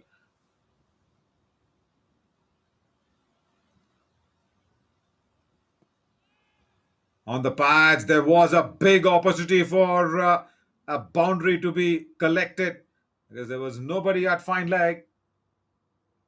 Just missing out on that occasion, Nitish. Yeah, suddenly, when you are focused on playing middle and off, one delivery like that on the pads, yeah, that's bound to go under the carpet.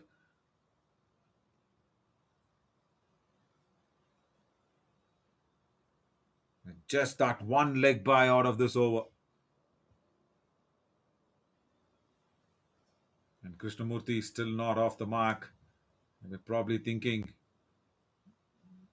where is my spot now? Only if Bradley Curie commits a little mistake of bowling a touch fuller than that good length or a back of the length. That's the only option where there'll be an uppish drive over the infield to get some runs. Does not beat the mid off field. It does, it does. It has gone through. Yeah, that's a better way to get the boundary. It was hinting at that place. Uh, First boundary for Krishnamurti off the mark. 7 overs gone, 41 for 2. Was that a little misfield? It looked like it went straight to the fielder. Should have stopped that. Should have definitely stopped that. Tear, I think, was there at mid off. Nevertheless, USA will take it. 7 overs gone, 41 for 2.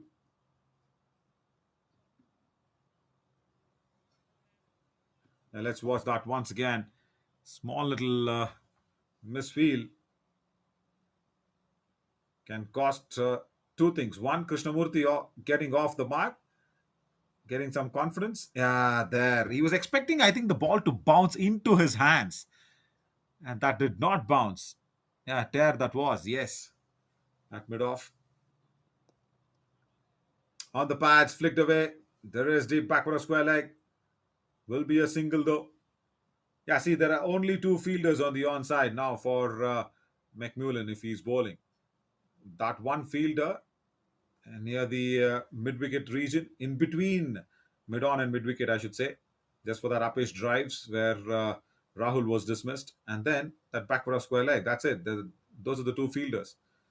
And he's bowling off and outside the off stump. There, see? That's the length. Probably have that wrist work going in. Tap and run towards the onside. Flick it towards the onside. Those are the options which you probably can try as a right-hander against McMullen, because USA need runs. They need them quick, because now the required rate is for the first time crossed over 7 runs and over. Up his drive and probably not carried to Lisk on that occasion. Let's watch it once again. Not the easiest of the chance. Up his drive towards point. And did that carry? No, it didn't. It's falling way short of his hands. Nice to see that he's put the body behind the line of the ball.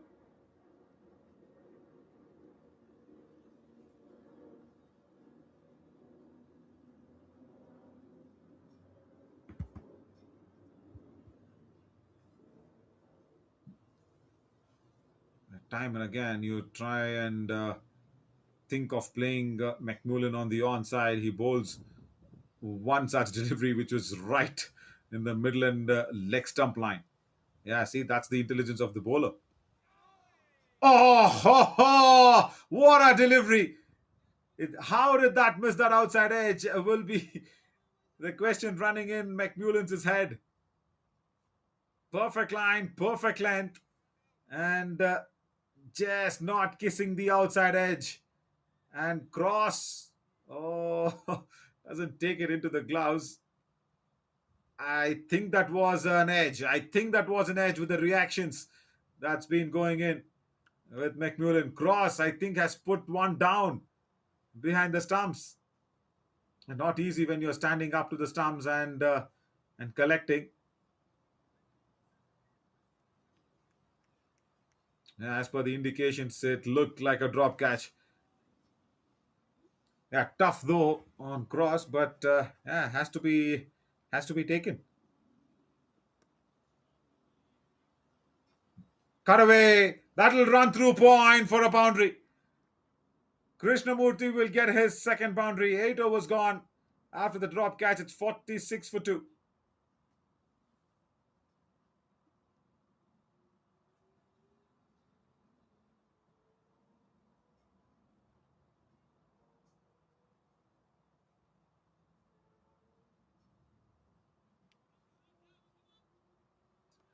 Yeah, let's watch how that ball had that thin outside edge.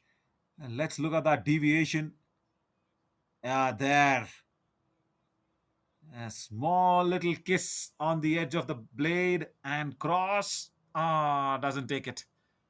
Reactions from McMullen tells the stories.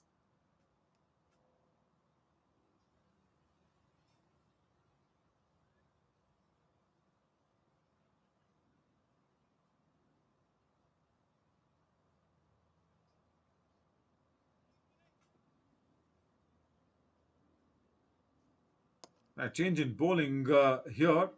Curry comes in and has been driven down the ground towards that long on boundary. Welcome to the bowling crease, says Nitish Kumar. Nice shot. 50 up for USAA in the ninth over. First ball, Scott Curry. Nothing too wrong with the delivery, just that there was no mid on. Played it off the hips towards backward of square leg. There is a fielder down there. You have your tall fast bowler running in, and there is no mid on. And good to see that Nitish Kumar actually noticed it, played it exactly in that direction.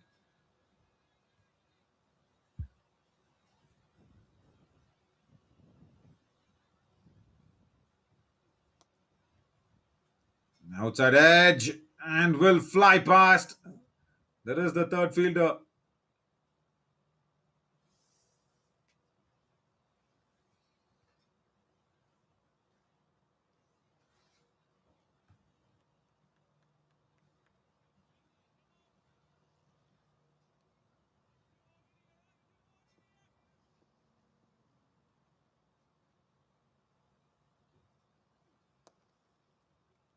And that's a nice length. Lovely delivery as well. And because especially after that first delivery, the second one also was fuller in length. And now Scott, I think now he has understood that to bowl fuller is not what is needed on the strike. He just needs to bowl that good length just outside off stump like McMullen was doing. Even now, there is no conventional mid on. Nicely hit straight to that cover fielder. Yeah, that mid on position is something that will be a bit of a talking point because the first delivery of this over exactly was played at that direction. And probably the Scottish skipper is asking Curie not to bowl that fuller length deliveries. And maybe that's the reason he's not given him that mid on region as well for the drive. Short ball pulled away, hasn't got a good hold of it, will still get a single. 9 overs gone, 53 for 2.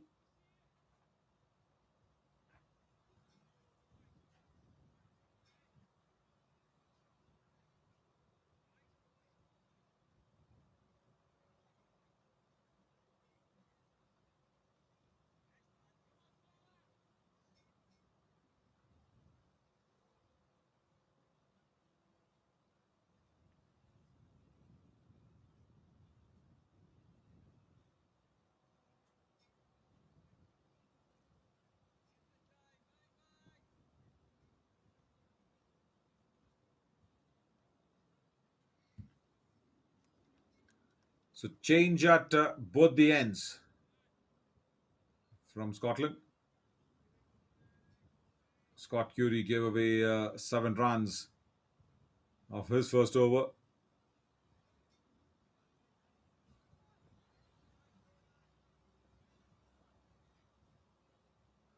288 more needed as Sol comes in from the far end. Nice start. Good start. He's also making the ball hit the bat much more earlier. Christopher Sol.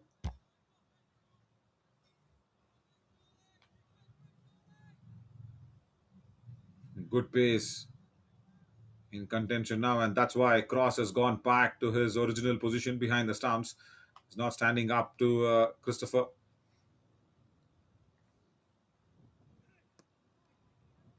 Oh, that stopped on him.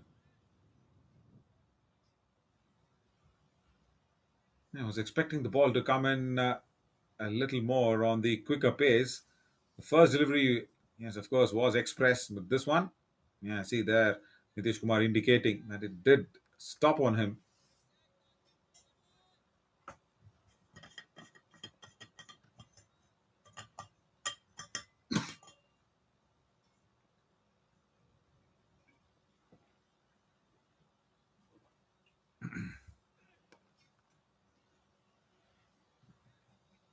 Wanting to punch off the back foot straight to the fielder. But yeah, at the end of 10 overs, it probably will say Scotland had lost just 1 wicket. USAA have lost one extra, especially Rahul's dismissal. Yeah, so somewhere the first 10 overs, on the scoring wise, they're pretty okay there. Even the required rate, yeah, under control, at seven and just over seven. A good leave. So yeah, just over seven will be considered a nice little control on the required rate, but then the extra wicket, that'll be a problem.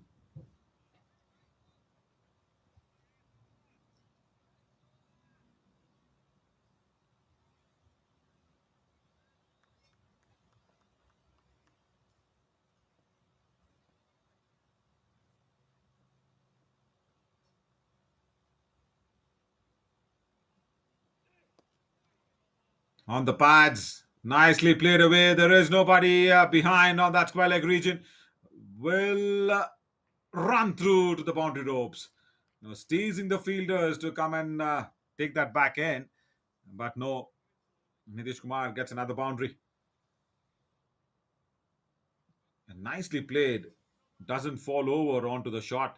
Generally, when the ball is bowled on the pads, that tends to happen with overbalancing of the batter. But here, good balance held by Nitish Kumar and gets that boundary behind backward of square leg. And another boundary, and you will probably feel USAA have got an upper hand in the first 10 overs, which is not to be. 10 overs gone, 57 for 2. I still need 284 of them.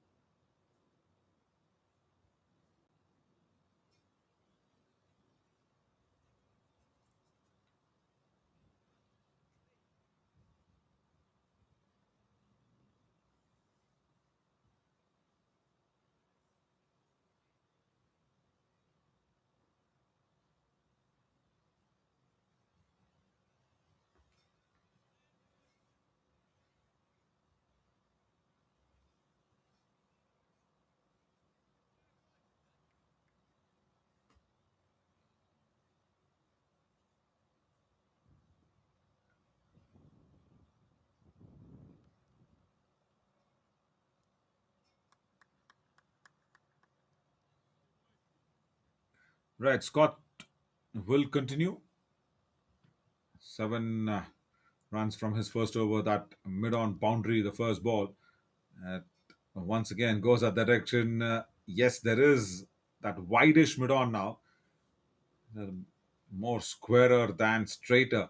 But then when you have that length that's been bowled from Scott, you'll need to have that fielder a little more onto the straighter position. There he is walking away from that frame that suggests that he is there for dual purpose. Yeah, one for this, which is being played from the hip, sort of a single, and then one for the drive, the on drive that goes through towards the mid on region. So yeah, that dual purpose fielder can be a target now for Nitish Kumar because that's how he got his first boundary towards that mid on region.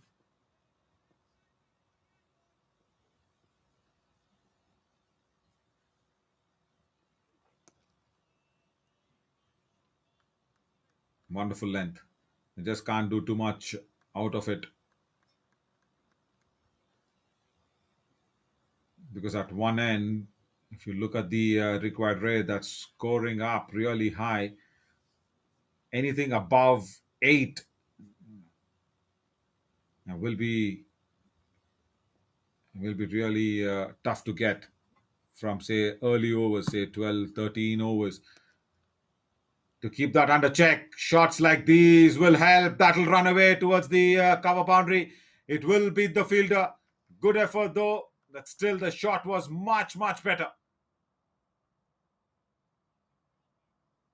The placement is the key here. Even though that had a little bit of a width on offer, there was a fielder who had to be beaten. Yeah, and was beaten in a very nice fashion by Nitish Kumar.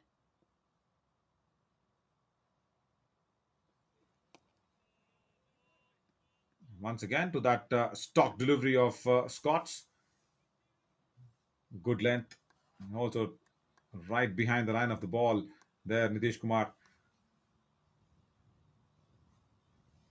And yeah, how long is one going to have that patience in is also the key. Because yes, the bad balls will come in, but then you need to be very patient in searching for that bad delivery. I like that.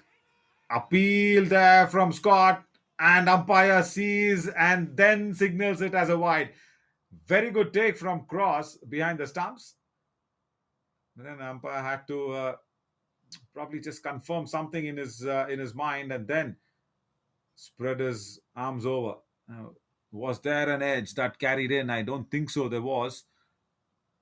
It was closer to the glove, but yeah, Cross, nice take again down the leg side. Wide delivery.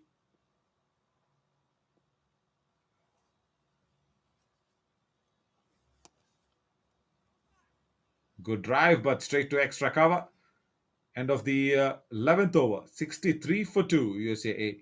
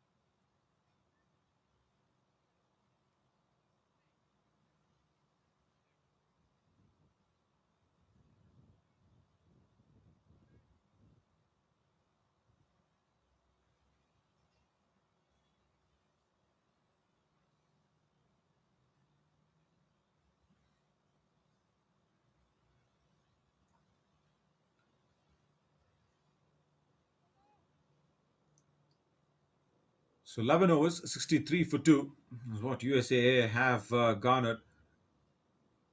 Scott will continue along with Christopher. Once again, Cross.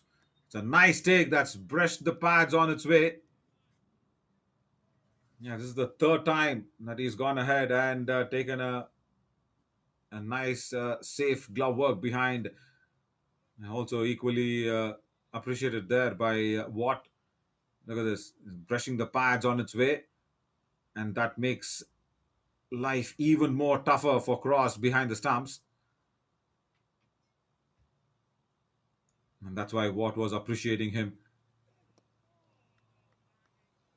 Uh, that hint of in dipper that was coming in from Christopher. Good that somehow Krishnamurti got that under his eyes.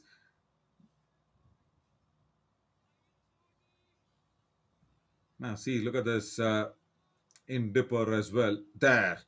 See, Krishnamurti wanted to go towards the offside, but then got his got his bat right down in time for that inside edge. Yeah, Scotland will not mind any over where there is no boundaries that's been scored. That's all will their target be. Oh, that one took off. One for the over. Yes, Nitish Kumar will walk down on that pitch. We'll just have a look at that length that really took off from there. It was not a shot of a length as a delivery is being concerned. It's just, yeah, right, hitting the deck hard, took off like a rocket from there. Effort delivery from Christopher, that one.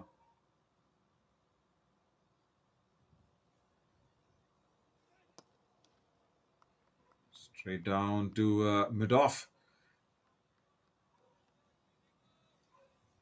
And what USAA now needs is a shift in momentum. Yes, they have lost a couple of wickets, but then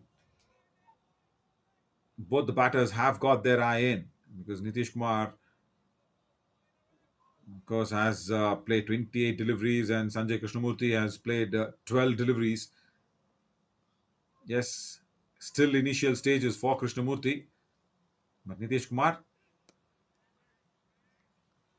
now needs to have that talk in the middle and say, listen, no spinners yet. It's all the pace attack that has been peppered across. So can we take on one of them? Can we make the skipper of Scotland think a little different? But then when you look at that scoreboard, which says 277 still needed, I probably say, okay, whatever plans I make, I just need to score runs.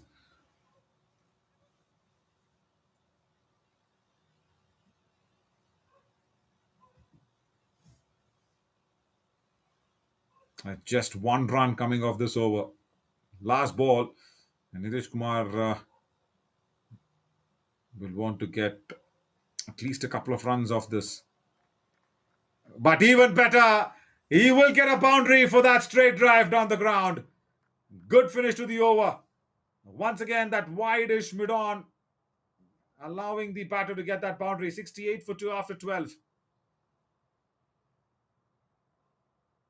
Yeah, this is the second time that's happening in Christopher's bowling.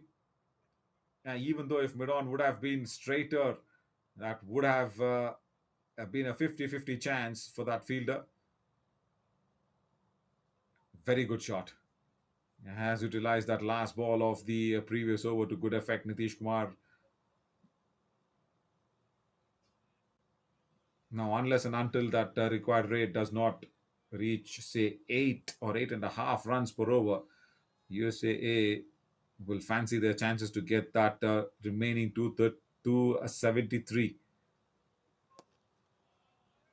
Good shot. He's got very, very good hold of it, and it's gone all the way straight down the ground for a 6. Now, how did he pick that length up, or rather dig up that length, I should say? Just a good length delivery. He was standing and he was delivering straight down the ground. Once again, that head position so still and so nice to see. Sanjay Krishnamurti also in the thick of runs.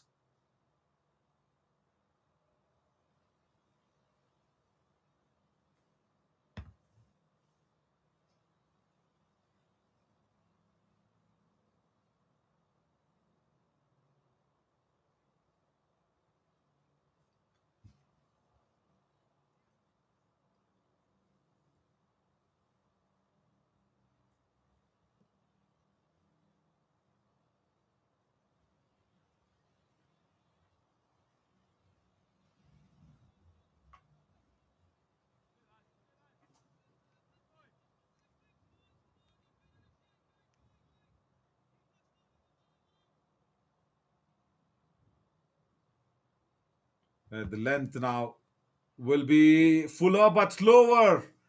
Delivery attempted by Scott. Yeah, that was out of the textbooks. After you get hit for the boundary, try a variation. Well done, Scott, on that occasion. But he would have wanted that line to be a little more closer to the stumps instead of going outside the off stump.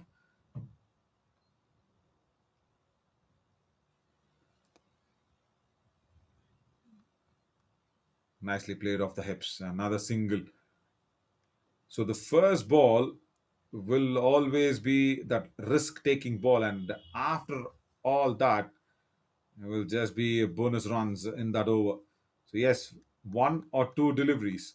That is what the risk lies in, especially when you're chasing a mammoth total like this. So, yes, that should be the plan, like this over. And after that, you can only keep doing this.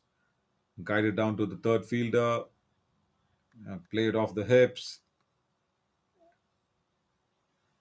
because the onus is now on the bowler to keep the over as minimalistic as possible, because the first ball has already now gone to a maximum.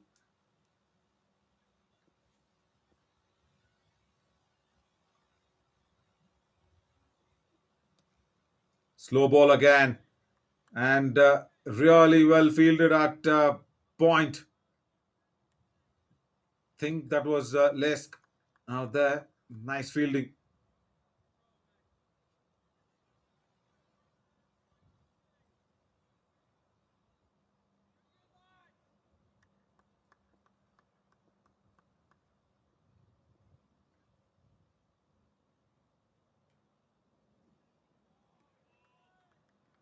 Ah, it was too way above the shoulder, thinks the umpire.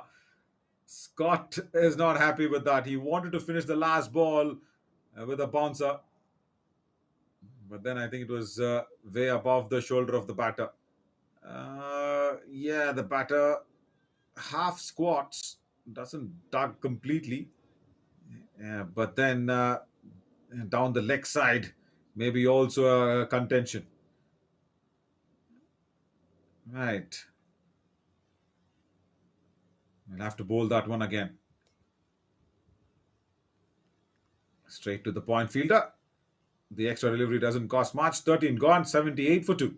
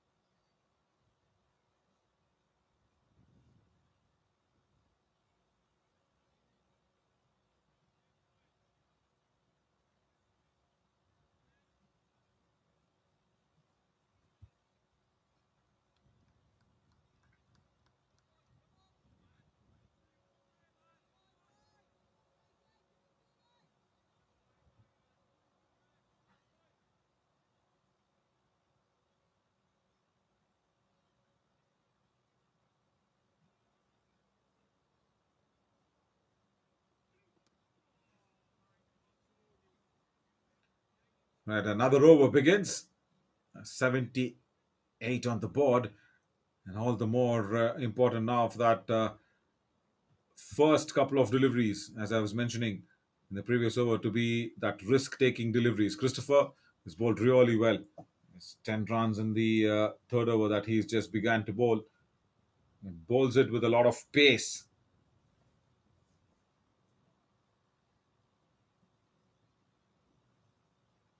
Nitish Kumar. Yeah, 33 deliveries is a good time now to start to probably break the shackles a little bit. He's done that time and again. But now, see, the first couple of deliveries, the bowlers got the upper hand. So now the entire over, it's either 4 or 5 runs. So Scotland will be really happy with that.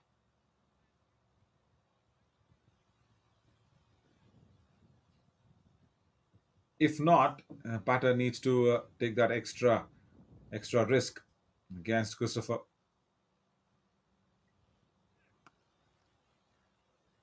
Shot and wide it was, and that's been punished. Very good shot. There was a deep point fielder, and the placement again from Nitish Kumar is picture perfect.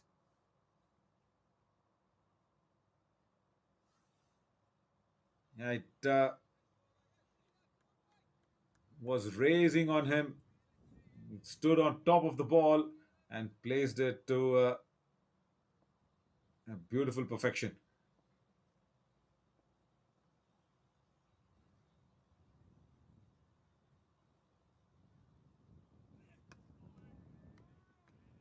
And once again, not shying away from hitting the deck hard as Christopher. Even after that shot to delivery was being slapped away towards the boundary ropes.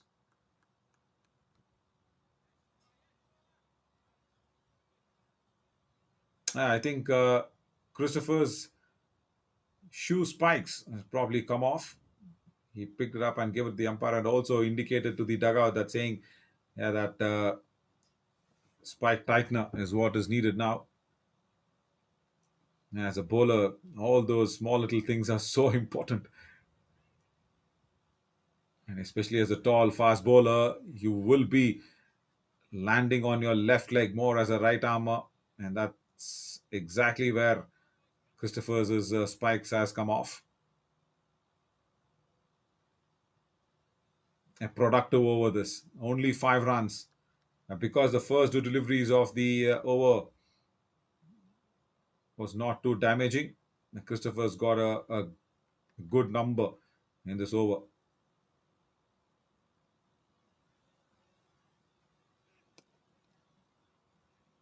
Oh, doesn't get the finger to it. Will be a single. End of the 14th, 84 for 2.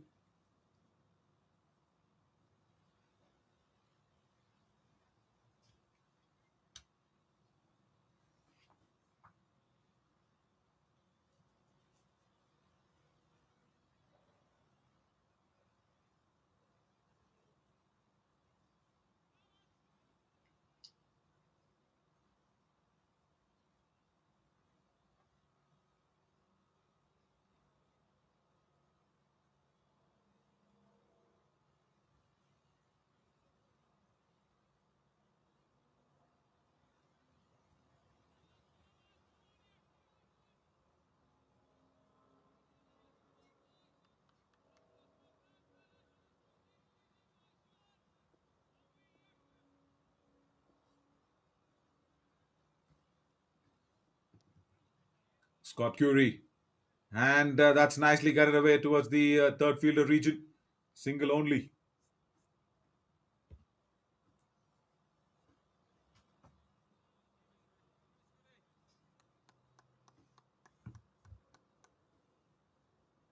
They're keeping it under good control now, Scotland. And not letting the USA batters run away with this. This is a brave fight also from Krishnamurti and Nitish Kumar. Slow ball and straight to covers. Good stop. Very good stop.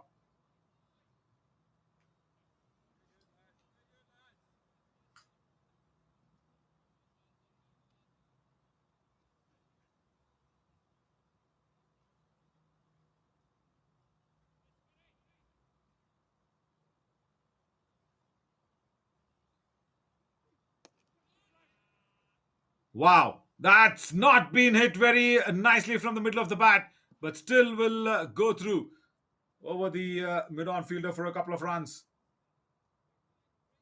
Yeah, the idea was right to go down the ground. Then he's also telling himself that he should have pulled it even better. I would have felt play that tennis racket sort of a shot because mid on and mid off are up in the ring, down the ground with a little more conviction. That should be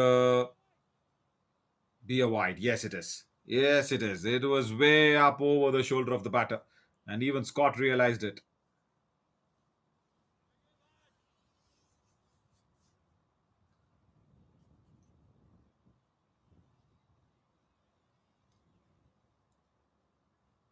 Yeah, perfect angle this to gauge the ball. Yeah, almost on the line of the helmet.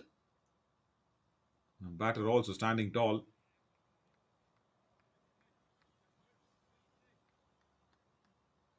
Now, what can Krishnamurti and Nitish Kumar probably talk to each other?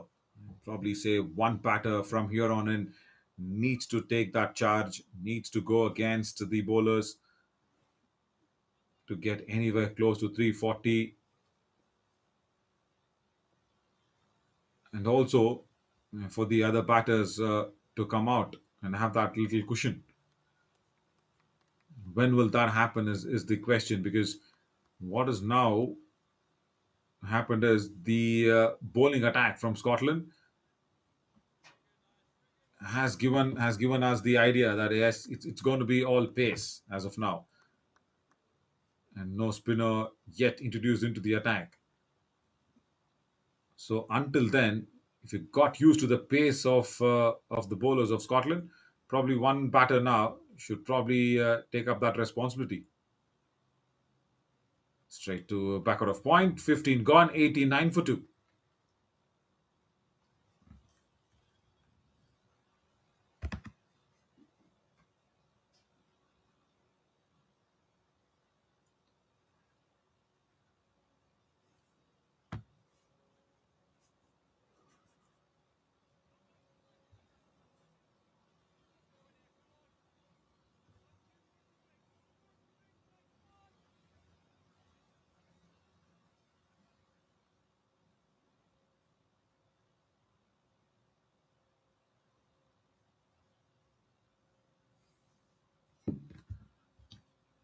Utkarsh Skanda, and of course Kwame Ali Sheikh. Those are the batters that they will be trusted upon to do the job, get closer to 340. Right. Christopher will continue. And will that be one for the over? Yes, it is. So the first ball itself, Christopher does not want to take any chance, bangs one in short.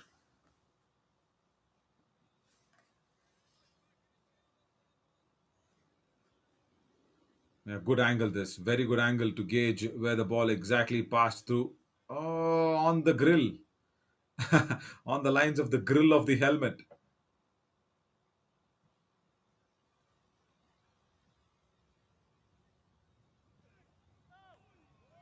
Oh, that was quick. That was really quick. Yeah, probably the previous occasion where we saw that, yeah, the ball was on the line of the helmet that was called wide. It was over the head. But here, very good decision there from the umpires, both of them, the square leg and the straight umpire, having an eye contact with each other, and that was adjudged as one for the over.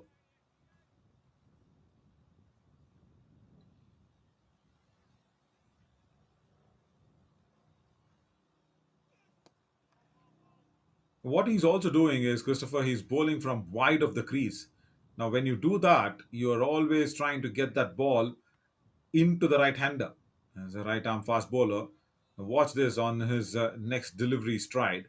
He'll go wide of that crease and try to bowl into the body of the right hander.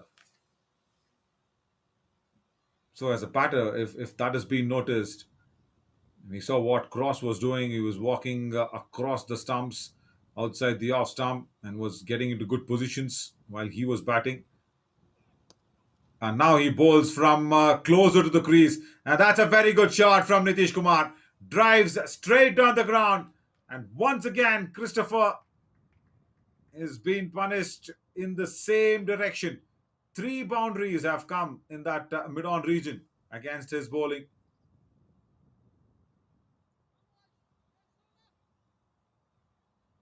Yeah, bowls it Very closer to the stumps from within the crease is Christopher, and yeah, that mid-on fielder is way too squarish for that shot to come out. Now that close in catching fielder. This is good thinking. What? Standing right there, staring in the eyes of Nitish Kumar. This is a very good, innovative field placement from the Scottish skipper. Yeah, because three boundaries in that direction, you don't like that mid-on fielder to be more straighter. You want him to be squarer. So yeah, put another catching man in. Good thinking. And what? Yeah, he should be the right man.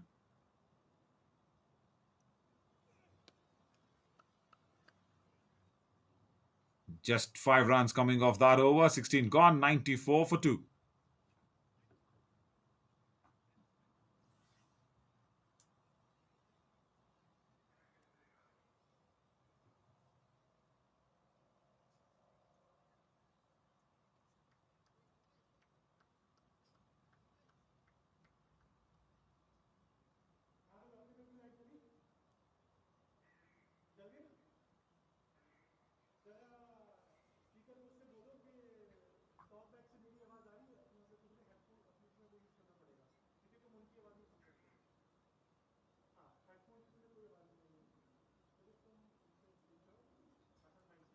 Yeah, Bradley Curry and Brandon McMullen both have got their equal share of wickets, but touch costly there. Bradley Curry gave away 30 runs of those 4 overs.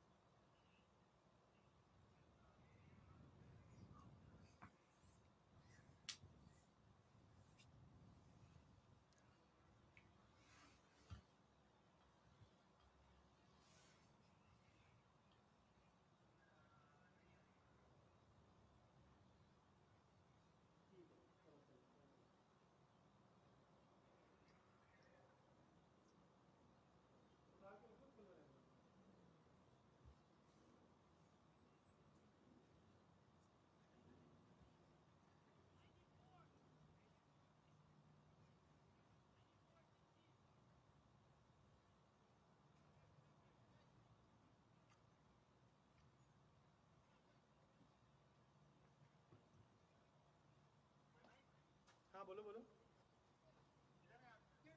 नीचे हूँ नीचे slip पे हूँ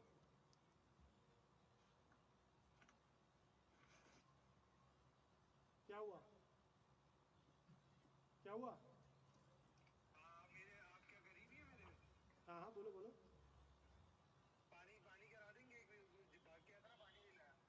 अभी कराता हूँ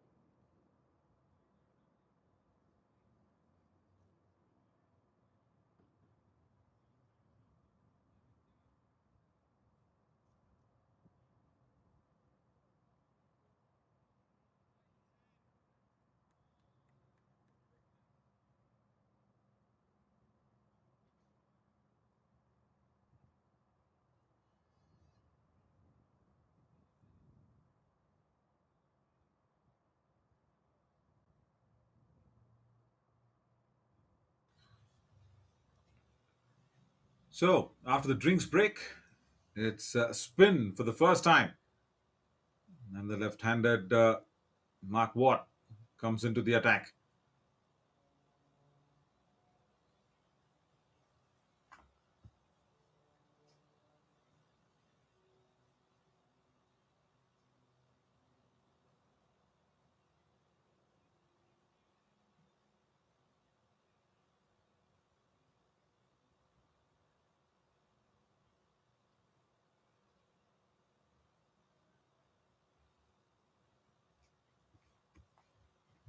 Yeah, he did score a quick fire 13 of just 8 deliveries when he was batting.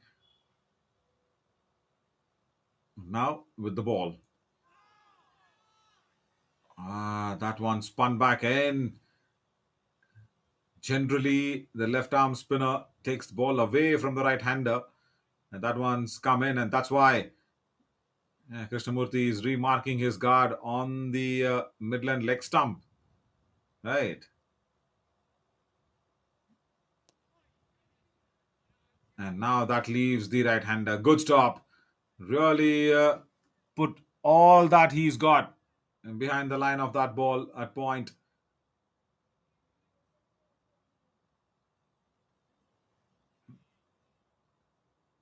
There, that was the first delivery, which just came back in so much.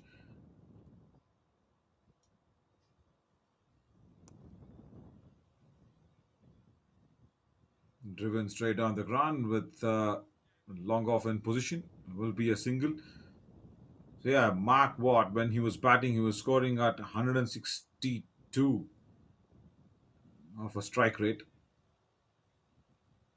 8 delivery that he faced up and 13. So yeah, also contributing to that momentum, and also what Andrew Umed did in the beginning.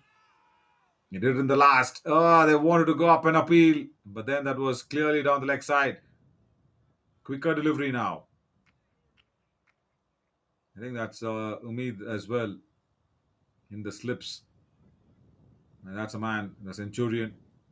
101 of just 88 deliveries that he got for Scotland.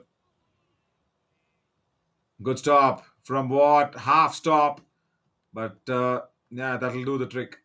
Just for a single, is it? Single.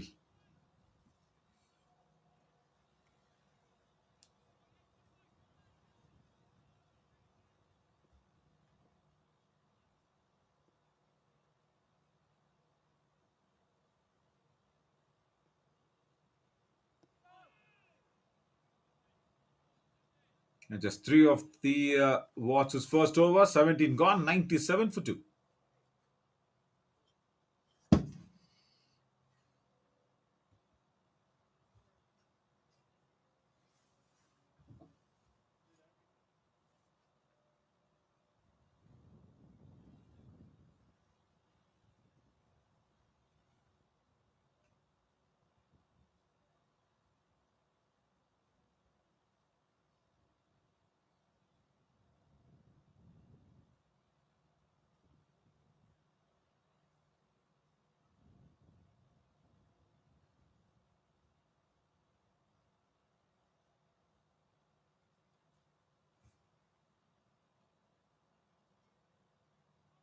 I'll tell you what, USAA as of now, 97 for two, and currently at this juncture, they're placed well above what Scotland had got. But then this was the consolidation phase from Umeed and McMullen, remember? But here, Krishnamurti and Nitish Kumar, they've just managed to get that scoring rate a little over what Scotland had at this moment.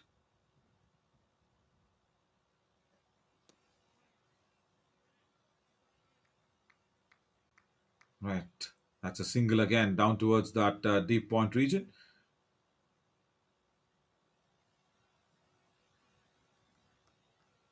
Mark Watt just bowled that first over, gave away only 3 runs. And now Bradley Vale, he's been brought into the attack. So double change. at both the ends. So can this be that little phase where Nitish Kumar and Krishnamurti target these two new bowlers in? Oh, beautifully bowled. Was, I think, touch late in that drive that he was attempting to play.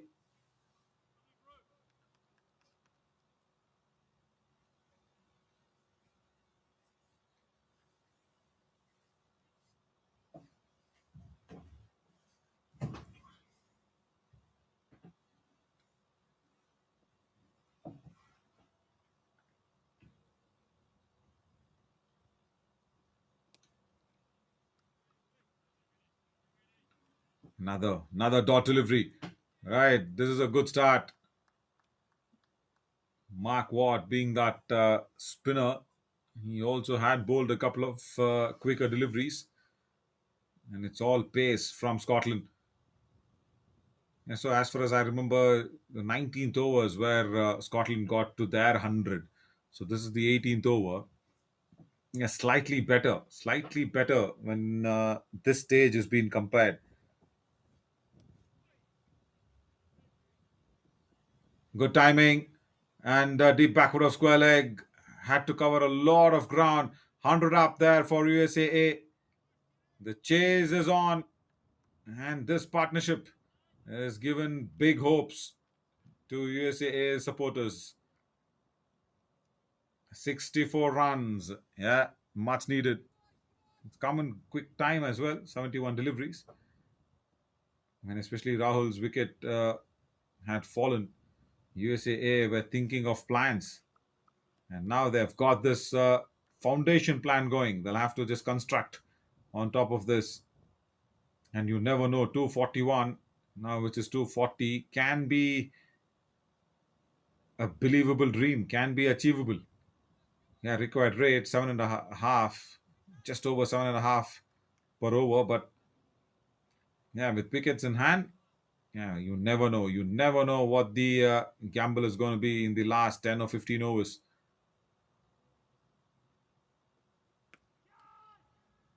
Nice pull.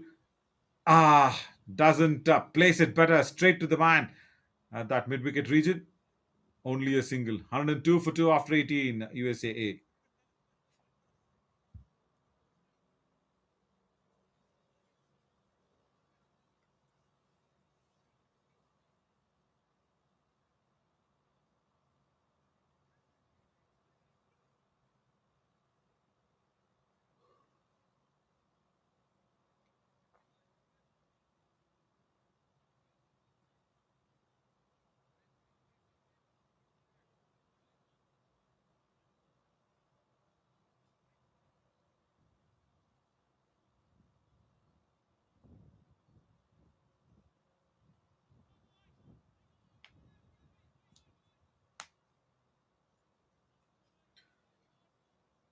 Mark Watt will continue.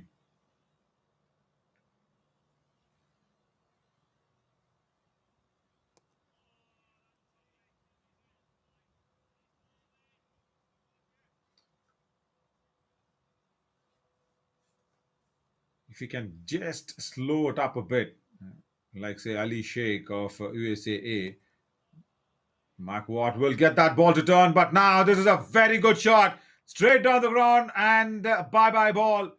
That ball's not coming back. Six.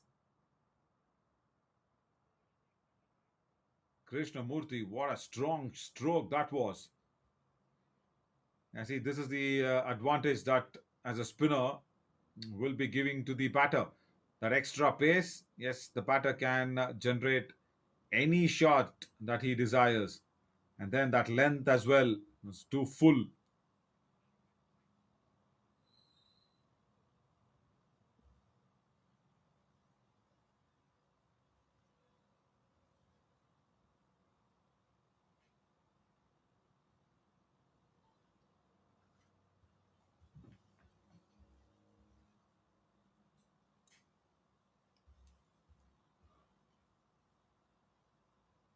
Yeah, just seeing where the ball landed, it's not there.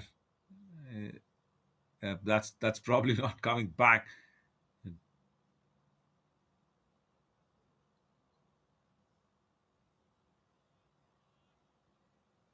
Oh, lovely. Very good work. It was under that black screen. They found it. They found it. That's nice. I tell you what, these balls actually cost a lot.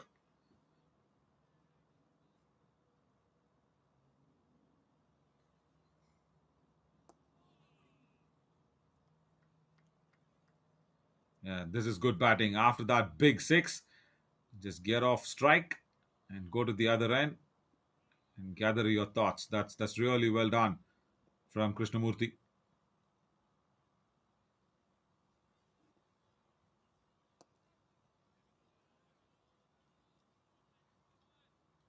So the first two deliveries is now that risk factor out of the way. So the other four deliveries can just be singles or dot balls. That's fine. So you're covered with that 7.5 runs per over. And that's why I always say when there's a big run chase that's coming in, the bowling team needs to be on the mark always, especially with the couple of deliveries of every new over.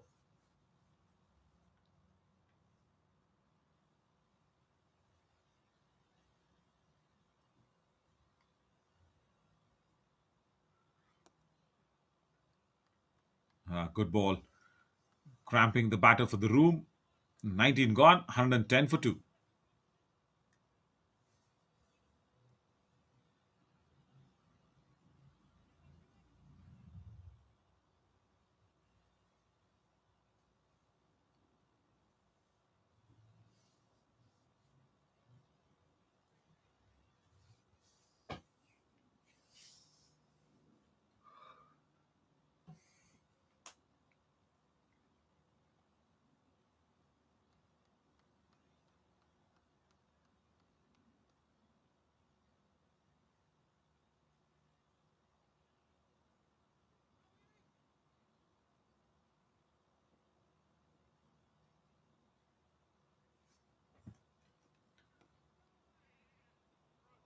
Once again, express pace.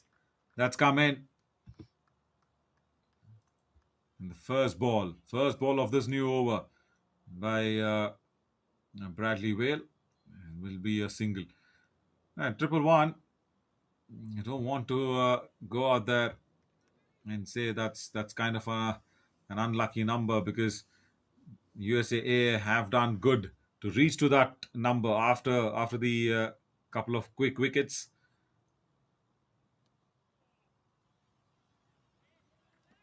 A guy to the third man, a boundary. Wow. Now, how do you call that an unlucky number as triple one? It's given a boundary at that occasion. Yeah, Nelson's will definitely be happy with that. Just using the pace of the bowler, guiding it towards the deep third fielder, boundary.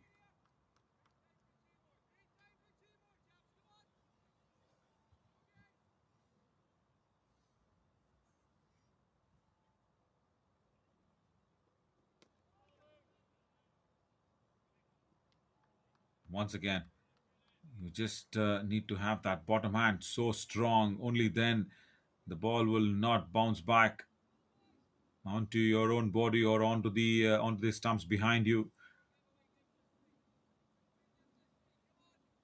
But Bradley Whale, he does bowl it with some pace.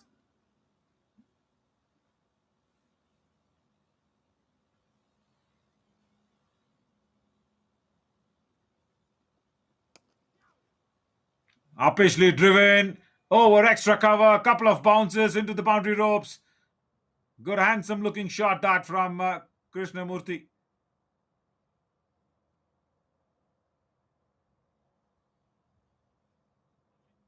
Slightly fuller in length. That's all. And that was sliced away. Yeah, not a strong bottom hand player is Krishnamurti, but then the timing, more importantly, the placement for his 43 has been very good. Oh, slow delivery. He wanted to play at it, then leave it, then finally decided to leave it.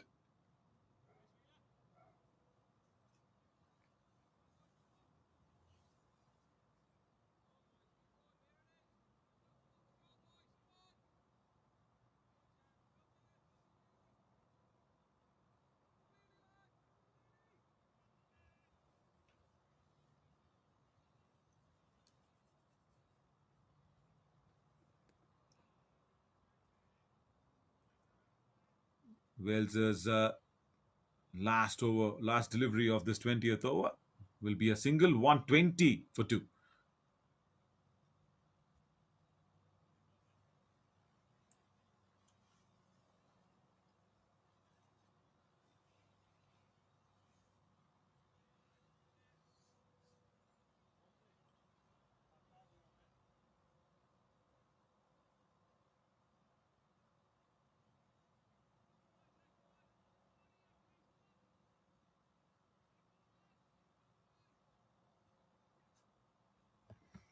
If you look at Scotland's batting lineup, that's where Mark Watt was. 8 deliveries, 13 gave that boost. Now he is there with the ball. Bowls it on the pads. It's flicked away towards the deep square leg region.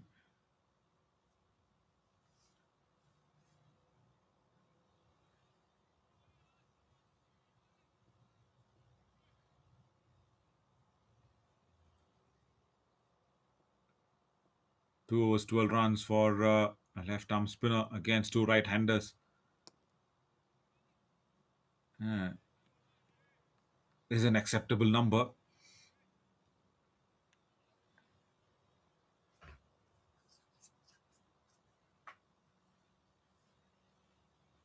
They want to take as deep as possible with this run chase. These two batters, Krishnamurti and Sanjay, Krishnamurti and Nitish Kumar, in fact. So they will want to go out there and try their hand. So probably at the end of the 30th over, maybe.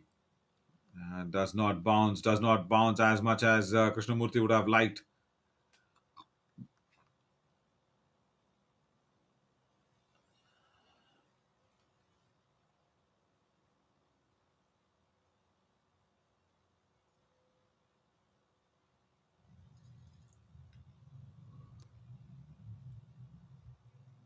Punched off the back foot now. Straight to deep covers.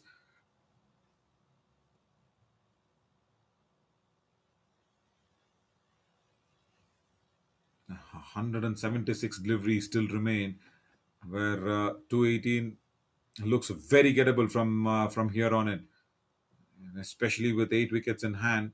Yeah, USAA can really back themselves. Nice on drive. There is long on in place. Now, if that happens, if they get to that position where they can launch an attack, I hope the USAA batters batting lower down the order will have that firepower. Oh, he bowled it wide behind from the crease. Wanted to bowl quicker. Just a nudge will get the boundary. And that's 50 for Sanjay Krishnamurti. Very well earned 50 with that boundary. Now watch where Mark Watt was bowling from. Way behind from the crease. Just to bowl it a little quicker, I believe. Nobody at deep third position. Wonderful 50 for Sanjay Krishnamurti. 128 for 2 now. USAA.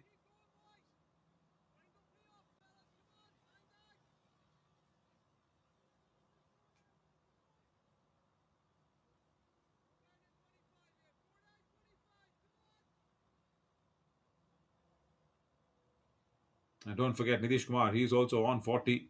Good contribution from him.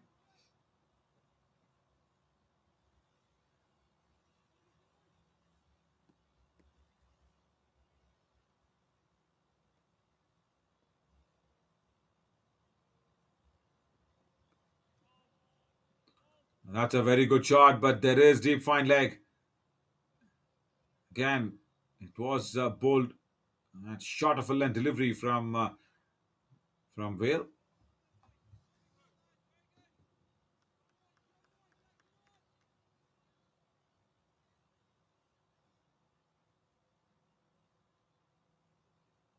Now that is 7.5 runs and over, and Krishnamurti needs to stay there. 50 of 41 deliveries, couple of sixes and 5 boundaries. He needs to carry on. He's got a good start, a good foundation for himself in this run chase. 93 runs off 92 deliveries. Wow, what a lovely partnership. And equal contributions, almost equal contributions from both of them.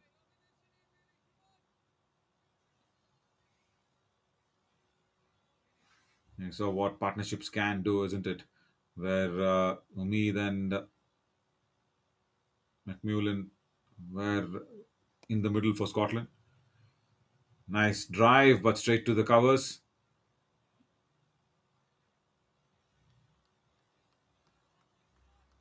Even they put up a 160 plus partnership. That's where actually Scotland got the opportunity to cross that 330 run mark. Yeah, speak of that 30 run mark. Yeah, Mark Watt also helped Scotland to cross over that 330 run mark as well. Fine leg will come across in a flash. Single only.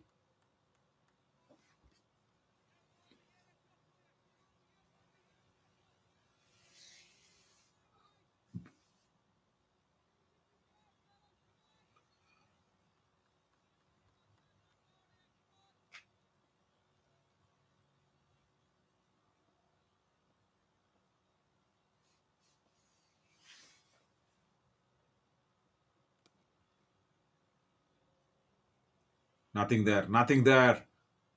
So, couple of quiet overs without a boundary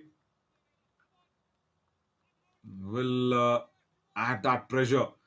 This is one of them. The previous over was good, but that six came in against, in fact, that boundary that was being scored at the last ball of the previous over, where Mark Watt was trying to bowl from behind the crease. On the up! Oh, that's a good stop. That's a really acrobatic stop. It would have been really nice to see if the ball could have stuck onto the palms of the fielder at mid-off. It was driven on the up. This was that back of the lane delivery. Trying to go over that fielder. Oh, what an acrobatic effort. He stopped a certain boundary. 131 for 2 after 22.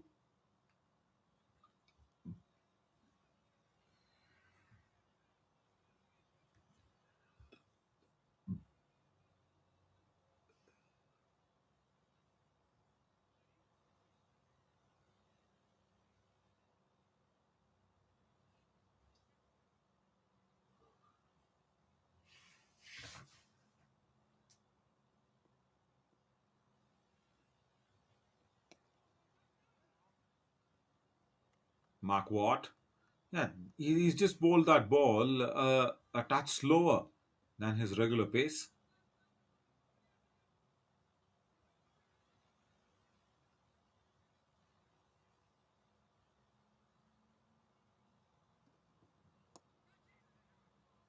Again, wanting to take on that fielder close in and will beat that fielder as well in the deep boundaries. That will be checked by the umpire. Good effort though, but there's a feel that the ball did reach the boundary ropes.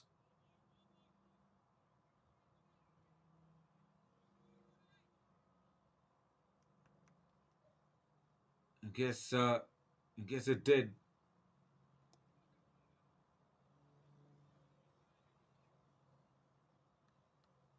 Now let's check once again. The ball.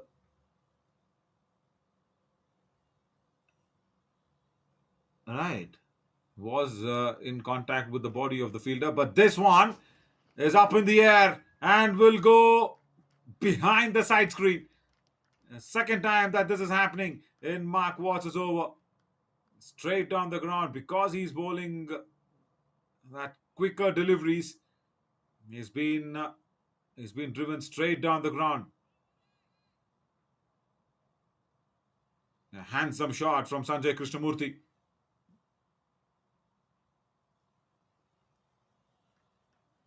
Good that he altered his length, but still will beat the fielder at short third position. This over is being very, very good for USAA. Floodgates are kind of opened. Couple of boundaries and a six. Yeah, so I think Mark Watt does need to do something different here with the next delivery. And there was just that gully fielder, nobody at deep third or short third. Good thinking cricket here from Sanjay Krishnamurti. He's quickly moved on to 65.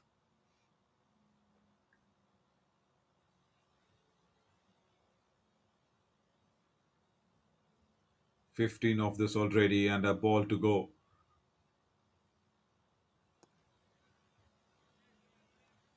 Good stop at extra cover. A nice over for USA comes to an end. 23 gone, 146 for 2.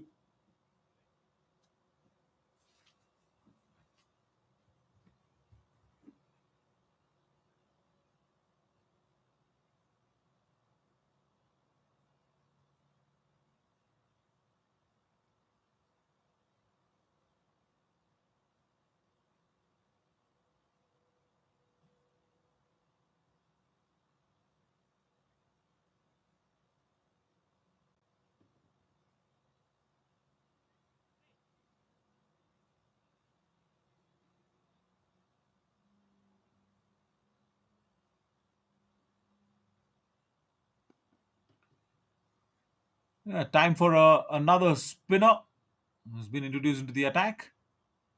Seeing Lacey is coming in.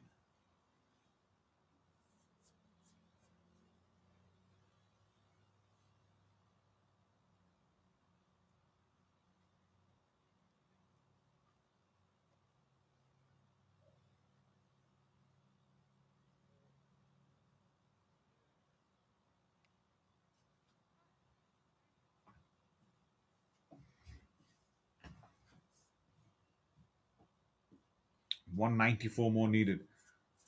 And the required rate under 7.5. Still gettable with these two batters settled in. Nitish Kumar now. Upishly driven over extra cover. And that's a good welcome to the bowling crease for Lisk. First ball, boundary. 150 up for USAA. It was a half volley that was being bowled wide off the off stump.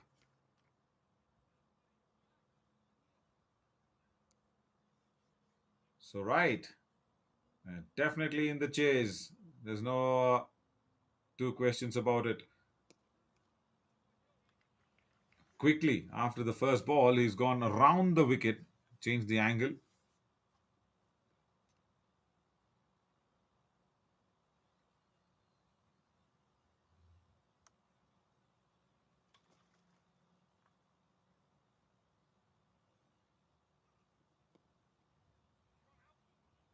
Quick single.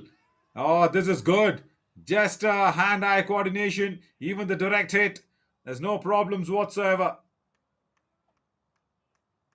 So Nitish Kumar and Sanjay Krishnamurti now look like they have got this under their control. That's really well judged. See, the fielder was onto it on a flash, even with the direct hit coming in. And they were all very comfortably in. Nitish Kumar.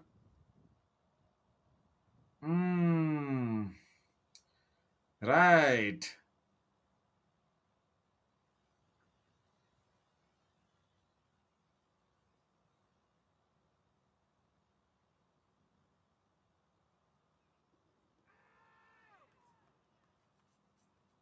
Oh, was this an appeal for the stumping? Not to be cross again, has got a good day behind the stumps. Yeah, that run out was pretty close. Good fielding though on that previous occasion, but here Lesk is asking the questions. Once again, he's asked for it. And has not been given. Very good work once again. Couple of stumping attempts, couple of questions asked to the square leg umpire. Just 3 runs of this. 153 now on the board. Let's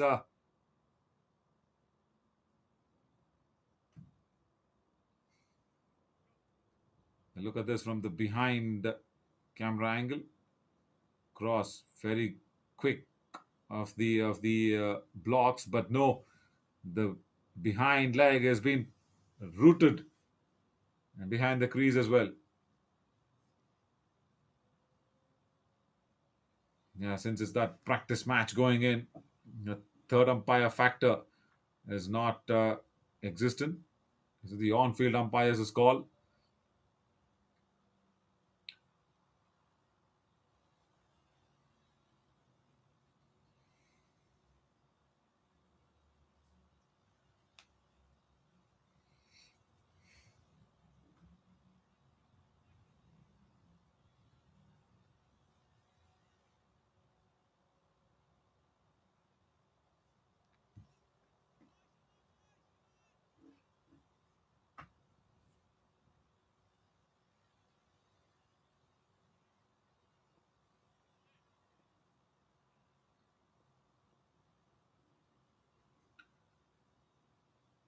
At least now.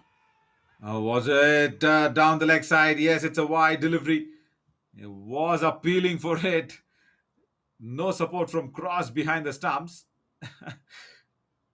And the umpire did not hesitate in spreading his arms very quickly. Yeah, broad daylight between the glove and the ball. Yeah, look at this. The umpire quickly stretching his arms wide open.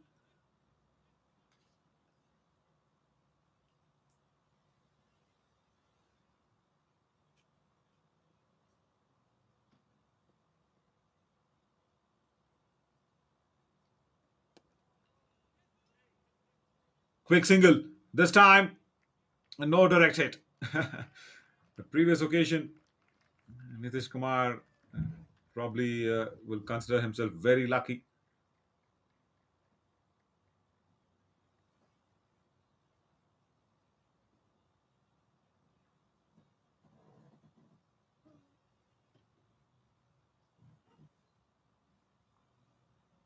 "49 of 62 deliveries. He's on the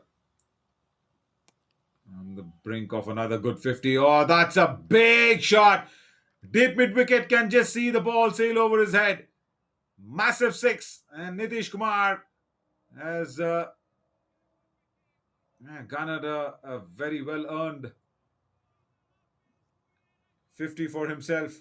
Yeah, but again, this was Sanjay Krishnamurti scored that six, but on that previous occasion, Nitish Kumar had scored that 50. But look at this shot from Sanjay. It was a short of a length delivery. It was a big, big six over deep mid wicket.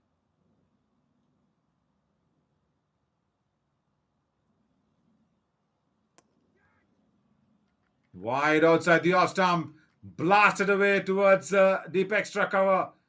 Right. Are we seeing some good intent to get to that 176 that is more remaining?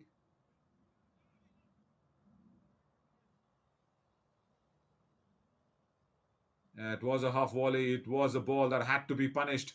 Strong shot from Sanjay Krishnamurti.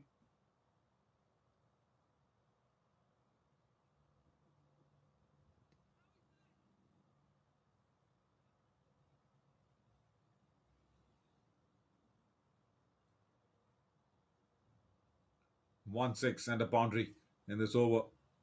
So there was a bit of a discussion as well between the batters just before the start of this over. Who's going to take that charge? And probably Sanjay would have said, "Leave that to me."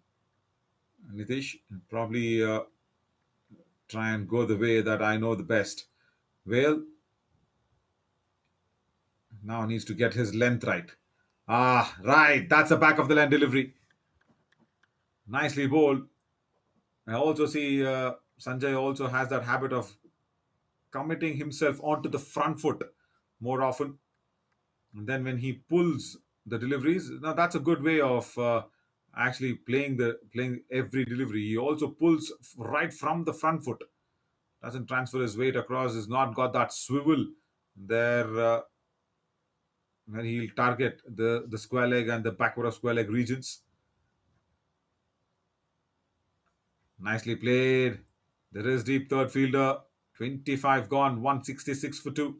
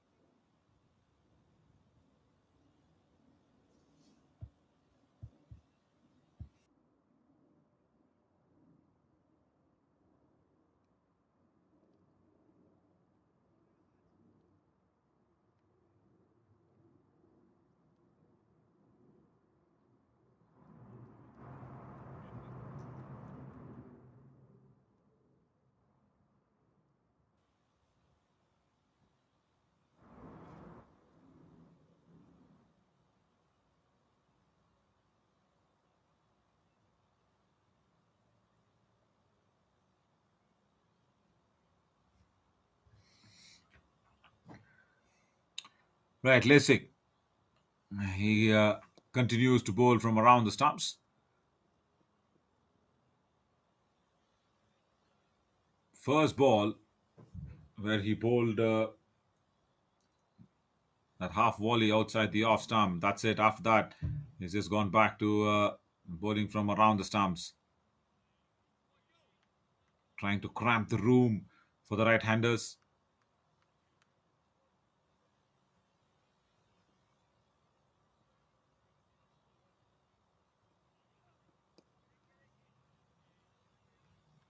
Yeah, that's good. Couple of dot deliveries.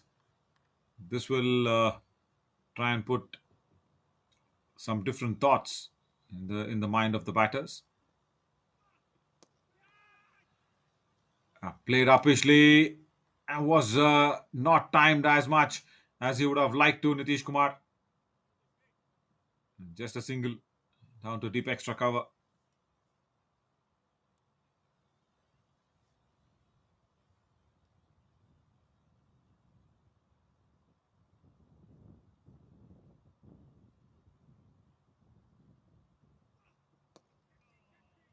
Wow, wonderful stroke. Got to the pitch of the ball. Oh, but then it is just one bounce boundary. I was expecting that ball to go over because there was no long off in position. It was a safe shot. Yeah, got to the pitch of the ball, but then I wonder why I was disappointed because you need to have value behind the shot. It was a very, very good shot that was being played. And I was just disappointed that the ball did not go all the way.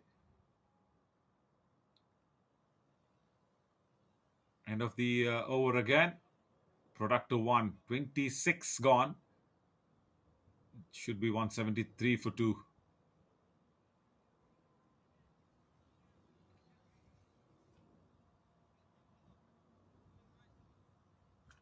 137 runs is the partnership. And this is what probably any doctor would have ordered for a big run chase like this. Contribution, much coming in from Sanjay Krishnamurthy. Nitish Kumar also getting to his half century and contributing well. So, 168. Definitely have a game on our hands. Scotland would have felt that after 340 and after those couple of quick wickets, this is under their control. But no, Sanjay Krishnamurthy has come out along with Nitish Kumar and showed, and USAA are here.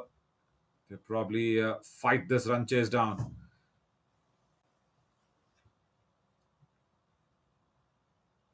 Right, time for the quickies to make a comeback. And that was timed really well. Straight to that third fielder who had to cover at least 15 yards towards his right. Does well.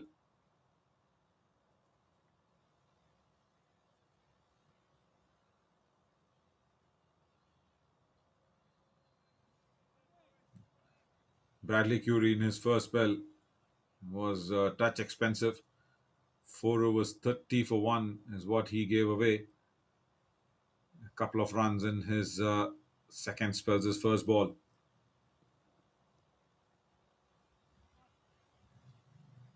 This time, straight to the third fielder. Will only be a single. And I don't think so, like Umid, who after a century just went out and gave the responsibility to the other batters to have a knock in the middle. I don't think so. Whether Krishna, Murthy, or Nidish will probably do that. They want to stay in the middle unless and until they're being dismissed and fight it out.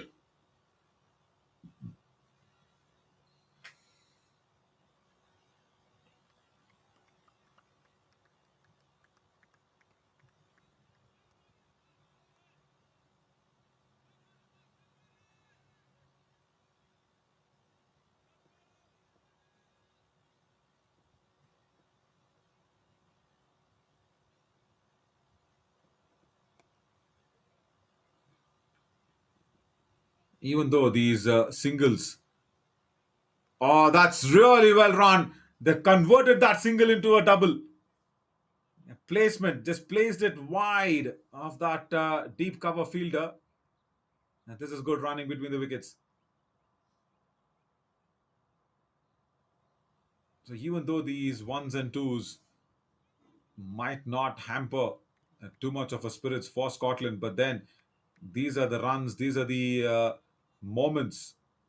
The partnership goes from strength to strength.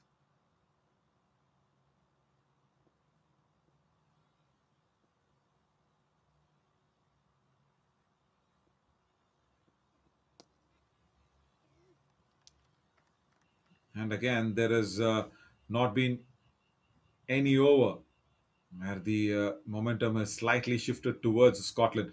So that's why I say that 162 now looks very gettable. The required run rate also drops under 7. Just a point, just a notch under 7.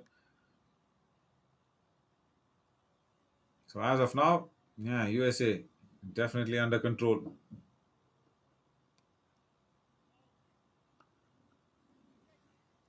Another nudge to the third fielder. End of 27, 180 for 2.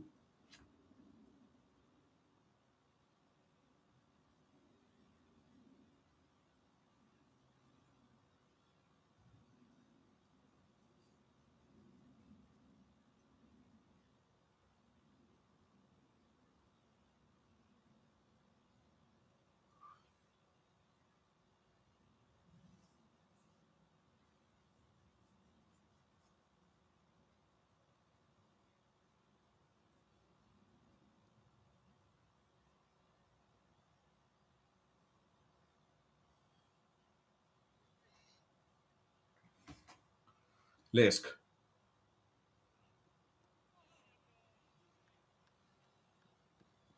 will only be a 1, but no, the second one is also on the cards. Right. And the moment you run that first run hard, you will be able to complete that second one within no time.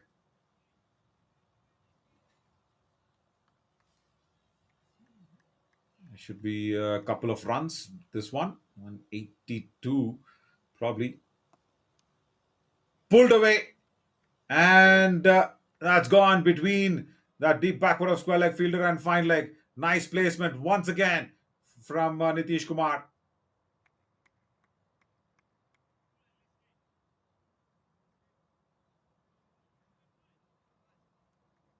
A, a touch shorter in length from Lesk, and that was the first wicket that was going in.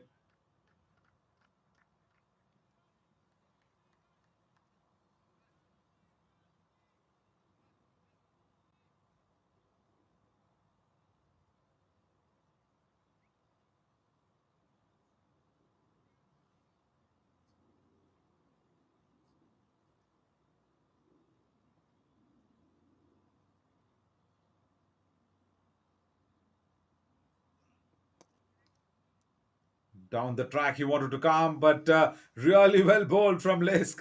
It does not give that driving length to Nitish Kumar.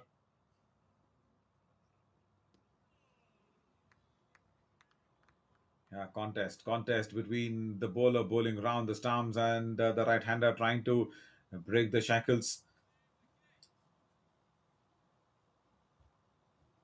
At the context of the game, it might look as a good over.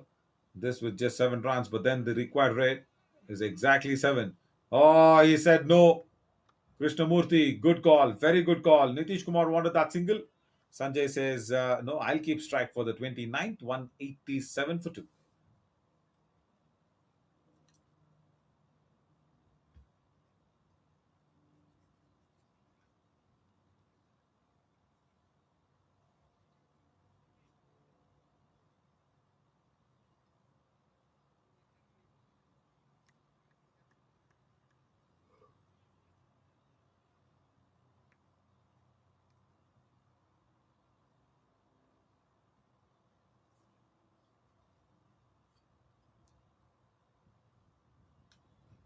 Curie starts off with the dot delivery.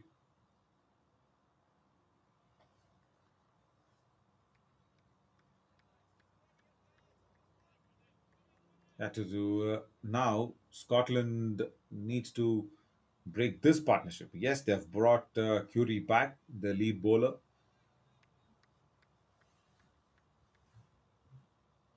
but then it's that sort of a phase, isn't it? Where the batters are too comfortable,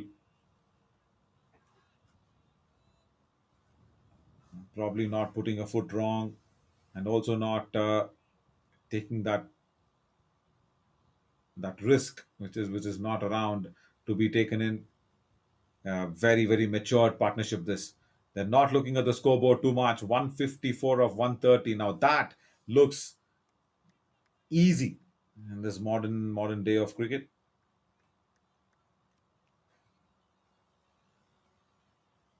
Scotland needs wicket to come back into this match. Oh, wide delivery is the call. Curie was thinking that there was something, and Cross did not take it well.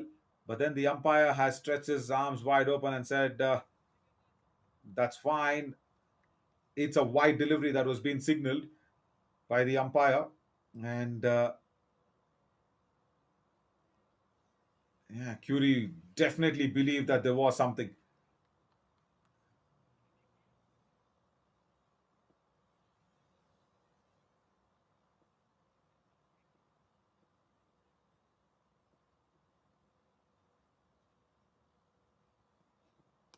They probably changed out onto that decision after the wide signal was leg by. So yes, there was something with the pad that was going in.